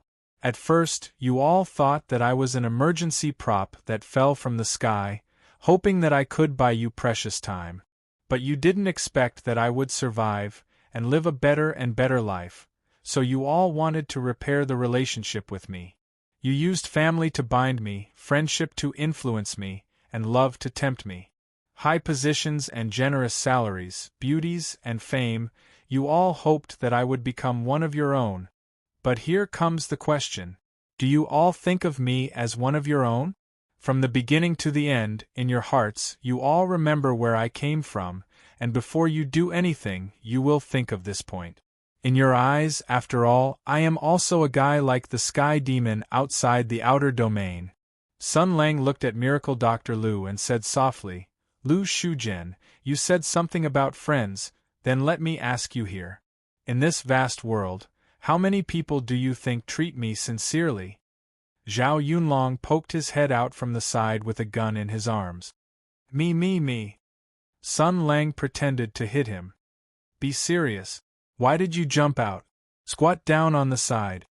As expected, Zhao Yunlong ran to the side with his gun in his hand and squatted on the ground. His back looked very lonely. But Sima Ping squinted and said, Hey, your saliva is almost dripping to the ground, Lu Shujian said in a daze. everyone has private interests. It is already very rare for you to have a close friend like General Zhao. That is true. Sun Lang smiled. At first, I thought so too. It is already amazing to have a few true friends in one's life. The rest of the people are smiling on the surface, but I don't care what they think in their hearts. Anyway, I quite like how they can't wait to eat my flesh, but still have to respectfully call me Marshal and have no choice but to build a new feudal empire with me. But what? Lu Shuzhen looked at Sun Lang's lonely expression and finally asked the question she had always wanted to ask but never asked. This was also the truth that countless people desperately wanted to find out. What happened in the great desolate mountain? In this life, I have always liked to lie and talk nonsense. But this is the only thing I don't want to lie about, Sun Lang said calmly. So I can't say. So I can't tell you. Dr. Lu said in a daze. Why? Sun Lang was silent for a moment and said softly, I am afraid that if I tell you, we can't be friends anymore. He looked at the sky and for some reason, he breathed a sigh of relief. Since we have already said this, we can't fight anymore. Aunt Lu, I don't lie. I can't do it to you, so I can't do anything if you don't want to tell me. However, there is no such thing as an airtight wall in this world. In this world, there is no justice that is always absent. Even if you don't tell me, I will find out the truth. Justice? You believe in this? Dr. Lu laughed in spite of himself. This word coming from your mouth is really strange. Yes, I believe in it. I actually believe in justice. Sun Lang smiled, and then said in a clear voice that had never been so serious before, at this very moment, the fact that I am still alive in this world is the greatest justice in this world. A wrong is a wrong. No matter what the reason is, if you do something wrong, you have to pay for it. His eyes were burning as he stared at Dr. Lu. In exchange for letting you go today, let's make a bet. Lu Shuzhen raised her eyebrows. Bet on what?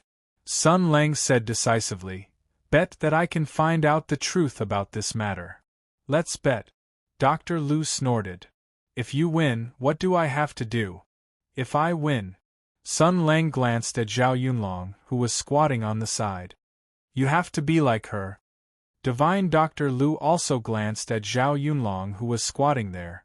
Great General Zhao sensed their gazes and turned his head to look at Sun Lang pitifully. It looked like he was about to whimper. Dr. Lu seemed to have thought of something and said angrily, Shameless! Vulgar! Sun Lang gave him a sideways glance. What are you thinking? I've been eating vegetarian recently to cultivate my body and mind. I haven't been close to women for many years. Bah! Dr. Lu obviously didn't believe him. I'm a medical student. You've been full of lust recently. Obviously, you're bursting with lust and thinking about little girls every day, the ranger said angrily. Bullshit! Bullshit! How can you accuse me of nothing? Humph. Lu Shuzhen stretched out her hand. A word spoken cannot be taken back. Let's bet. Sun Lang said, Oh! What are you spacing out for? Master Lu waved his hand. Clap your hands and swear. Well, forget it. You're tuning in to the Phoenix Knights YouTube channel. Don't forget to subscribe and join us on this journey to catch the most captivating stories.